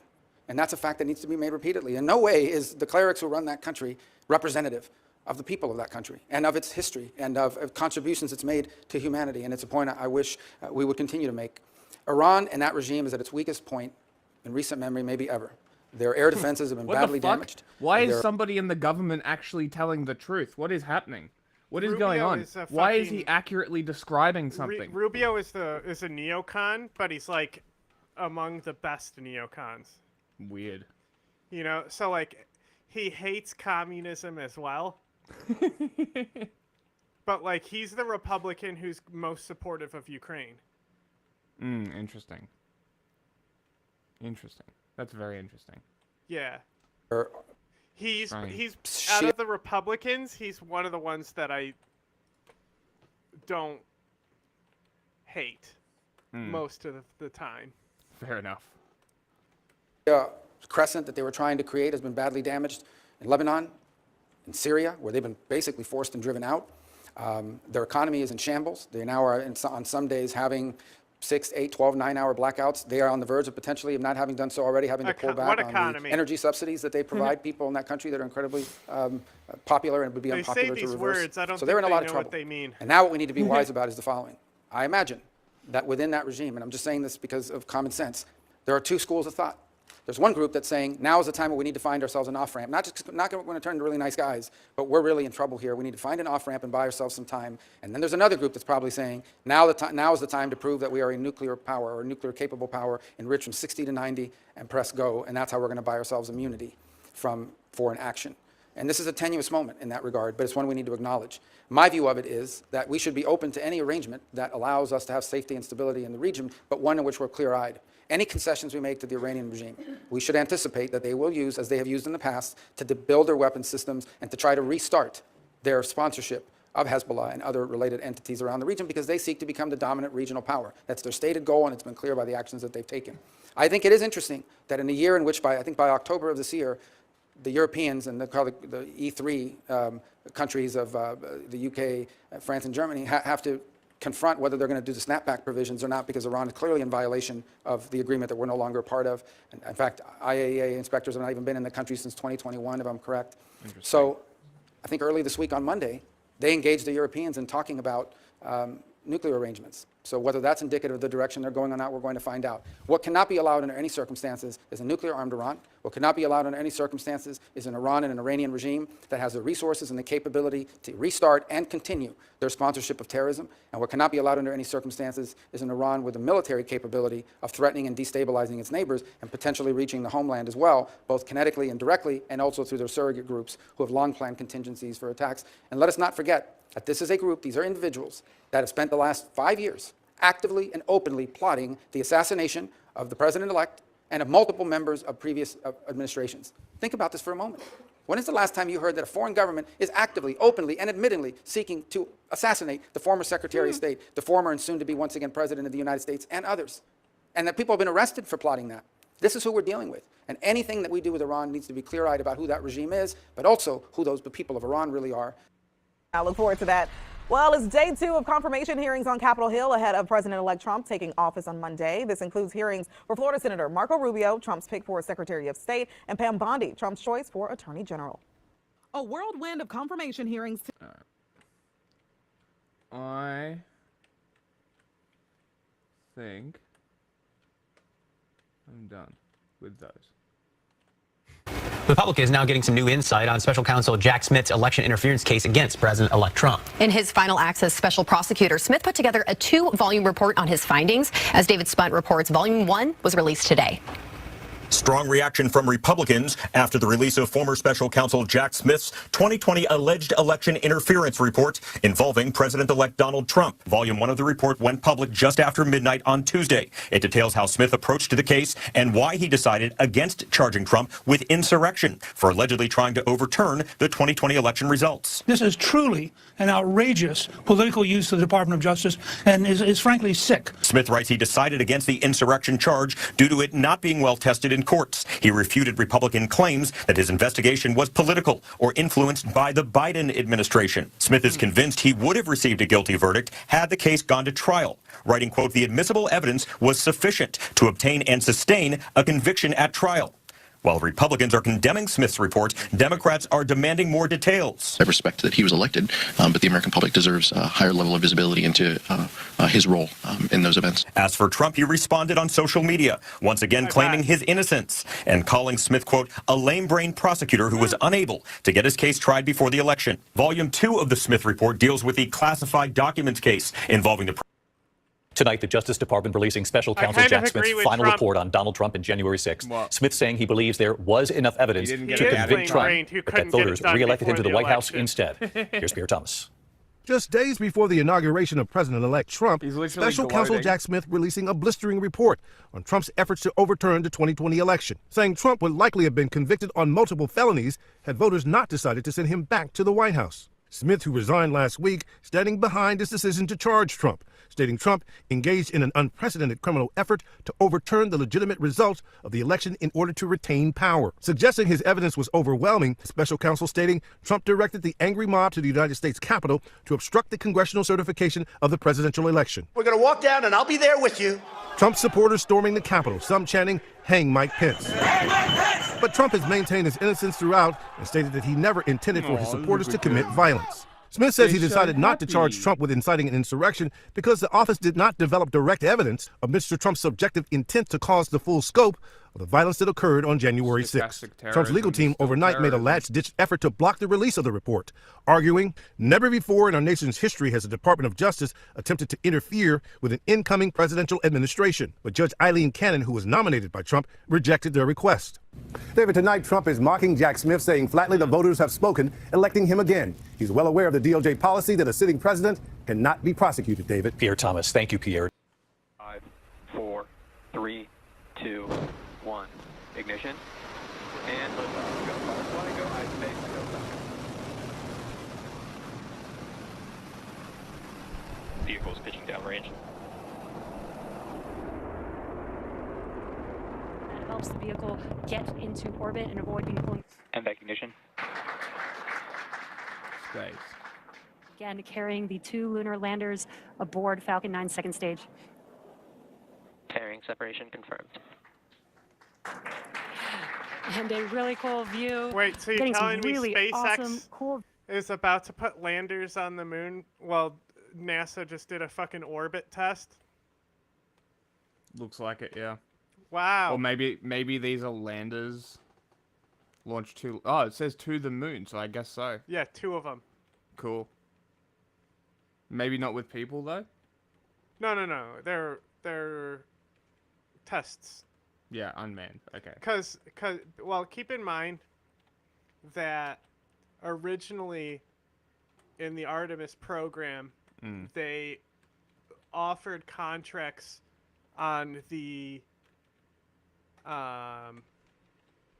project for Gateway to these people, and it included making a lander, and they couldn't be satisfied by anyone. Yeah. They didn't like anyone's basically. They didn't think anyone fit their requirements. Hilarious. Prissy cunt. Today, the Supreme Court will hear arguments about internet pornography, the case brought by an adult entertainment industry trade group and content creators challenging a 2023 Texas law. That law says sites containing more than 1/3 of sexual material harmful to minors must verify that a user is at least 18 years old or face civil penalties up to $10,000 per day. They argue it violates the First Amendment and unfairly targets the porn industry since search engines and social media apps are exempt. Justices are expected to rule this summer. The U.S. Supreme Court is hearing arguments in a case that could affect access to sexually explicit websites. The case challenges a Texas law that mandates adult sites verify that a user is at least 18 years old or face civil penalties of up to $10,000 a day. Critics argue the law violates the First Amendment and unfairly targets the porn industry because children can still access porn on social media or through search engines. Hey, you got person. That means that 2 of the most likely sources through which kids will see sexual material, in fact, probably exactly the same sexual material that exists on even porn sites, aren't regulated at all by the law. And it's not just Texas. 18 other states have now passed laws requiring age verification on porn sites. A decision is expected by summer. Interesting. Weird fucking Creators are country. scrambling to find a replacement for TikTok as the threat of a ban looms. Could the Chinese-owned social media app Xiaohongshu, or RedNote in English, be a replacement for TikTok? While RedNote had previously catered almost exclusively to Chinese audiences, Americans are flooding onto the platform this week, making it the #1 app on the App Store for 2 days straight. RedNote was founded in 2013 as an online shopping guide before pivoting to social media and e-commerce. Over 300 million people use the app, which is filled with travelogues, beauty tutorials, and animal videos. Before it this week, the few American users of RedNote had been musicians looking to tap into the Chinese market, like John Legend and Mariah Carey. But this week, many TikTokers announced that due to the upcoming ban, they were migrating to RedNote as well. Videos containing the hashtag TikTok refugee have been viewed 100 million times. Yeah, my guess is this was not organic. My guess is that this was quote unquote suggested on TikTok to these people. So, yeah, exactly. Who the fuck started this? Who was the first one to be like, hey, do this? I have been seeing people in Chinese media tweet about this. I have been seeing Chinese media talk a lot about this. I bet you if you did a bit of digging, that you could find out that it's actually a Chinese government op through TikTok to get them to go to another Chinese app, one that's even less secure and directly owned and operated through the CCP. So, in my initial assumption is this is an op, and Americans are once again displaying that they are fucking retarded. That they are dumb as fuck. You're an op. One user of this hashtag is Marcus Robinson, a 29-year-old fashion designer who created a RedNote account to share his thrifting adventures and promote his fashion. I said you're a post-op. Do you know what that means? You got my dick cut off? Yeah, it means you got a pussy. Yeah. Hell yeah. Brand P13. Exciting. I've been using TikTok since around 2020, but to find out that TikTok will be banned in the US, I was kind of upset. So immediately I wanted to download the app and get ahead of the curve. I've probably had the app for about 36 hours now, and it's already at 10,000 followers, which is insane to me. It is unlikely that Americans will settle on RedNote or a similar Chinese app called Lemonade in the long term. Those apps face the same regulatory pressure that TikTok does. However, the interest in these apps shows... Let them on there. I hope Chinese people start seeing their posts too. Yeah, exactly. You know? So that's my one side is I'm like, yeah, They're not do gonna it. stay on there. The entire app is in Chinese. They're gonna go to fucking Insta. Actually, they're gonna stay on TikTok because I'm still convinced it's gonna be sold. So if it's not sold, we can do the I told you so game. Yeah. But my feeling is that it's gonna get sold. I really thought so as well. I'm not so sure anymore. I'm more doubtful than I was before. Yeah.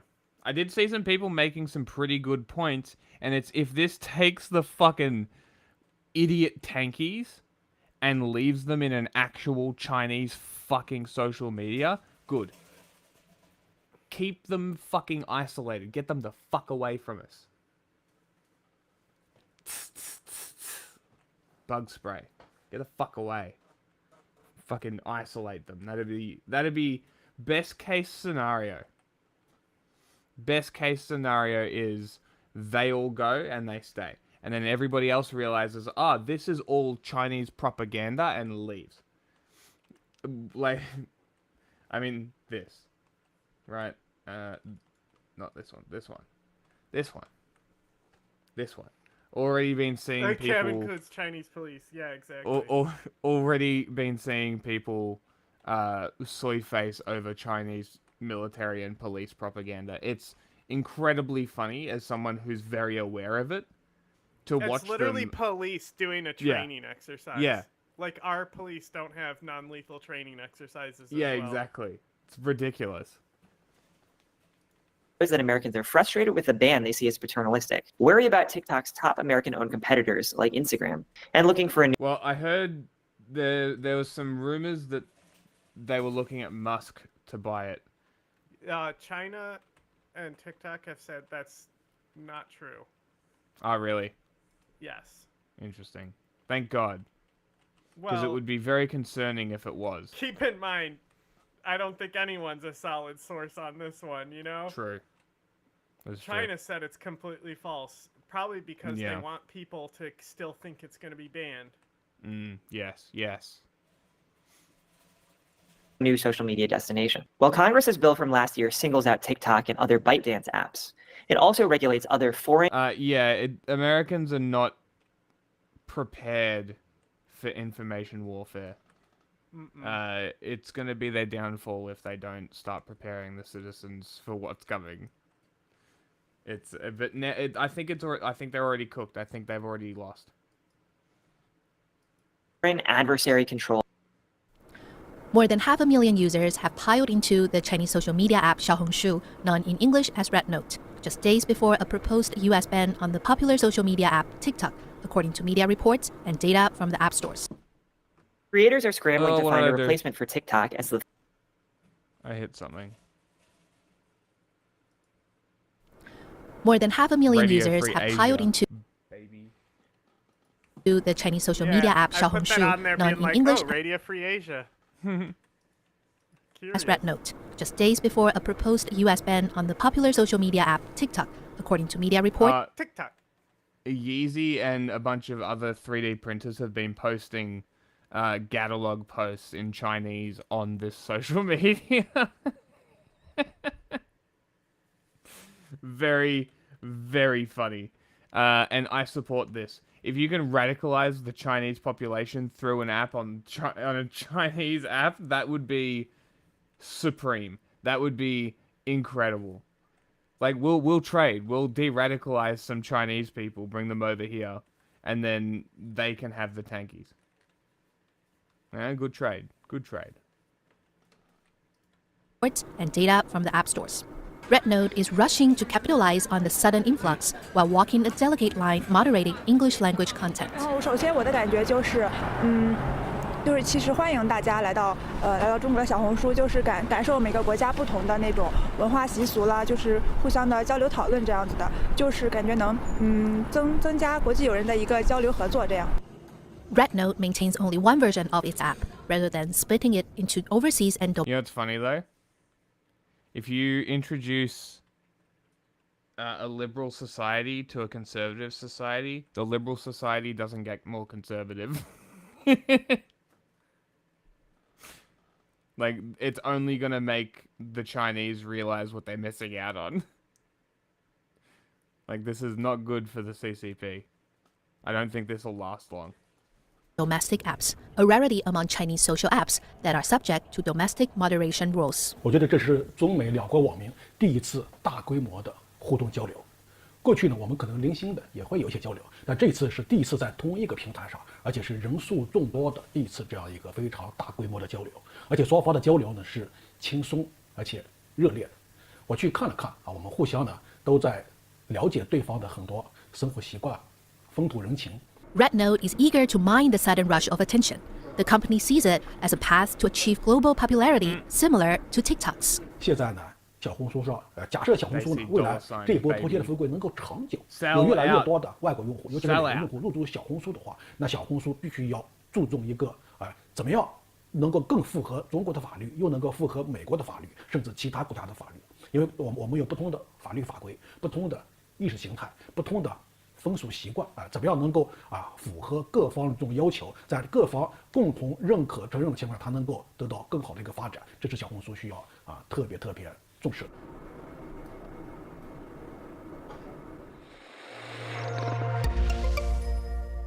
Interesting.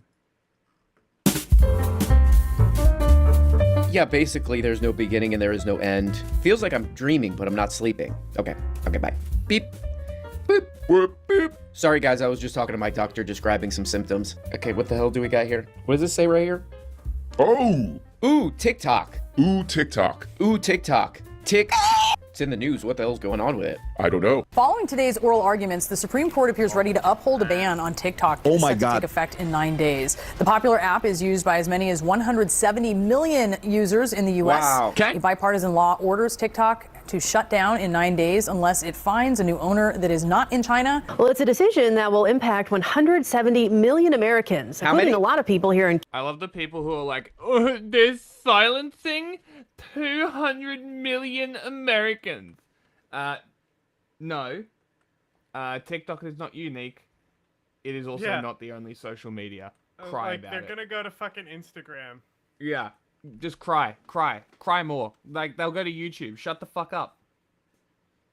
Also, YouTube, stop promoting short film content. It literally rots people's brains. Start promoting fucking 10, 15, 20-minute content again. Give people incentives to make longer videos. It literally is better content. YouTube isn't gonna do that because they're dumb. Shorts make them the bingo bongo bucks. I don't know. I don't understand how. Surely longer form videos make people more money. Shorts keeps them on the app longer. It's always fucking retention time, isn't it?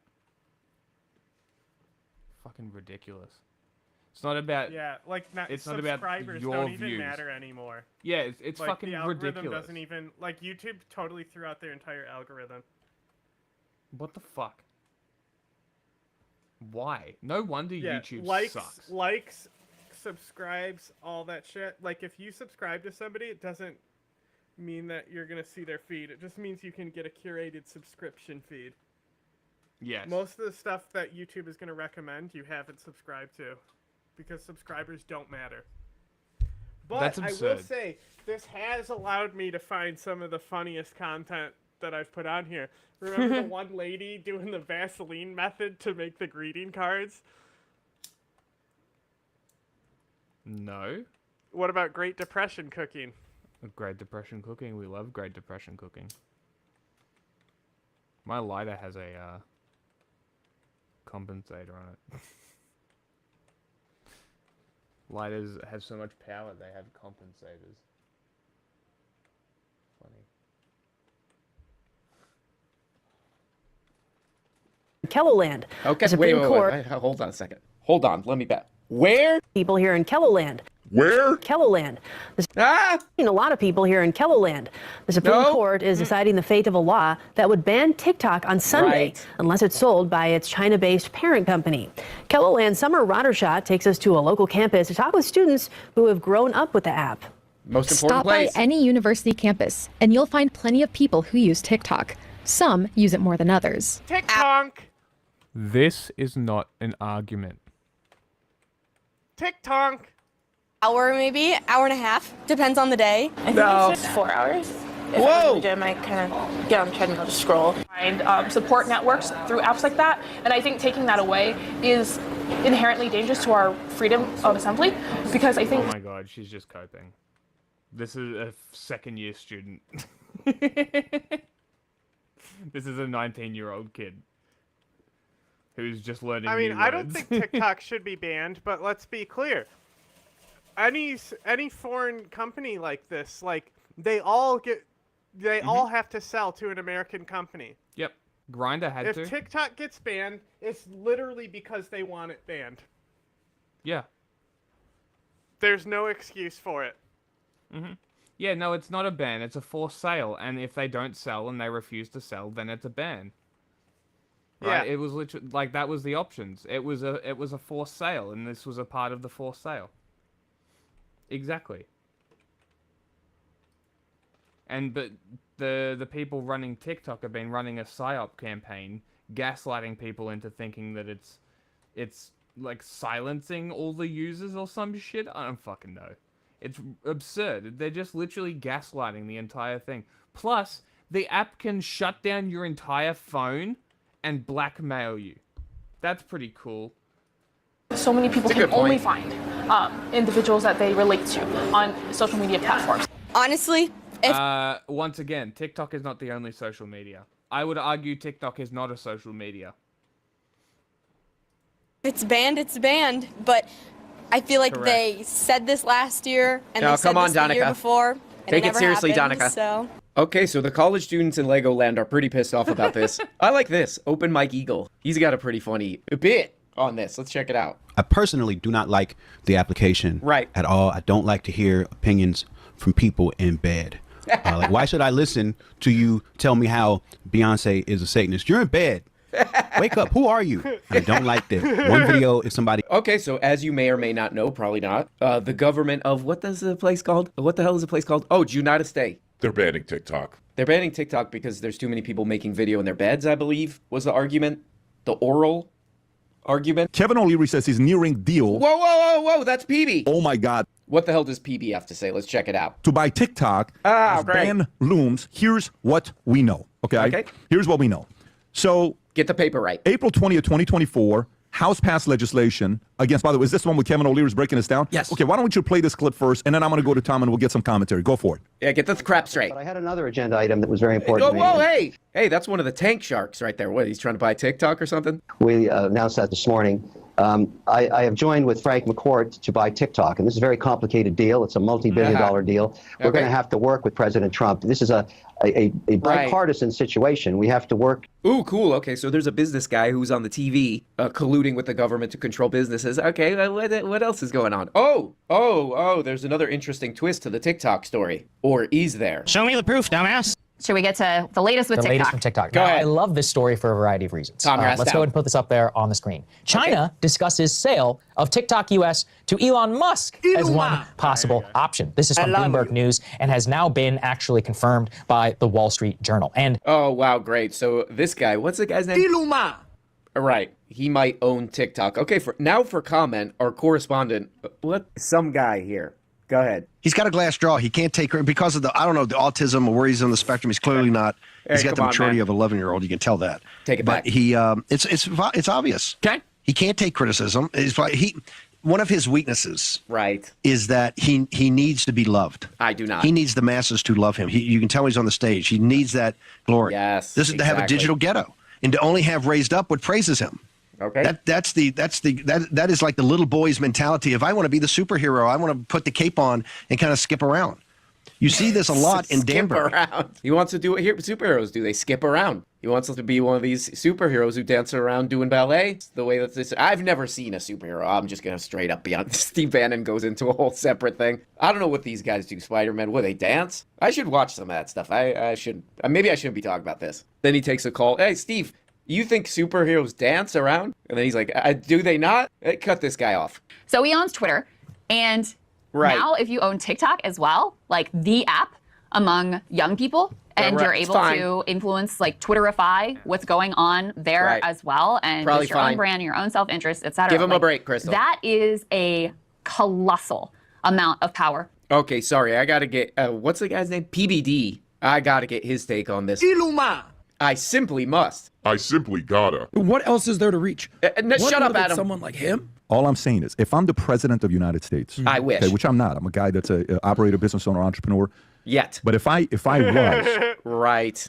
Even if it's a guy on your own side, he's more humble than Ryan. It's not good for business and the economy if one person has way too much control. That's not good for anybody. Surprising take from He's PB. an entrepreneur.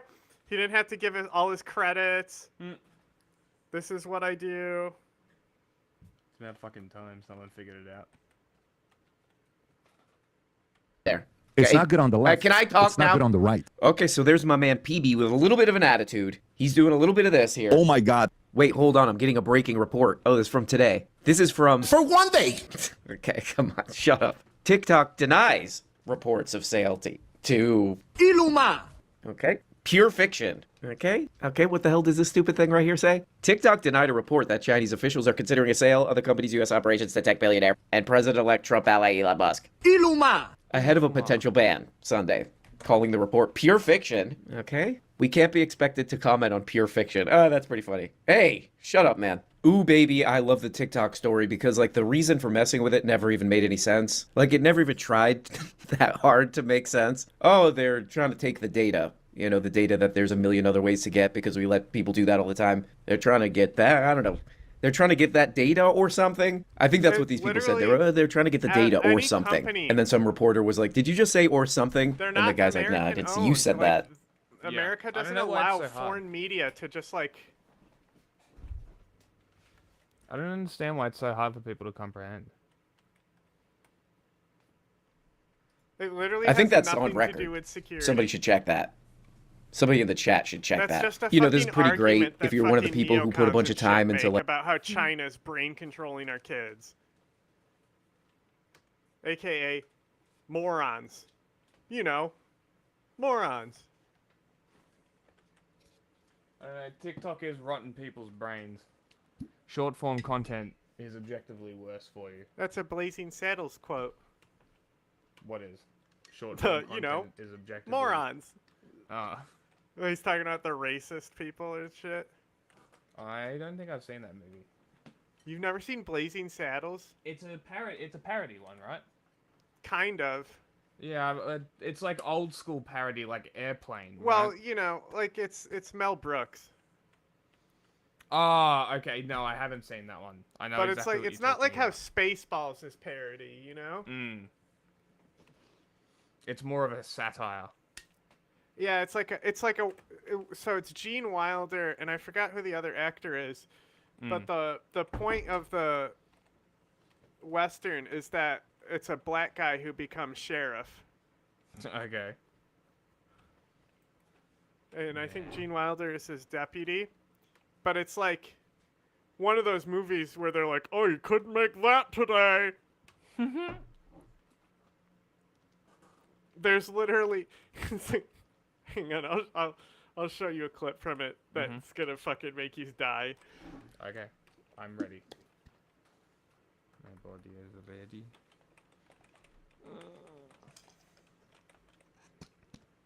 Have we covered all the topics? I think so. You ready? Yeah, go for it.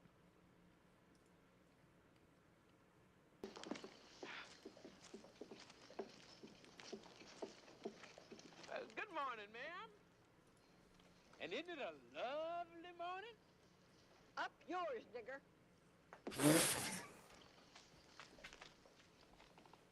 What did you expect? Welcome, Sonny. Make yourself at home.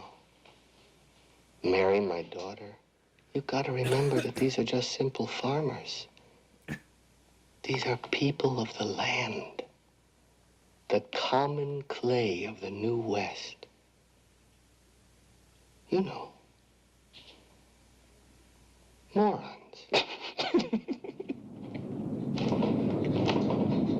What the hell is that?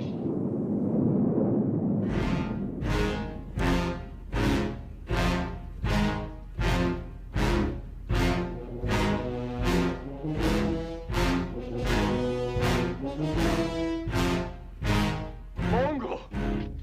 Santa Maria!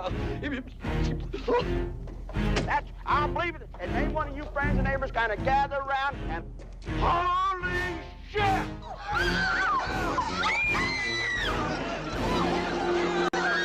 And they say that now, in Paris, France, even as we speak, Louis Pasteur has devised a new vaccine that will obliterate anthrax once and for all.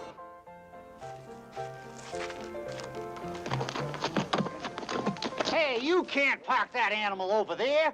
It's illegal. Jack, you missed him. You missed the whole punchline there. It's illegal.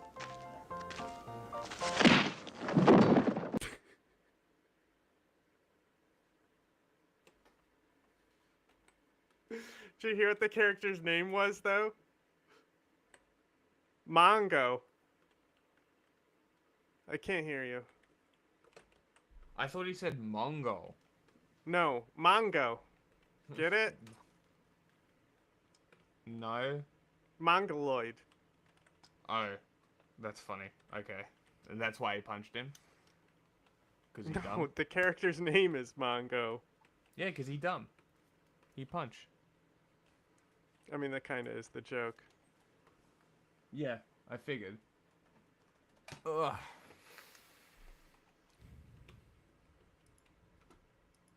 Like getting an audience on TikTok. Those are the real winners in all of this. Oh, you know, I thought of all this crap. I uploaded all this crap to try to get people to pay attention to me. You know, one of the many people actually responsible for creating any interest in the goddamned godforsaken app in the first place. You know, it's like, oh, the thing might kind of gradually disappear. Oh, something else I found kind of interesting. What the hell is this? Oh my God. Before Mark Zuckerberg, I know that guy, Mark. He's cool now, I heard. Before Mark tried to kill TikTok, he wanted to own it. Oh, 3 years ago, Mark considered buying the Chinese company that became the basis of TikTok.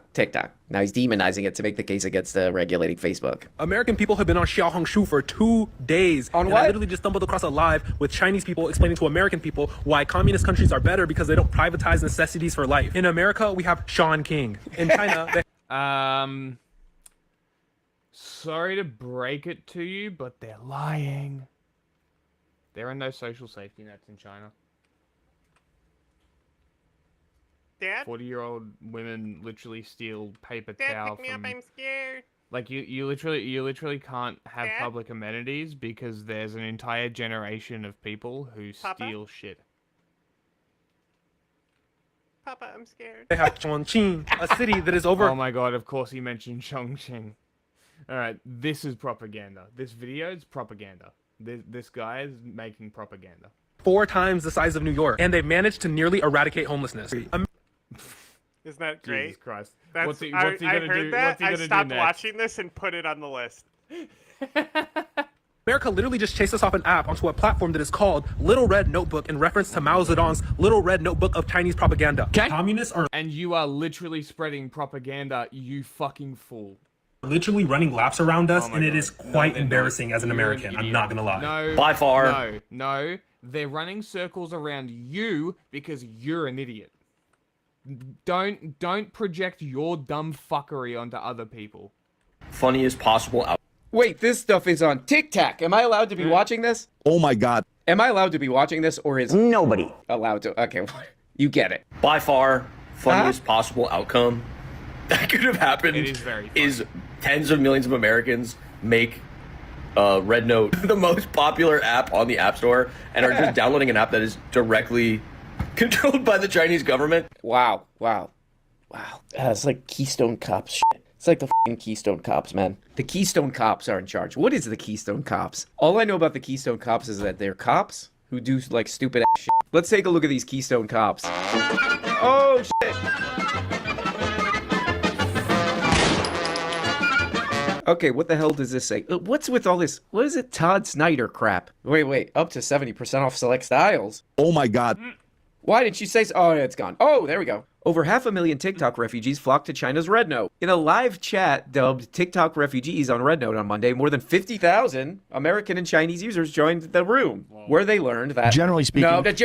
Okay, what the hell else does it say right here? In only 2 days, more than 700,000 new users joined, I'm going to call it Red Note. A person close to the company told Reuters. Red Note did not immediately respond. Okay, whatever. U.S. downloads of Red Note were up more than 200% year over year this week, and 194% from the week prior. The second most popular free app on Apple's whatever store list on Tuesday, Lemonade, another social media app owned by ByteDance, experienced a similar surge last month, with downloads jumping by 190% in December to about 3.4 million. Okay, so they went to 2 other TikToks. Oh, wait, what the hell is this? Oh my God. I got another article here that claims to... Show me the proof, dumbass. What's the name of this stupid thing? Could TikTok alternatives Red Note and Lemonade be banned? As the possibility of a U.S. TikTok ban looms, consumers have found alternatives. Chinese-owned apps that allow users to post short-form video. That's TikTok. President Joe Biden signed a law last year requiring ByteDance to sell TikTok to a U.S. company. We have a clip of that, actually. Okay, what the hell else does this goddamn thing right here say? Huh? Even if the court upholds the ban, the other apps are safe. For now. Okay. The president would have to determine whether they pose a threat to national security. And the U.S. government would have to take action against them separately, said some law professor, who happens to be named C.K. Louis, the comedian. Who also goes by These apps are much less popular than Tik and or Tok, but if they grow to comparable scale, the government may be more willing to go after them. Oh, great. Oh, man, China's so sick, the government, they control what you see, all this crap. Oh, but if this other stuff gets popular, if people start really liking it, might have to ban the ass of it. Might have to ban it, you know. China's so sick, though. Okay, let's check in with my correspondents over at Fox 5 News New York. Guys, go ahead and show me the proof, dumbass. Says. Yeah, Natasha, apparently all good things must come to an end, even on the internet. While the U.S. government sees TikTok as a national security threat, from recipes to fitness routines to makeup tips to simple comedic relief for the 170 million Americans who use the app, they see TikTok as a very useful tool and the potential ban as a threat to free speech. And that's why many have suddenly taken up Mandarin.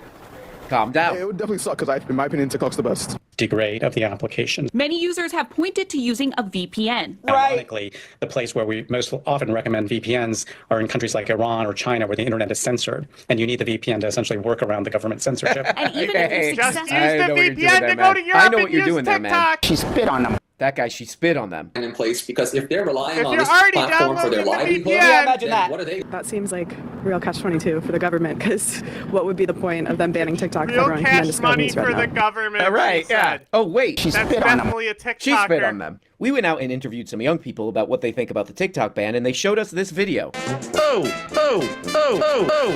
Guys, if you know me, I like to see what motherfuckers be saying in the comments. What do they say? In Canada, we think USA is a joke for trying to ban TikTok. Oh my God. The chuckles at the end of this video is exactly why mainstream media is dying. We don't care about the data, but since it's so valuable, I'm going to claim it on my tax return. Hey, she spit on them. It's all good. We went to Red Note, LOL. Hey, hey, take it more seriously. National Security X, National Insecurity checkmark. I don't get it. Hey, Red Note has been so welcoming. The Chinese citizens have been so nice. Heart emoji, which stands for I love you. What happened to the U.S. being a free country? Hey, whoa, hey, that's a little harsh, man. Nobody. It should say that. Look what this guy right here says. I will never use my Facebook or Instagram again.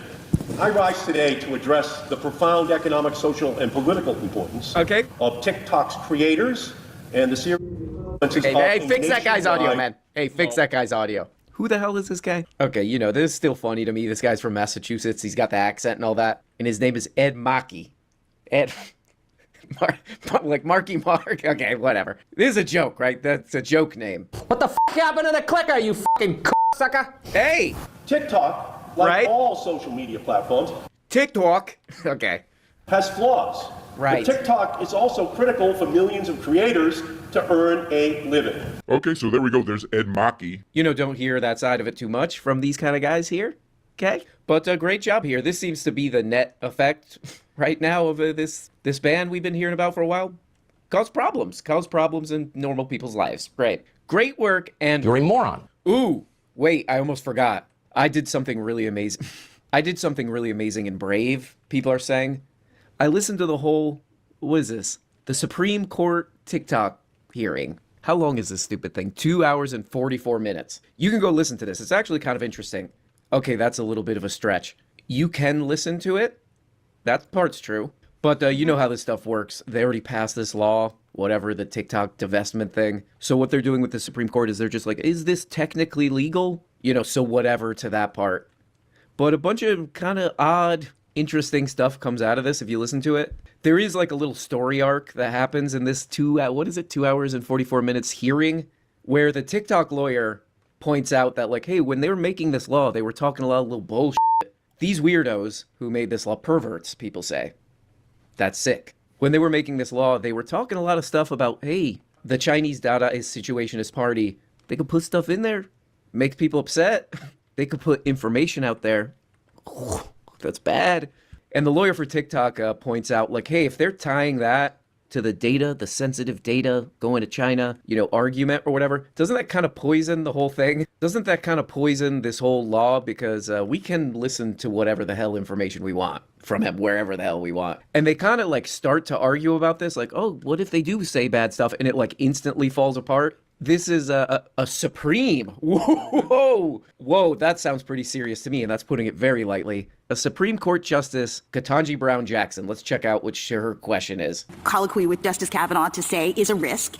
Right. And we are concerned, based on what Justice Gorsuch says when he's looking at the facts, that the government contends that there's this real problem with this foreign adversary doing manipulation in other places. Exactly. Are you saying those are not compelling government interests? I am 100% saying that content manipulation is not just not a compelling governmental interest, it is an impermissible governmental interest. You could not go to CNN or Fox News and say, we're going to regulate you because you're manipulating the content in the way that we don't like. That is per se impermissible. Okay, whoa. Hey, calm down, man.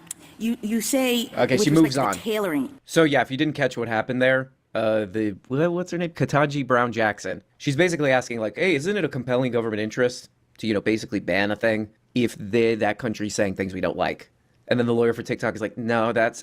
And eventually, I do get the feeling, if you listen to this whole 2-hour, 44-minute thing, they're like, yeah, this actually kind of doesn't make sense. People shouldn't be able to hear this because it might be bad. Oh, wait, no, we can't do that. That's kind of what happens. And then they just are like, oh, you know what? Forget that. Even the lawyer who's like arguing on the government's behalf is like, yeah, look, I'm going to kind of give up on that one. But then okay, we're kind of getting into it here. But then that TikTok lawyer does have kind of an interesting argument where it's like, well, they kind of tied these together. Shouldn't that kind of factor in? Shouldn't that make this whole thing seem kind of stupid? And eventually what's going to happen is these... Wait, you don't remember when TikTok locked your phones and blackmailed people to call their local politician, that they literally nailed down to their local politician, put their number on the screen and locked their phone down? Like, yeah, they could have closed the app, but if they wanted to use the app, they had to actually go through and click the number and call the politician. They literally launched what would you call it? What kind of attack would you call that? DDoS? I don't know. It's not DDoS, but it's basically a physical DDoS. It's crazy. They shut down the phone lines. Like, it was fucking crazy, and nobody gives a shit. It's just like they were able to lock down your location, lock down your phone's app, tell you to call your local politician and not let you pass, like not give you an option. No. So I misspoke. I just didn't say app. Like it just locks the phone if the app is open. Like you can't do anything on the screen. It's like it's frozen. You have to close the app. Like that's concerning. Supreme. Ooh. Court people are just going to kind of at a whim decide whether or not that makes sense. So there you go. Well, guys, there we go. It's Wednesday. You know. Cyber okay. Attack, Oh, it's Wednesday. Okay. You can, sure. Cyber attack. Yeah, sure. You could do. Yeah, that probably fits. Yeah, that's kind of how I feel about it. Okay. Hope you guys are doing great. Got some live shows. And they did it to pressure politicians. Like, they're literally trying to pressure your politics. They're trying to pressure you for capital gains to go against your own fucking interests. That's a fucking issue. You should have a problem with that. Like, that's fucking crazy.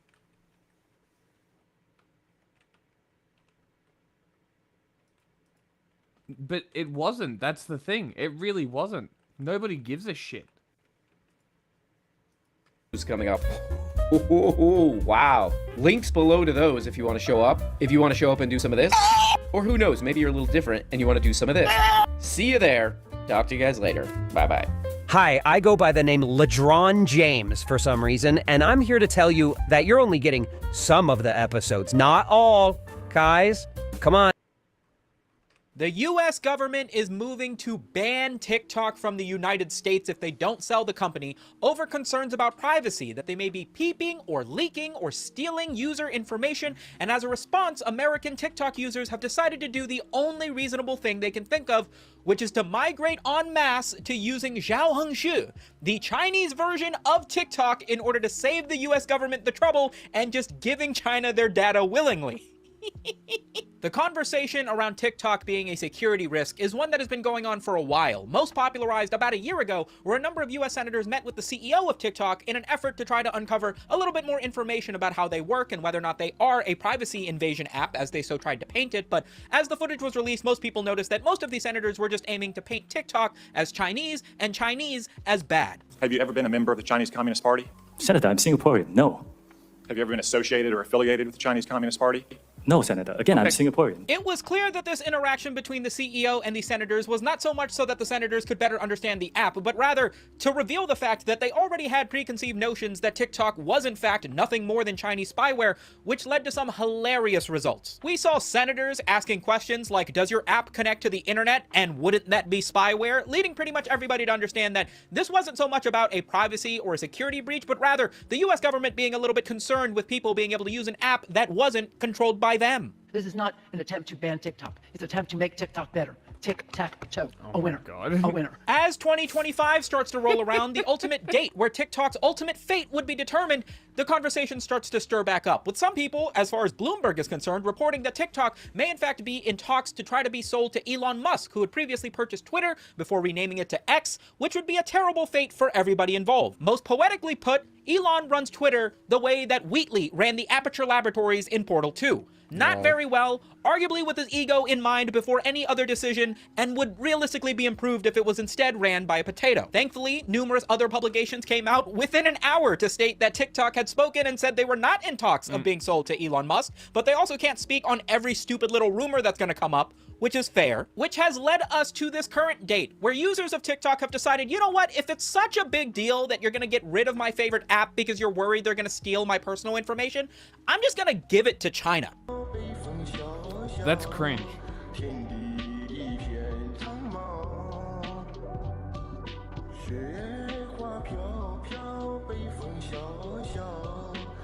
And for good reason. I mean, the outcome... That was cringe. Like, you're an idiot. That was a cringe video. Like, you are dumb if you're actually doing this shit. Where TikTok is going to end up is looking a little bit bleak at the moment, with ByteDance and TikTok both claiming that they don't intend to sell the company and are basically trying to pull the bluff of the US government, thinking that they won't actually ban the app, but if they did, they would need to sell it to something US owned. Obviously, Elon Musk makes sense if you don't think about it at all, but he hasn't said anything on the matter, unlike rapper Meek Mill and YouTuber Mr. Beast, both of whom have tweeted to varying degrees of seriousness that they would be interested in purchasing TikTok. The reality, however, is TikTok is not necessarily irreplaceable. I mean, it's vertically scrolling video. Ever since it garnered popularity... Thank God. Why the fuck am I the only one saying that it's not unique? Why are you crying? Go somewhere else. Make money. You can make money on others. Shut the fuck up. Go post it somewhere else. You know what? You'll actually have more success on other apps because you won't have to speak like an idiot to get around TikTok censors. How fun is that idea? You've seen everything from YouTube Shorts to Instagram Reels. I mean, if you really wanted to be able to post silly little videos that you could scroll through with just one finger, there's a dozen apps out there. And Zhao Hengshu, the Chinese equivalent of actually like Instagram or Pinterest, but like it scrolls and works the same as TikTok, isn't that bad. But what was written on the front of the little red book? I'm not actually sure. China's stealing your data. I don't care. I would dropship my DNA to the front door of the Chinese Communist Party before I watch an Instagram reel. Numerous people who have signed up for the app... You're an idiot. ...decided to hop in and with a completely fresh For You page with no algorithm to judge them based on anything, decided to explore what exactly are they doing over there in mainland China. Turns out, Chinese people aren't that different to the rest of us American people. No. They've been shitposting about Luigi Mangione, which doesn't even make sense because they're on the other side of the world. Someone... Huh? I said, no shit, they're similar to us. They're humans. Yeah. Guys, did you know why is it that Chinese people are actually people? I didn't know until I downloaded this app. Who knew? That so many Chinese netizens are shitposting about Luigi Mangione, to which one user... And then Little Red Book must have been like the Western moniker for it. That makes sense. Uses ChatGPT and translate functions to reply, the person who carries firewood for the masses should not be left to freeze in the wind and snow. Hope you can understand. What the fuck? Yo, the next time I'm ordering General Tso's chicken, I'm doing it with a salute, bro. What the hell? Chinese users on Xiaohongshu have noticed the influx of American-speaking TikTokers seeking refugee on their vertically scrolling video platform, and have decided to all start making the same joke about them all being Chinese spies and posting... That says Japanese.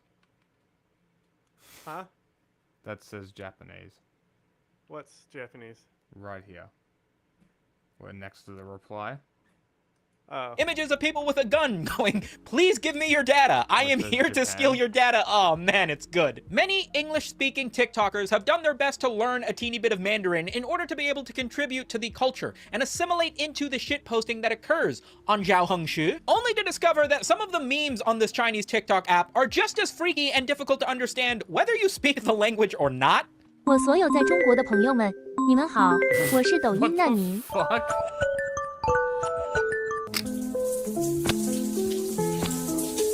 What is happening? Funnier still, like a step up from the... I love that little guy. He's one of my favorites. I love him. I actually know what that is. I've seen that. Individual who was asking for help with his homework in the comments of a Pornhub video, some Chinese citizens have taken to asking for help on their English homework in the comments of this Chinese TikTok app, and Americans are helping them with their English homework. Okay, fine. To all the Chinese people on Xiaohongshu, I'll cut you a deal. If you teach us all Mandarin, I'll do your English homework. I swear to God. This is great. I encourage. This is great. Honestly, this is great. I'll go give my data to China is stupid. Don't do that. Go and actually interact with these people in China. Please. Do it, please. Just be weary of the propaganda. Just understand how the Chinese Communist Party is. That's it. Other than that, go nuts. Also, make them download firearms and help them overthrow their government. I swear to God, I think that's a fair deal. If you're already using a VPN, try downloading a firearm. I think that's a fair exchange. What do you guys think? Let me know. While there is obviously a cultural divide for the time being in where people aren't fully able to grasp the extent of the memes being shared by people who don't speak the same language. For instance, I still can't make heads or tails of what exactly is going on here. I also haven't picked what image I'm going to stick here, but I'm sure it'll make as little sense now as it did when I first saw it. But some things are the same. For instance, horniness on the internet doesn't need a language. How can you say mommy in Chinese, like in a horny way? It can't just be... and then it's in Mandarin, so I don't know what it says, but I'm sure it's good enough. Some of the reactions to people posting videos with big cleavage are just...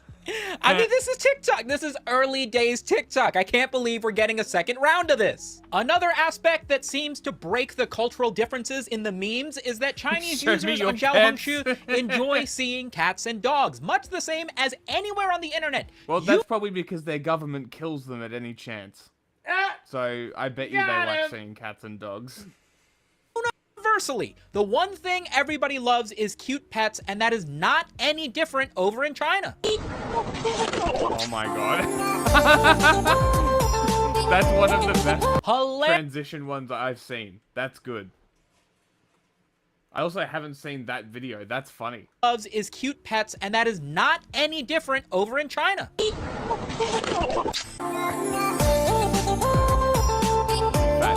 Hilariously, and perhaps to the surprise of nobody, but I gotta admit, it feels at least a little bit surprising, the US government's desire to try to remove China's influence on our youth by banning TikTok has somehow, in a circular way, brought the American youth that was using TikTok to be even more in tune with the Chinese population that was so demonized by their own government, and now they're kind of friends. I don't know what exactly is gonna happen to TikTok at this point in time, but it seems as though, at least in a small point, this entire movement to move over to using a completely This could be how we get moles inside China. Who wants to be our spy? Who wants to be our agent? Cancerous?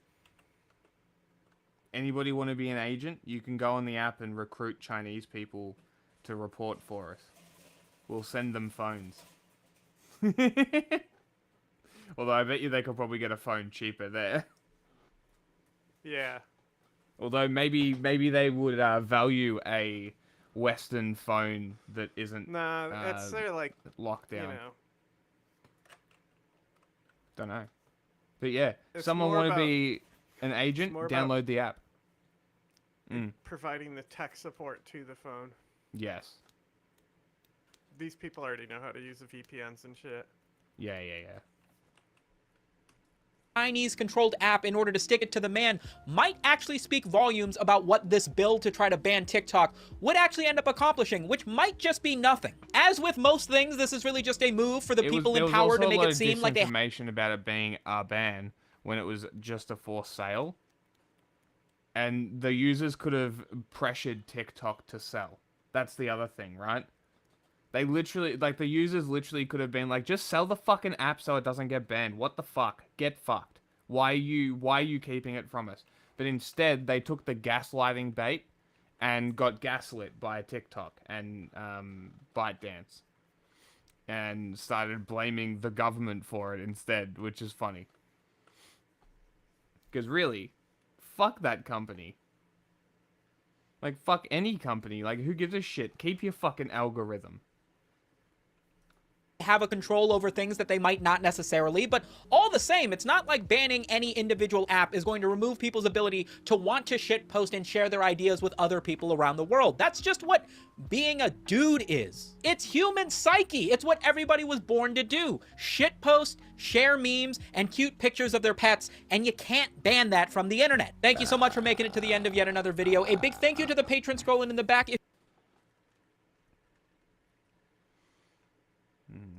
This one. Today, China's currency falls to a 16-month low. Nice. Trump escalates his threats of US territorial expansion, and Germany pushes to relax EU sanctions on Syria. From TLDR News, this is your daily briefing for Wednesday, the 8th of January, 2025. Our main story today is China's currency, the yuan, has fallen to a 16-month low, reaching 7.3301 per US dollar, a level not seen since September 2023. This decline follows trader unease over Donald Trump's upcoming trade policies, especially his threats to impose significant tariffs on Chinese imports.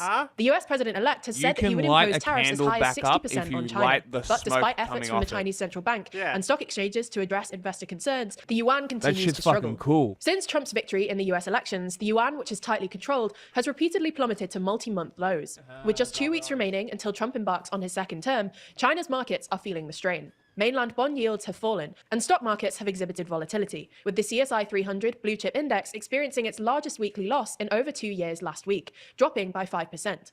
On Monday, the index fell to its lowest level since September, down at least 0.9% before closing with a 0.2% loss. These currency fluctuations come amid a backdrop of significant economic challenges for China. Economic activity has slowed markedly, lagging well below historical trends. Household spending, which accounts for approximately 40% of the country's GDP, remains considerably below the global average. Additionally, the property market is grappling with a prolonged slump, having seen prices decrease by roughly 8% from their peak. The government's tightening grip on the private sector has also contributed to capital outflows, with an estimated 15,200 Chinese millionaires expected to relocate in 2024. Whilst this doesn't represent a mass exodus, as China was home to about 6.2 million millionaires in 2021, it does signal a concerning trend for the economy. Beijing, grappling with deepening deflationary pressures in the economy stemming from low household and investor confidence, has rolled out several stimulus packages aimed at revitalizing struggling sectors. However, these efforts have largely fallen short of expectations. Last year, anticipated major stimulus initiatives were replaced with a significant restructuring of local government debt. Although this did provide some relief for local governments, it delivered little in terms of broader economic rejuvenation. On the other hand, many economists believe that Beijing is holding off on announcing more spending plans, while it waits for Trump's inauguration on January the 20th, to get more clarity on potential tariffs. Essentially, the central bank appears to be in a wait-and-see mode, and maintains a steady exchange rate, as any slight easing of the fix could risk a larger sell-off of China's currency. There's more on the way, but remember to subscribe and ring the bell for more daily briefing tomorrow. Plus, if you want to support the channel like Custo, then consider joining the TLDR Daily Membership Program for just $1.99. With just under 2 weeks until he takes office, US President-elect Donald Trump has escalated his rhetoric on US territorial expansion, refusing to rule out using economic or military pressure to bring the Panama Canal and Greenland into US hands. Trump deployed the hostile rhetoric at what was initially billed as an announcement of data center investment, but Trump took the opportunity to cover wide-ranging topics. He said that the US needed the Panama Canal.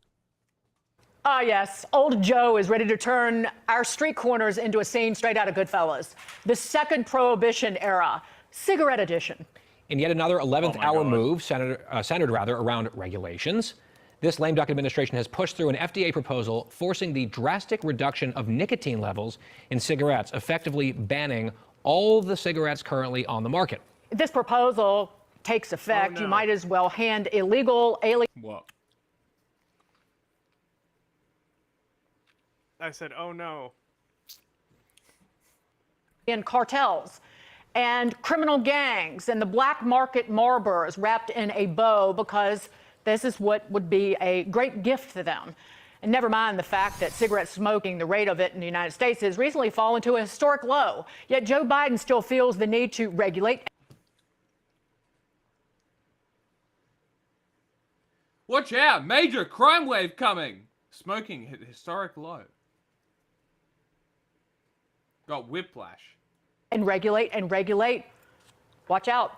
Coming up next, bacon. Nope, don't give them any ideas taken. Joining us now is Tobacco Law Enforcement Network Chair Richard Marianos. And Richard, I'm not a smoker. I don't care for cigarettes at all, but I do have concerns about authority here and what the president is doing at the last minute, and also the unintended consequences that have to do with, creating a black market, right? These seem like obvious questions to ask.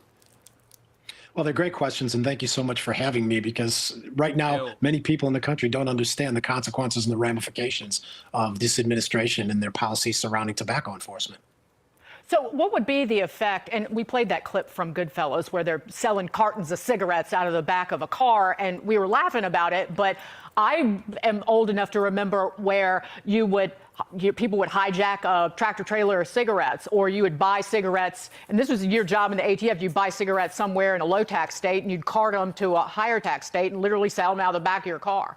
But what this would do is create a vast black market for high nicotine cigarettes and also have knock-on effects for other nicotine delivery devices. And that's what the administration's doing. They're trying to bring in low nicotine delivery systems or low nicotine cigarettes that have never been marketed, never been produced, never put out there before. And what is going to happen is a black market that this country has never seen surrounding tobacco trafficking. Here's the thing. Nicotine isn't the bad part?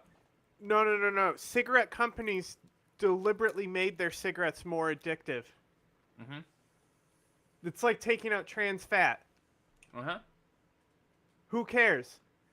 Like, they made them more addictive. Yeah, the nicotine isn't the part that you're addicted to. It's definitely a factor. Maybe. The nicotine is the part that's addictive. Everything else in it is what makes it the most addictive. Nicotine... It's fine. No, nicotine's super addictive. Yeah, but it's not that bad for you. Yeah, no. The shit that kills you isn't the nicotine. Nicotine is really no worse than caffeine, other than the addiction. Yeah, that's what I'm saying. That's what I'm saying, is like they're complaining about the nicotine. The nicotine isn't the problem. No, they should be regulating the other shit in the cigarettes. Or recommending vapes. That the cigarette companies made their cigarettes more addictive when these studies came out. So all this is doing something that should have been done 40, 50 years ago. Like, if you watch the movie Thank You for Smoking, it's like all about this kind of shit. Yeah. Like, cigarette companies should not have been allowed to make a more addictive cigarette. I think I've said it before to you guys earlier this week. No.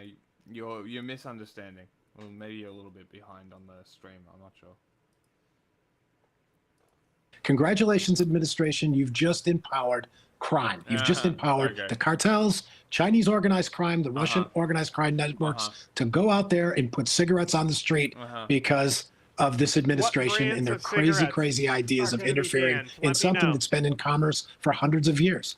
The cigarettes smoking is at its lowest percentage, and we've done a great job in educating people away from smoking and getting our kids away from it. But now to try to create something that's going to make the public smoke more and and empower bad guys more, crazy. It's absurd. It's like giving them a ticket. How is this going to make them smoke more? What does that mean? How does making it less accessible make it happen more?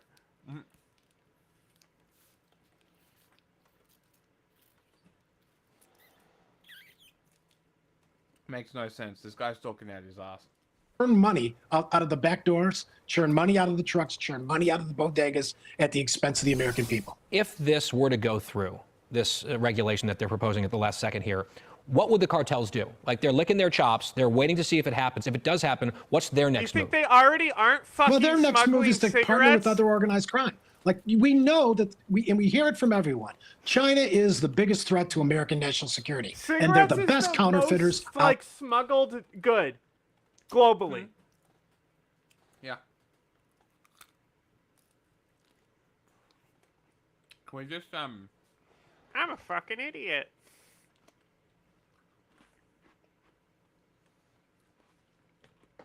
This guy is, I don't know what the tobacco law enforcement network is, but this guy is just a random dude, by the way. Look, ATF. Out there, from counterfeiting baby formula to the $100 bill to cigarettes. Everything. They will use the same, exactly. They will use the same routes. They will partner with the cartels to bring them into the United States through the southwest border. And then we have the Russians who have the ability to get it into the bodegas and get it onto the streets. So we've initially empowered organized crime, or the highest value targets that we're looking at that are a threat to our communities and a threat to our public safety. We need to address these things, and bad policy leads to no enforcement. Bad policy leads to more crime and bad ideas. And they've turned something into a greater public health risk because this is an illicitly manufactured product. President Biden will deliver his final foreign policy address tomorrow at the State Department. According to National Security Advisor Jake Sullivan, Biden is expected to talk about America's standing on the world stage and argue that our international alliances are stronger than they were 4 years ago. But all that's bound to change after Donald Trump takes the oath of office 8 days from now.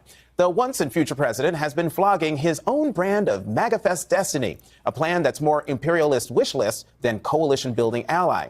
It includes taking back the Panama Canal, making Canada the 51st state, renaming the Gulf of Mexico the Gulf of America, and resurrecting an old obsession, taking over Greenland. Classic Trump to make such wild, outlandish assertions. But the president-elect took things up a notch at a press conference last week when he said that he would not rule out using military force to seize the Panama Canal or Greenland. Hyping national security concerns, here's how Vice President-elect J.D. Vance talked about Greenland this morning on Fox News. We don't have to use military force, Shannon. The thing that people always ignore is we already have troops in Greenland. Greenland is really important for America strategically. It has a lot of great natural resources. We also need to make sure that Greenland is... Invasion of Iraq narratives. Hell yeah. We're not invading. We're already there. Yep. properly cared for from an American security perspective. And frankly, the current leadership, the Danish government, has not done a good enough job of securing Greenland. The entire population of Greenland voted against the proposition of sale. Womp womp. And joining me now, Ambassador Rufus Gifford, U.S. Ambassador to Denmark during the Obama administration. Ambassador Gifford, welcome to the Sunday Show. Oh, Jonathan, I'm thrilled to be with you. Thank you so much for having me. All right, Ambassador, have at it. I want your reaction to what you just heard from Vice President-elect J.D. Vance. Look, I'm extremely, obviously, look, I have a unique perspective here. Having been ambassador to Denmark, I am one of the few. An invasion of Mexico. We tried to give them the money. They said, no, we have to do it this way now. What do you call those in your country? What? The popsicle. Zupa dupas.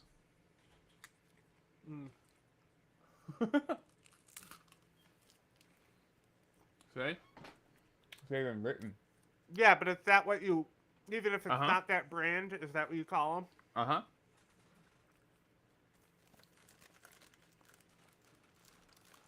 Few Americans. I've been to Greenland 9 times more than Donald Trump. 9 times.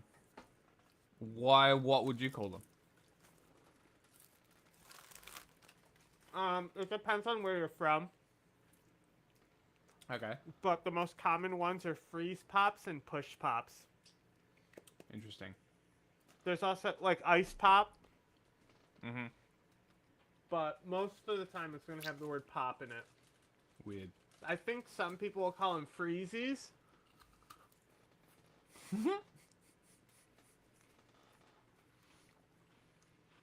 That's cute. 9 times more than J.D. Vance, I guess 8 times now more than Donald Trump Jr. I think that, look, what is completely forgotten in this conversation is a couple of things. One, look, there is a rich history and tradition that exists in Greenland, and it is not simple. Obviously, the relationship between Denmark and Greenland is centuries old now, and it is politically complicated. There's no doubt. And they want nothing more than to have a closer relationship to the United States. We have had a close relationship with Greenland over the years, both militarily as well as economically.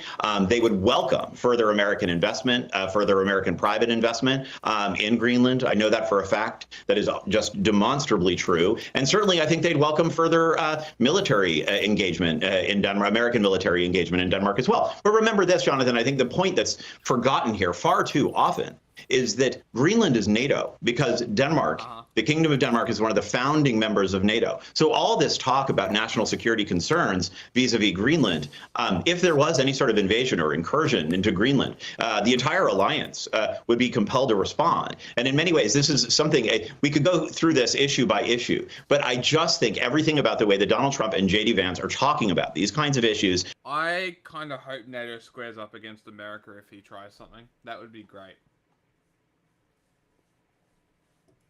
Just sort of divorce the humanity that has existed between the sort of diplomatic humanity that needs to exist in these relationships. Look, Denmark is one of our longest allies, has lost more folks, lost more troops per capita in Afghanistan than any other country in the world other than the United States of America. And when you simply when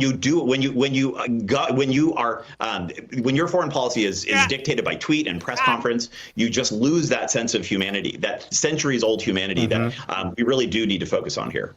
Ambassador, you took care of my question about NATO, and, you know, going after Greenland like that would invoke Article 5, which has only been invoked one time, and that was after the United States was attacked on 9/11. But let me play devil's advocate here, because one of the things I think Vice President-elect J.D. Vance mentioned it in his comments about the resources there. Given the richness of the resources in Greenland, why is Trump not right to try to stake an American claim to them in the face of competition from Russia and China? I think this is the Greenlanders, the Danes would love nothing more than for American private industry to either, whether it be develop, mine natural resources, were they to exist, even drill for oil and gas, American oil and gas companies. What? Homophobic seal.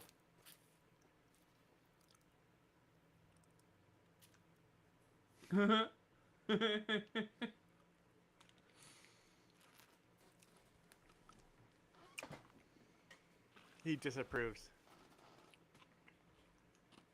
He's a fun little guy.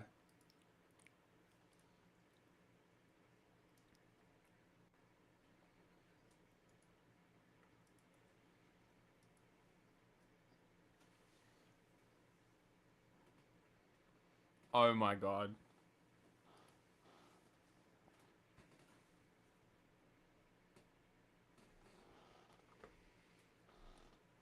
Go ahead. Fucking amazing.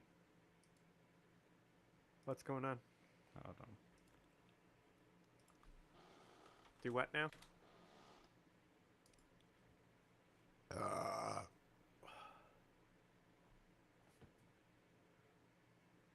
Epic. Very cool.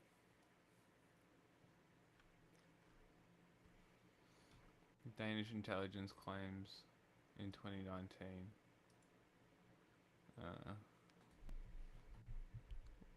Forged a letter from Greenland's then foreign minister to provoke Trump into expressing an interest in purchasing.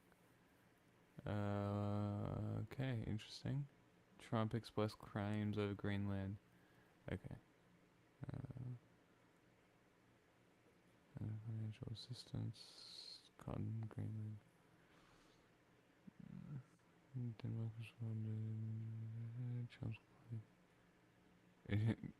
Trump's claims prompted the Kremlin to justify its military aggression. Okay. Might need some more evidence, but yeah, that's a very interesting, if true, kind of thing. wouldn't surprise me at the same time.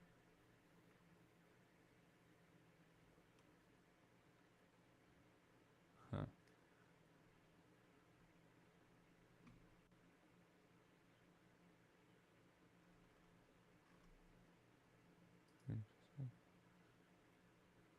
Where are we? Here. Boom, boom. Personally hope for the benefit of the Greenlandic people, as well as I do think it would benefit Americans down the road, that we further invest there. That is different. I just want to be real clear here, though. That is hugely different than purchasing a country, and that is it is just a very, very, very different. It's an entirely different thing, and I just don't want to forget that. Ambassador Rufus Gifford, former American ambassador to Denmark in the Obama administration, thank you very much for coming to the Sunday Show. Thank you so much, Jonathan. Delighted to be with you.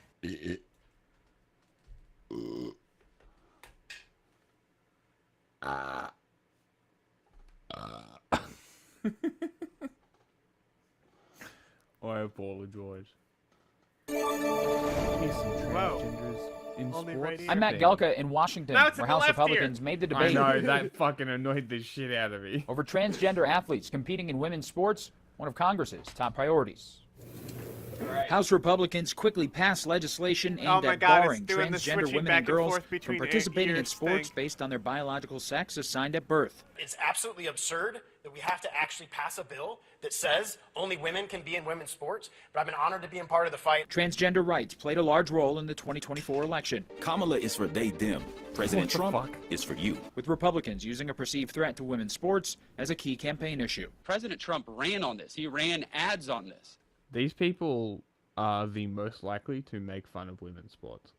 And I think the public has spoken very clearly about where they stand on this. Transgender issues also became part of the self-reflection Democrats have done in the wake of 2024 losses. 2 Democrats joined all Republicans to pass the bill in the House. But to a majority of the party, the bill is seen as an unnecessary and predatory culture war attack on kids. Republicans' creepy, weird obsession with your kids' private parts now means that they are passing bills that let them inspect what's in your kids' pants. CDC data has about 3% of high schoolers identifying as transgender, but multiple polls show a majority of Americans support restrictions on competing in school athletics. And around half of the states in the country have passed laws with school athletic restrictions. My own daughters competed in sports as they were growing up, and I can only imagine the anger I would feel as a dad if they had their trophies stolen from them. 10 athletes out of 500,000 athletes. That's the scope of what we're dealing with. I think we should literally just House Republican Conference would choose to have this conversation. I think that's funny, and I never thought about it until just now.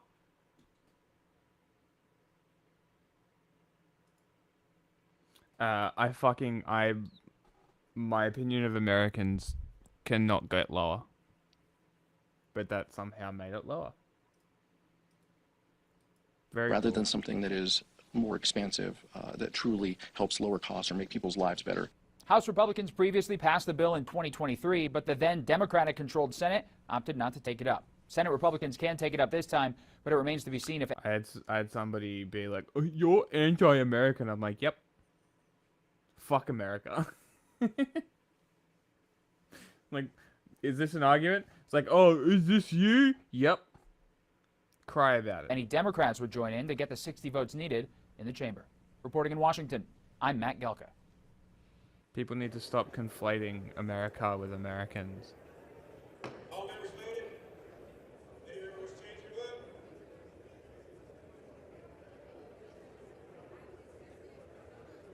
Very cool.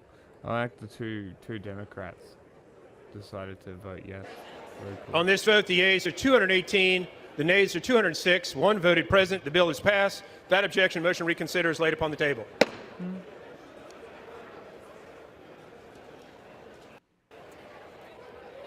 Hey, you want to see something cool?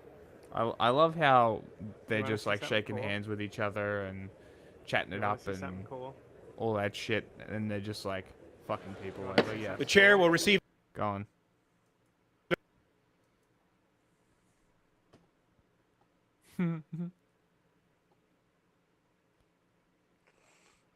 I remember when this tweet was made. It's so funny. That guy is a fucking tool. I mean... Absolute tosser. be in order. Mr. Speaker, messages. House will be in order, please. Mr. Speaker, Chair will messages receive from message. the President of the United States. Mr. Speaker. Madam Secretary. I am directed by the President of the United States to deliver to the House of Representatives. Suspend. Madam Secretary. I am directed by the President of the United States to deliver to the House of Representatives a messages in writing. What the fuck just happened? Nice fascist symbols.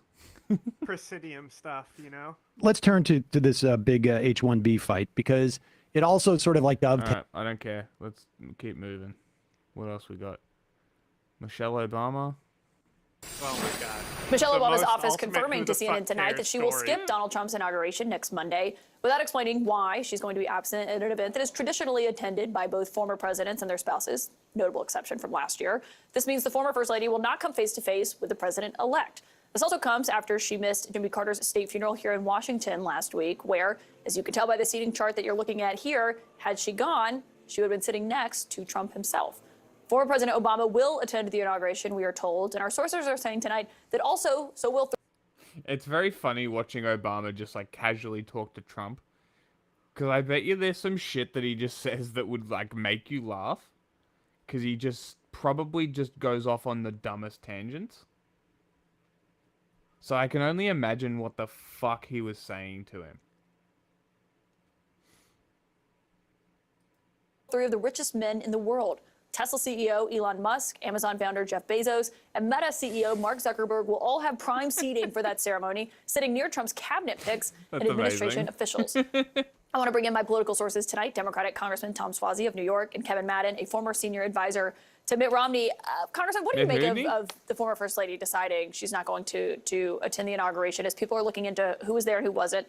And the's been a lot of outrage over this from some people, but I mean, Trump himself did not attend the inauguration famously last year. Yeah, I mean, she doesn't want to go. I mean, maybe she's enjoying her time that she's spending wherever she is, or... Background music. What is happening? I want that background music. Nothing. I was trying to show you a clip, but it's on my other screen, so I had to full screen it, and I still had like a game that was on my taskbar minimized that was playing music. To it. I mean, it's the same as Anyway. Loud. you said in your opening.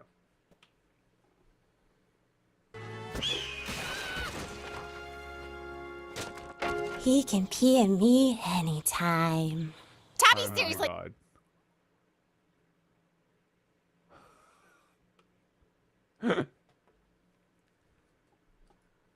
She didn't go to the Carter funeral either.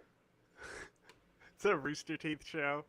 What the fuck? So, I mean, she doesn't want to go. Do you see it as a statement yourself? No. The absence? No.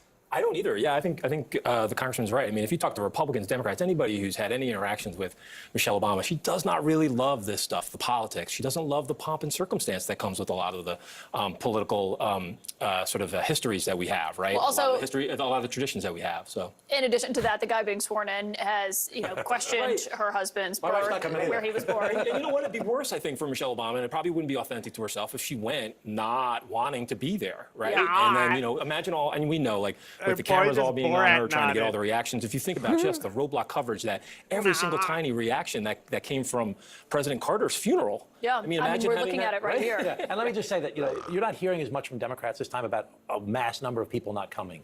I think it's just a different tone. I mean, he's the president of the United States of America. Oh my God, who cares? There are fears an Australian man captured by Russian forces while fighting for Ukraine has been executed. Oscar Jenkins, a 32-year-old teacher from Melbourne, was reportedly captured in the Donbass region. The Department of Foreign Affairs has confirmed it is making urgent inquiries about his well-being. On Monday, the Russian ambassador was hauled into... What the fuck are they going to do? Wag their finger at them? DFAT to answer for the unconfirmed reports. If he was executed, Mr. Jenkins would be the first Australian prisoner of war killed since the Second World War. Nice. He'll also be the 6th Australian casualty of the conflict between Russia and Ukraine. First to developing news out of Ukraine, where an break. Australian volunteer soldier is suspected to have been executed after being captured by Russian forces. Samantha Butler joins us now with the latest. And Sam, how is the Australian government reacting? We'll get there. Well, Ursula, the Department of Foreign Affairs is still working to verify reports that Oscar Jenkins has been killed by Russian forces, but a spokesperson has told 10 News First they have grave concerns for his welfare. The 32-year-old had been serving with Ukraine's 66th Mechanised Unit in Donetsk when he was taken by Russian troops. A video released on Telegram by a pro-Russia channel in December showed him being interrogated. It's fucking crazy that just like random cunts from all over the world were like, I'm gonna go die in Ukraine.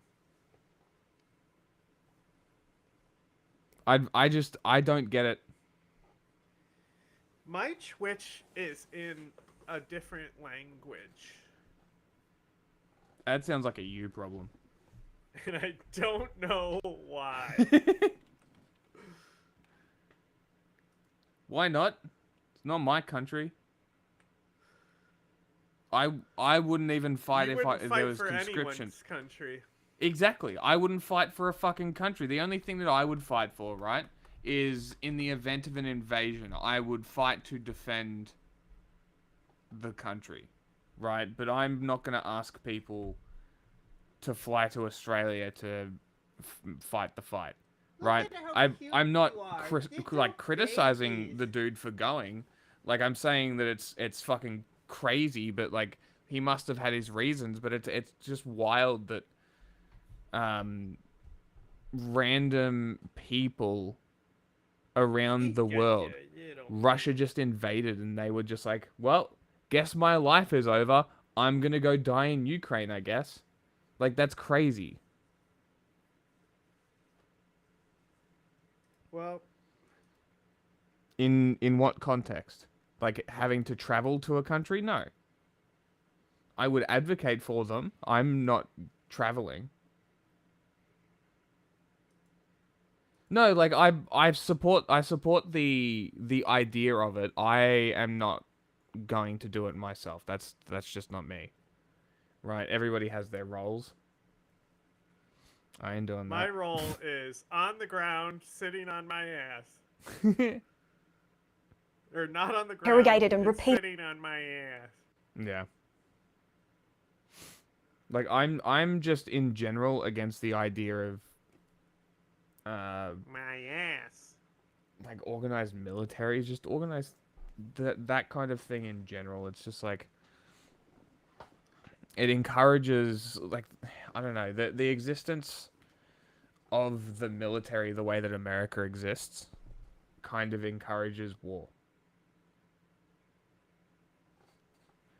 And if the only reason for doing internationalist stuff is to fight and die, then that seems to be a losing battle.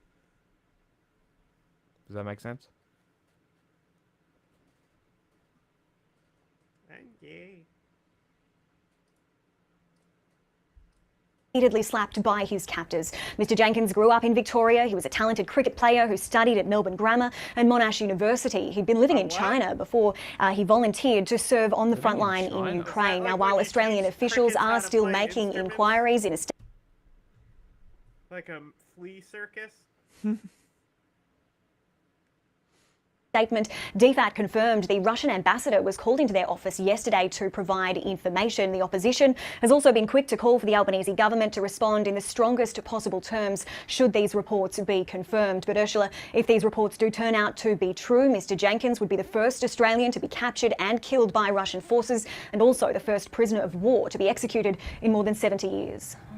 Thank you, Sam. What was that? Can we hang on? At Russia's Canberra embassy, the first to developing like a little bit of war to be now crank this shit immediately when she stops talking. Pause and crank it immediately on her last word. First Australian to be captured and killed by Russian forces, and also the first prisoner of war to be executed in more than 70 years. Okay, you ready? Everyone open your ears and listen. Thank you, Sam.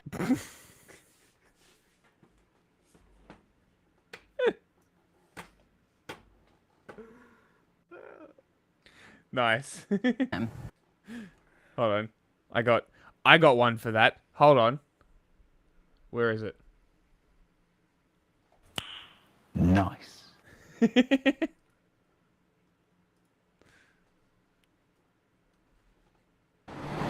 At Russia's Canberra embassy, the Putin regime's silence continues over a prisoner of war. You can't take a photo and pictures of them. I can. And authorities here are increasingly anxious. If there has been any... No, like, I get it. And I'm not discouraging people from doing it. I'm just saying that it's not something I'm What he's saying going to is do that myself. if he tries to do it, he's definitely going to die. Yeah. Pretty much. Yeah, if I'm going to do it, I'm not going to be in the trenches, in the tunnels. That's not my job. That ain't me. Harm caused to Oscar Jenkins that is absolutely reprehensible. I don't fucking know. And the Australian government will take the strongest action possible. Since the emergence of this hostage video late last year, Oscar Jenkins, 32 years old. Australia's received no official confirmation on the Melbourne man's fate. This week, Russia's ambassador was again hauled into DFAT for questioning, but so far, no answers. We'll determine our response when we know what the facts are. If it is the case that this Australian has been killed, then Australia should respond in Look the at strong... this fucking walking thumb. Fucking thumb looking ass. These are the options. These are the options that we have in this fucking country. Possible terms. While Moscow remains silent, Russia's highest profile supporter in Australia insists the Kremlin... Is he still hiding in the Russian embassy? This fat fuck?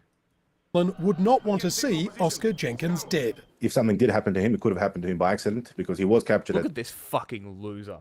What an actual fucking loser. Why are they even giving him the time of day? The very westernmost tip of the front. All I hear is pig noises. Pig squealing. Oink, oink, oink. So what have Russian officials told you? Russian officials have told me nothing. Oink, oink. And nobody knows. Yeah, that's because you have no contact with Russian officials, you fat fuck. You're running from the Australian government because you're a traitorous coward. You're literally not in contact with anyone. You begged for asylum because the feds were coming for you, you fucking pussy. Fuck this guy.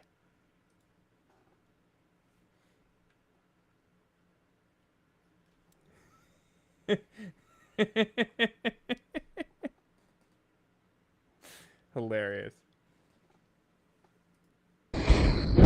No official update in Ukraine either, where officials too fear the worst. Russia has a deep-seated hatred of foreigners like Mr. Jenkins, people who have made the responsible choice to stand up for the rule of law and freedom by supporting Ukraine. The ABC's spoken to several foreign fighters in Ukraine's armed forces who believe their Australian comrade was killed shortly after being captured by the Russians. One soldier claims a distinctive tattoo helped identify the body, but they too say authorities in Kyiv are refusing to confirm anything. Andrew Green, ABC News, Canberra.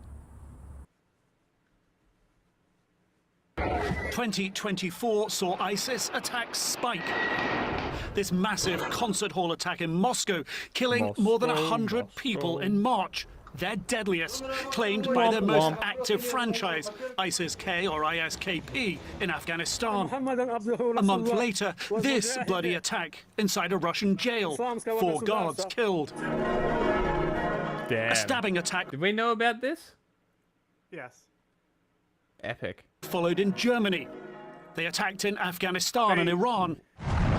Another. Fucking annihilated those guys. Oh, really?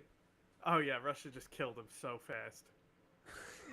They went in and just mowed those guys down. Didn't even talk. They just went in with machine guns. Oh, yeah. I think they fucking hit them with snipers. Oh, that's fucking Blew their great. fucking heads off from a distance. That's epic. Fucking dickheads. I just know that they did not last long. Of the rest of That's very funny. funny. 10 franchises or provinces fought Nigerian troops. We've seen a huge increase in tempo over the last year or two. In 2024, there were like 14 or 15 arrests related to the Islamic State. Nigerians? But Yeah, who else is there? I don't know. ISIS? And? I have that. I don't know. I can't remember which one it is. Hold on. Boko Haram did not do 9/11. That was Al Qaeda. I mean, there's mosquitoes down there that are bigger terrorists than Boko Haram. In the U.S. It's a far cry from 5 years ago when ISIS appeared to be on the back foot. Their short-lived Iraq and Syrian caliphate beaten by US and coalition partners into a seeming surrender. But not anymore, according to MI5's intelligence chief. After a few years of being pinned well back, they've resumed efforts to export terrorism. British moment. We and many European partners are detecting IS-connect activity in our homelands, which we're moving early to disrupt. Taylor Swift and her Eras tour in Vienna, beneficiary of the heightened safeguarding. An ISIS-inspired plot forcing her to call off her show. What has changed, Zelen says, is that ISIS is centralizing. Yeah. Learning from its mistakes in Syria. They integrated a lot of their provinces together under this general directorate of provinces. So there's a bit more coordination on the global.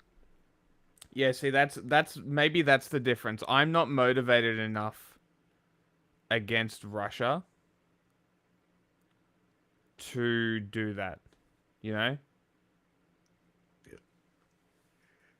Not sure I would be motivated enough to do it in most circumstances. It would take something pretty outrageous. Like they kill your dog? Yes, like they kill my dog. Yeah, if let's say some Turks came and killed my dog, I'd probably go and join the YPG. Watch out. They're gonna say you're one of them now. Full level within its network. In the Mideast, the ISIS Hey! is a Hey! Look what's in this guy's hand. That's a strange rifle for an ISIS guy to have. What the fuck? That isn't an AK. He must have stolen that from an Aussie. apparently still attracting supporters like these three Amanis in one of many such ISIS Aman, propaganda videos the terror group posts. Their bloody bounce back began several years ago, gaining temporary global attention, killing 13 US troops as coalition. Were they really? Crazy. I wonder if they're Austrian ones or Australian ones. Does anybody else make variants? I'm not actually sure. Forces I'm not sure if anyone would be dumb enough to buy a bullpup for their regular military, except for British and colony countries.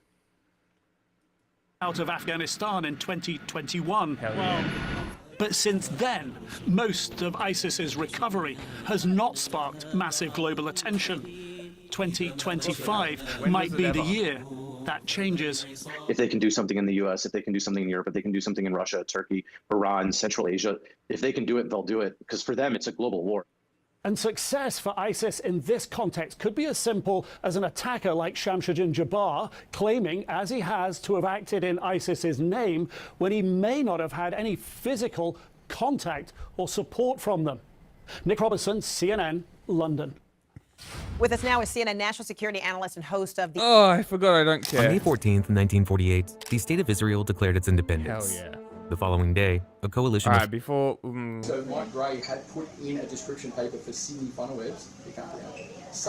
Exhale, you get a bit of movement through. This particular spider is a lot larger. Its venom glands are a lot larger and its fangs are a lot longer. So there is a possibility for possibly a deeper penetration through gloves, possibly. Oh, that is much larger. What the actual fuck? Kill it. Death. Was that its teeth hitting the ground there? That quick? Probably, yeah.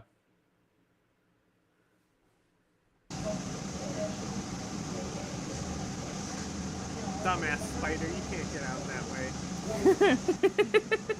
Fucking retard.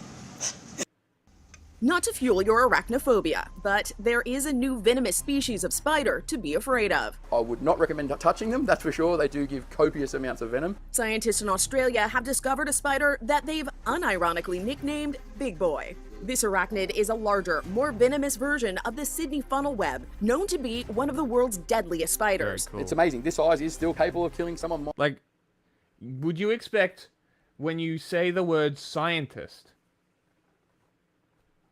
this guy? If he studies spiders, yes. My size. This won't make you feel any better, I but love that. only the This male one Sydney could funnel even web kill spider someone my size. has the ability to kill a human. The Australian Museum says 13 deaths from this spider's venom have been recorded, Damn. but none since the 1980s when the anti-venom Interesting. was developed. Researchers believe this spider is nocturnal, which means they're sneaking into homes under the cover of darkness. They have been found primarily at night, the same as most other male funnel webs would be. Sometimes you might find them in a garage or in a bedroom or somewhere in the house where they might have wandered in during the night, and then they get sprung the next morning when the people are out about moving. You pick up a towel or a sheet off the floor or some shoes, and the little male has been hiding there overnight. Unless you live in Eastern Australia, you're probably safe from finding a big boy funnel web spider. But with travel and illegal animal trafficking these days, you never know where one might end up. Oh my god, shut up. For Inside Edition Wow. Digital, I'm TC Newman. Shut up. Fuck off. That's fucking amazing. Watch out. There are new developments this morning in the investigation of that plane crash that killed 179 people in South Korea last month. Authorities say that the black boxes stopped recording the final 4 minutes before the plane made that belly landing, overshot the runway, and ultimately hit a concrete. All right, let's On May 14th, 1948, the State of Israel declared its independence. The following day, a coalition of 5 neighboring Arab nations invaded it. They had every advantage: more soldiers, more weapons, and greater resources. It should have been a swift and decisive victory for the Arabs.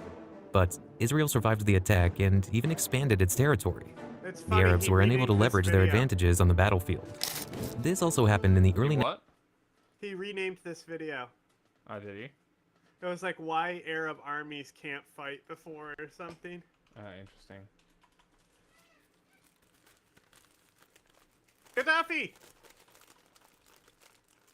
1980s, when Libya, equipped with tanks, aircraft, and modern weaponry, invaded Chad, an extremely poor nation defended by little more than desert nomads and Toyota pickup trucks. On paper, Chad should have been no match for Arab military power. Yet after 10 years of fighting, Gaddafi's forces were humiliated and expelled. You may be wondering how a newborn state like Israel, surrounded by enemies, managed to defeat a coalition with enormous military resources, and how a regional power like Libya could fail so Jewish space lasers, obviously. catastrophically against a country as impoverished and under-resourced as Chad. In today's video, we'll explain why Arab armed forces are so ineffective in warfare. Since the end of World War II, Arab armed forces have consistently underperformed compared to their potential. They have lost nearly every major conflict, even when traditional factors suggested they should have won. And when they did win, their achievements were modest, despite having significant advantages in numbers, technology, surprise, and firepower. Arab forces repeat the same patterns in war after war. Their soldiers do not understand how to operate or maintain their weaponry.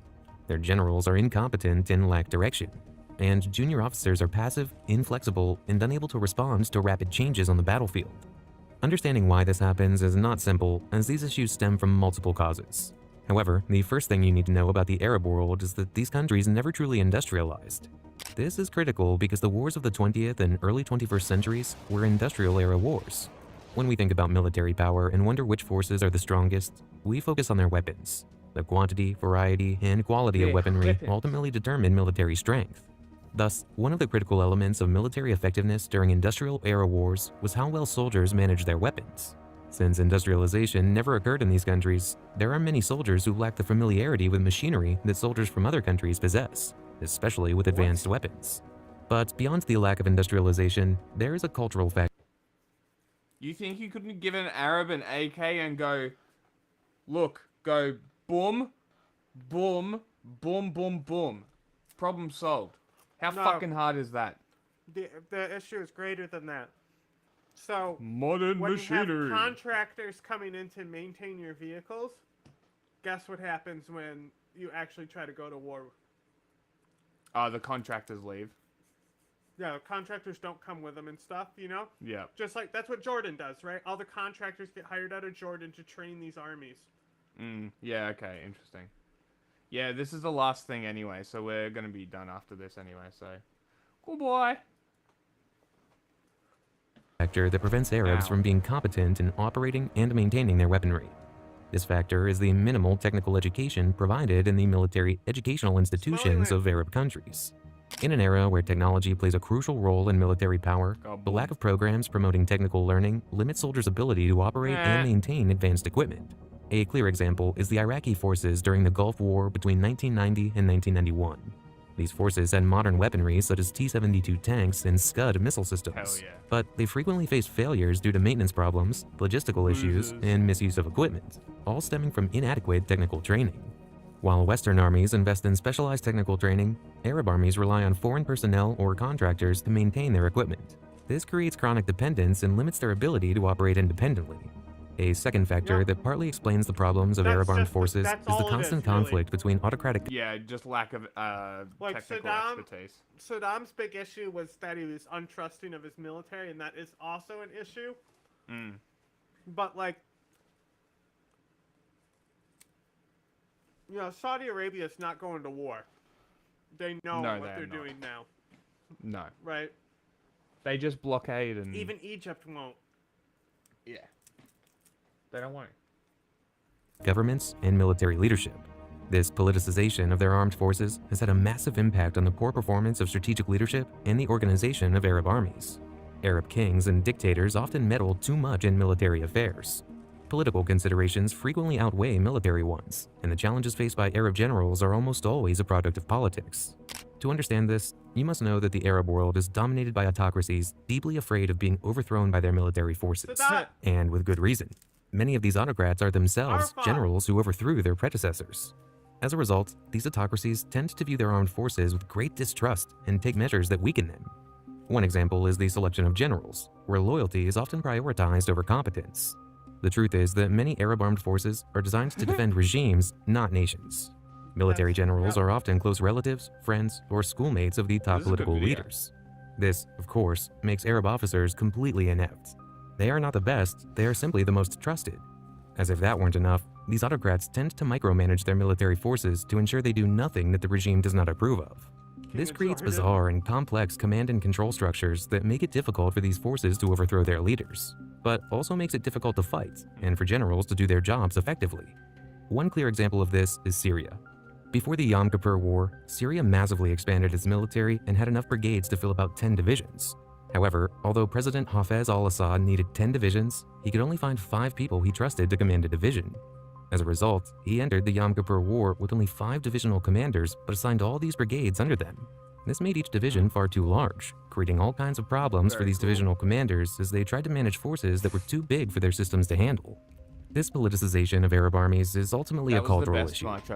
To understand this, we must remember that Arabs have historically organized themselves around highly hierarchical, closed family clans led by a patriarch. In these clans, everyone, from women to adult sons, owes obedience and deference to the patriarch. In Arab military structures, the senior commander acts as a patriarch. His decisions are not to be questioned, and loyalty is valued more than competence. In other words, Arab culture is ultimately the primary factor explaining the performance of their armies. This is not exclusive to Arabs. All armed forces fight in ways that reflect how their societies function. Israelis fight using advanced technology and always with a concern that their population may suffer too many casualties against Arab adversaries, who have much larger populations.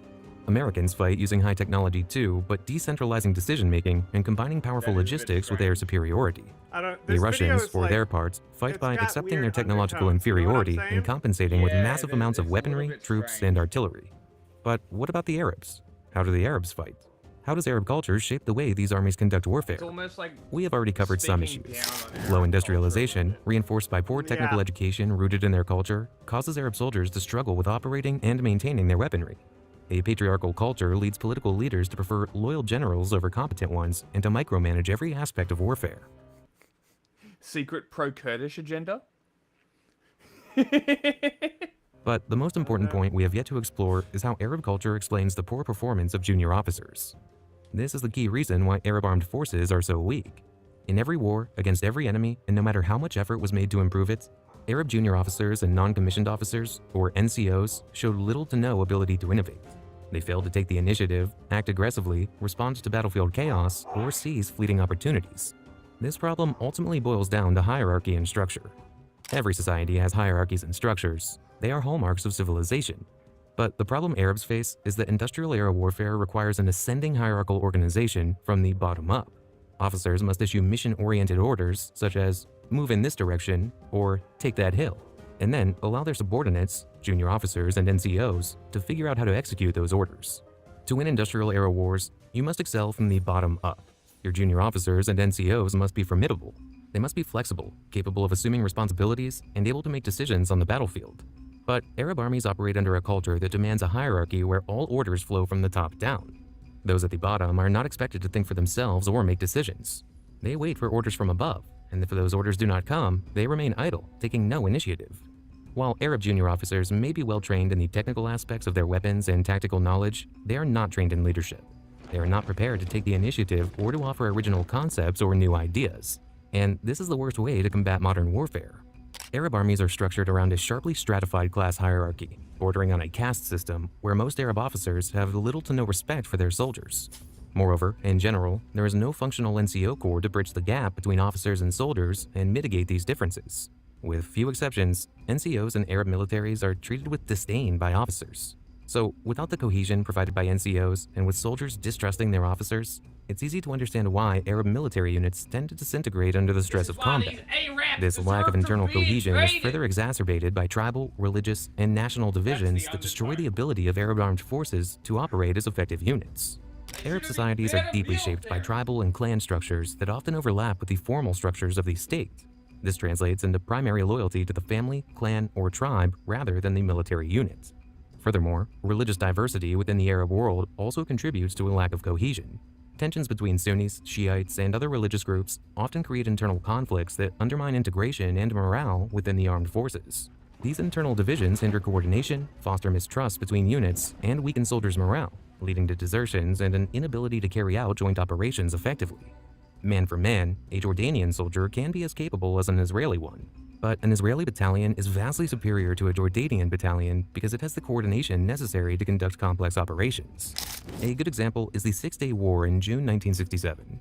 Jordanian, Egyptian, Iraqi, and Syrian forces operated in complete disarray, allowing Israeli forces, despite being outnumbered, to achieve a decisive victory in just a few days. Additionally, we must remember that Islam, omnipresent in all Arab countries, has reinforced the cultural framework that shapes the Arab world. It has done so through a fundamental concept, tradition. What is good and legitimate is tradition. This makes it harder than in other armies to adopt foreign and innovative ideas and to be flexible on the battlefield. For an Arab officer, drawing attention to oneself as someone innovative or prone to making unilateral decisions is a recipe for trouble. It is preferable to take the safe route of being identified as hardworking and loyal, and above all, compliant. Moreover, in many predominant interpretations of Islam in the Arab world, there is a strong belief in predestination. This fatalistic outlook can foster an attitude of resignation in combat. Defeats or failures are often perceived as preordained rather than as results of tactical or strategic errors. In other words, many believe that whether they win or lose is entirely due to Allah's will. This perspective contrasts with the Western mindset, which emphasizes control over circumstances through planning and innovation. Hold on. What you been saying? Off topic. But I always hold a grudge towards Russia. Just too much shit on my face. Yeah, I get it.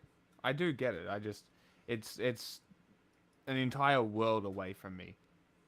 You know, I'm kind of disconnected from it.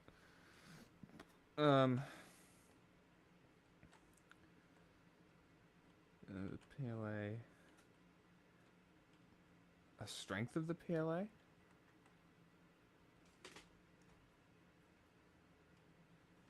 Stealth Kurdish agenda. Yeah, I'm telling you, I called it.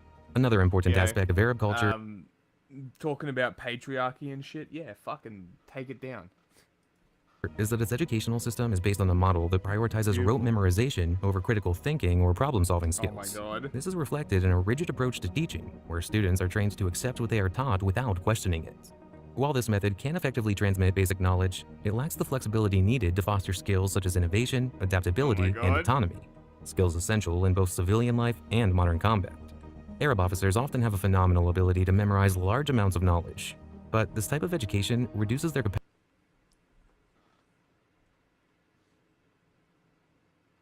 Yes. Sorry. Had a comment. There's a 6-day war. Each of the Arab armies at various times didn't follow a previous battle plan. They all thought they could seize territory for their own countries, so they sent off various units off course, which led to serious gaps in the defenses in their lines and other vulnerabilities. The war with Assad and Sadat, it's funny because, like, technically people can phrase it as Sadat winning that war against Israel. Mm-hmm. It's complicated. Okay. But he did not. Like, so part of the ceasefire was them agreeing to give back the fucking Sinai to Egypt. Right? So he launched a surprise attack with Assad to take the Sinai. To do that, he expanded his forces so fast that they were like, for the first time in history, a land army was opened to a viable tactical nuke as a legitimate strategy against them because of no civilians around. Yes, in the Sinai right? Peninsula. Yeah. Now, the other side, Syria comes in from the north, and they were supposed to have, like, a Navy and Air Force and stuff, but, like, they just got obliterated and shut down. So, like, Israel retreated from the Sinai, and they immediately negotiated a ceasefire anyway. Yeah. Afterwards. So it was, like, a pretty short conflict. But, like, you know, there's still a lot of people who cope to this day saying that Egypt won that conflict when it wasn't really much of anything, you know? Like, Capacity Iraq for could say reasoning that or they won conducting the Iraq analysis War based on too, general principles. Yeah. But, like, nobody concept really there. won or lost the Iraq War. Saddam did. That's it. That's true. Consequence of this cultural framework is that every Arab sergeant and colonel occupies a position of near absolute authority, to which subordinates must submit without question, just as they would submit to the patriarch of their family. These subordinates will not refuse to follow orders from their superior and will resign themselves to waiting for instructions. This is why Arab junior officers are passive and always need their superior officers to tell them exactly what to do. While this might not seem particularly problematic, it has disastrous consequences in battle, because they are incapable of taking the initiative or seizing opportunities that present themselves. A junior officer might see a tactical opportunity, but if communications with their superior are unavailable, they will not act on it.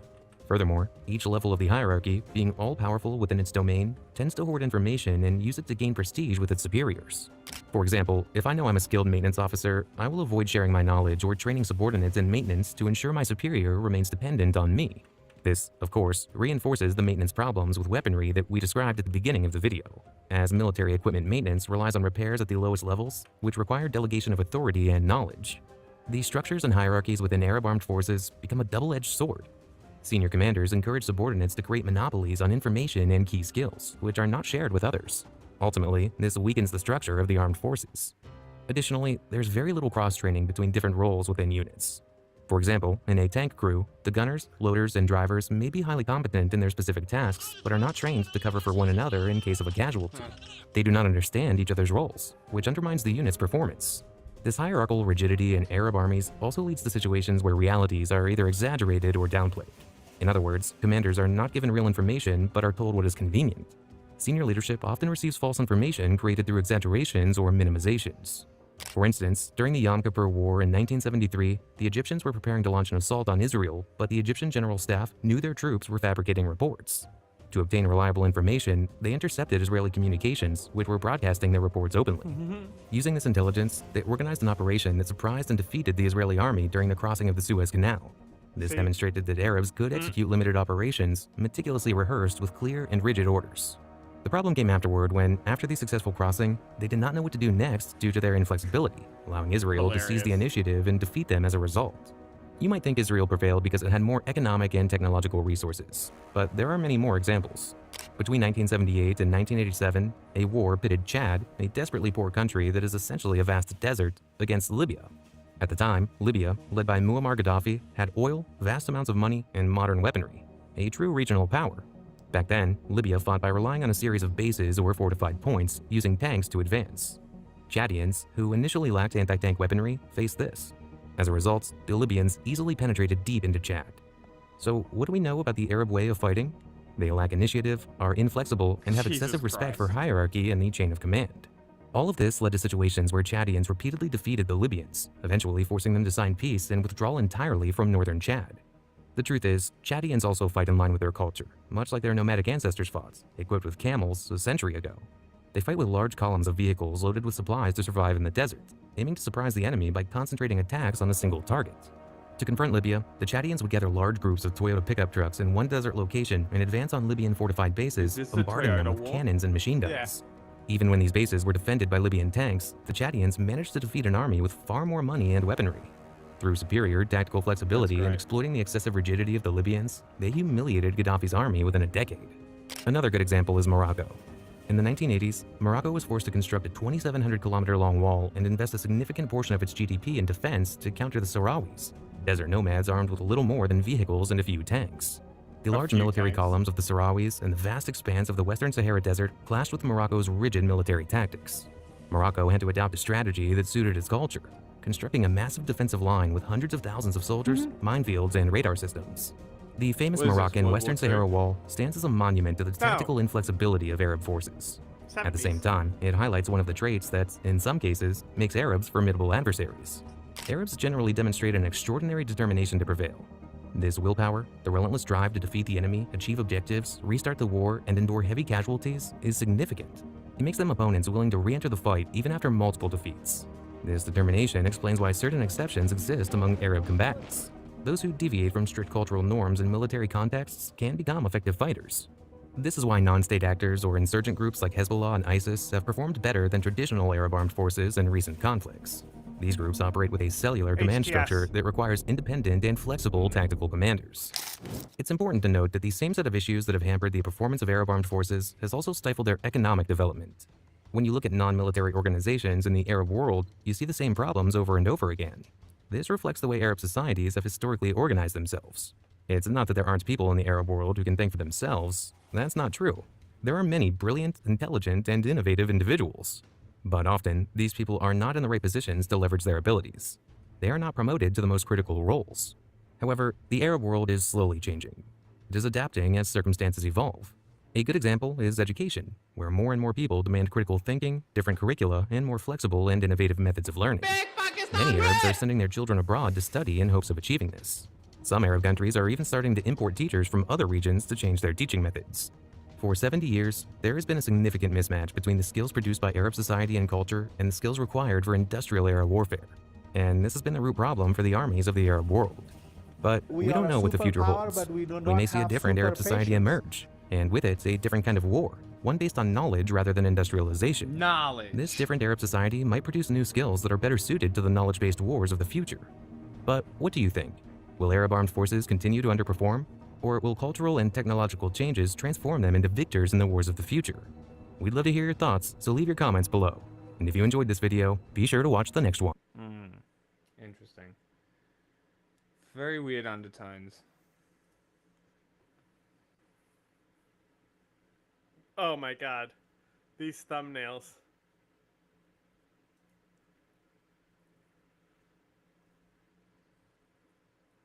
Why Arabs lose wars, and it has the fucking dictator character. What is going on?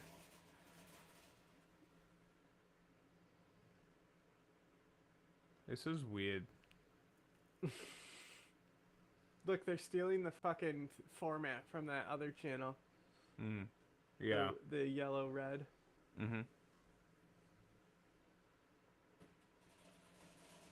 This is a very weird channel. Yeah, I mean, like, it's like I said, it's not like it was wrong information, but at the same time, It's a weird channel. I just didn't like it. You know what I'm saying? Yeah. Something's off. Something's fishy. Yeah. I don't know. Geopolitics and more. It's just stuff on Russia. Yep.